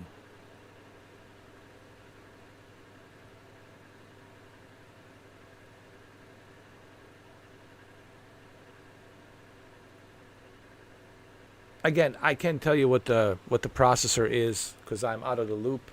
I have to do more research. But trust me, it doesn't matter if you go with a C2, C3, even CX. Even with a CX, you're still getting a good deal, man. Like I just told you, I still have my E8, and it's running excellent. You know, so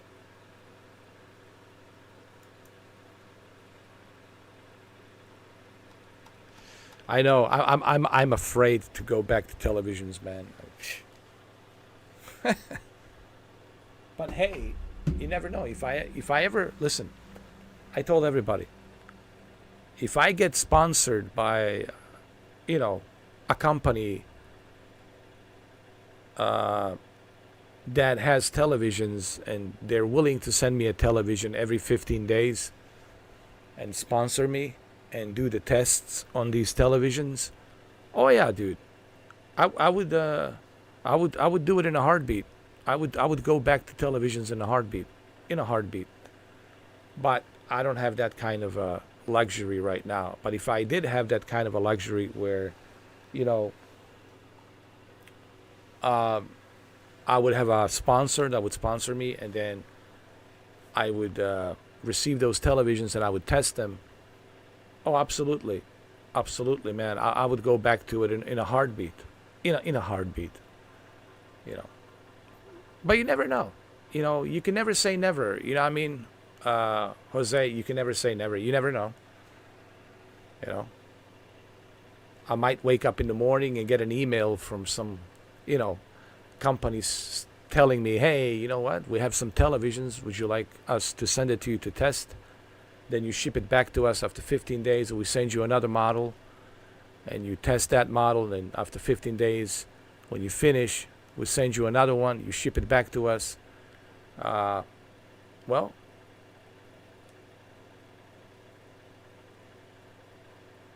I would go back to televisions in a heartbeat. Sure.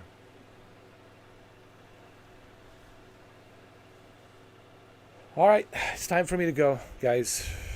It's late. It's 8 hours and 48 minutes.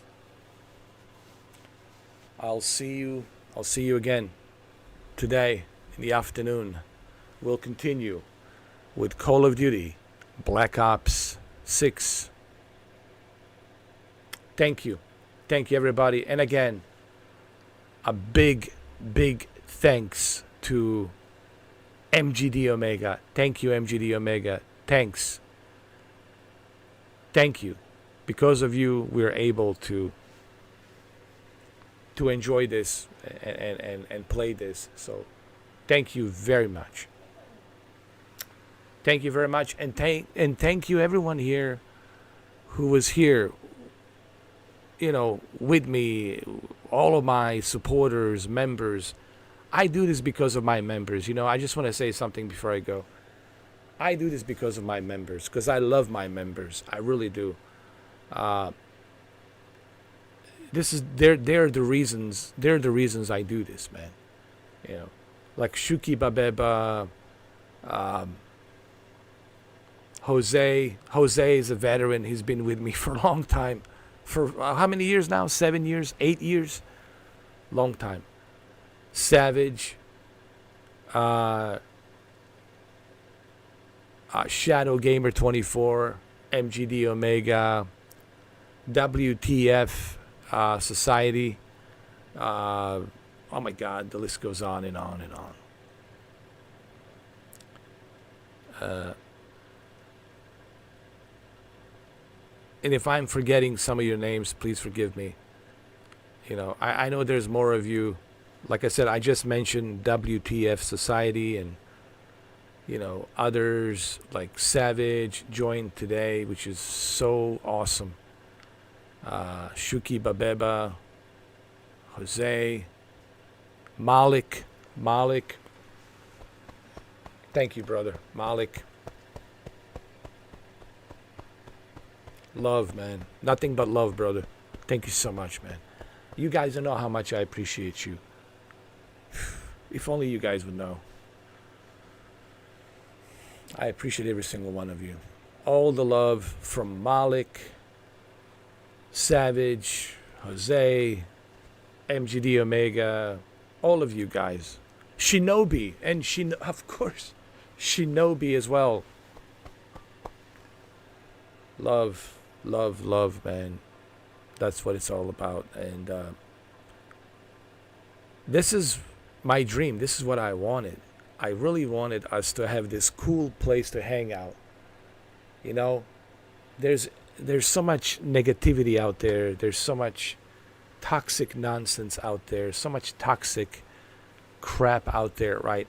I want you guys to have a good time, man. That's what this is all about. That's my goal. Honestly, my goal is to have you guys have a good time. And we are having a good time. Like, look at today, Friday night into Saturday morning. We're having a good time, and we'll continue to have a good time today as well. On Saturday night into Sunday morning, and then Sunday afternoon as well into Monday morning. That's what we do, man. Here we're here to have a good time. And you should consider as well, for those of you who are thinking about, who are subscribed, you should think about becoming a member. It is worth it, trust me. And why it's worth it? Well, look at this live stream for 9 hours, and all my previous live streams for 9 hours, 10 hours, 11 hours, 12 hours.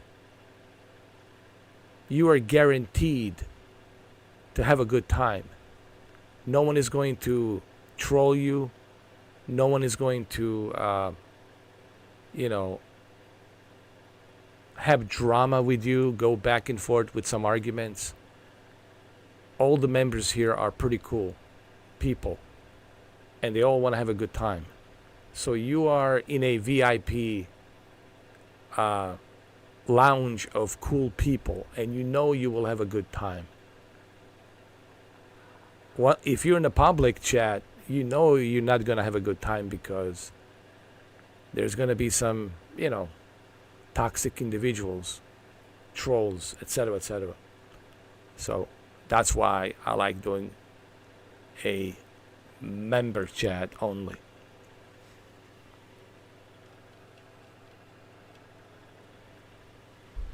Yes, sir. From all around the world, too. Yes, sir. Yes, Jose. Oh, I know you guys are here. I know that. And I know that you guys are also busy. You have a life. You guys have families. You have your own life. I can't expect you guys to always be here. So I totally understand that. By the way, I fixed my chat. Thanks to Gratsky. Gratsky told me yesterday. Gratsky, it's Shuki. His real name, it's Gratsky, but it's Shuki. Shuki, which is named after his cat. A wonderful, beautiful cat. May he rest in peace in heavens. He told me yesterday, use a pop-up chat from YouTube. So what I'm doing basically, I'm not depending on OBS. I'm not using OBS chat. I'm using a browser YouTube page pop-up chat.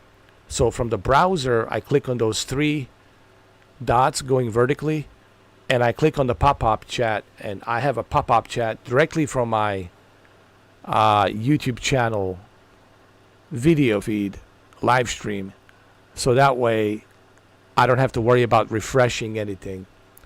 And it works, as you can see. It works perfectly. So thanks to you, Shuki, for reminding me for that tip. Because I didn't know that you could do that, believe it or not. And I've been doing YouTube for how many years, right? And I didn't know that. So thank you, everybody. I'll see you today. Don't be sad. I'll be back. I'm coming back today. I'm coming back. We'll continue with Call of Duty Black Ops 6. If you have a Game Pass,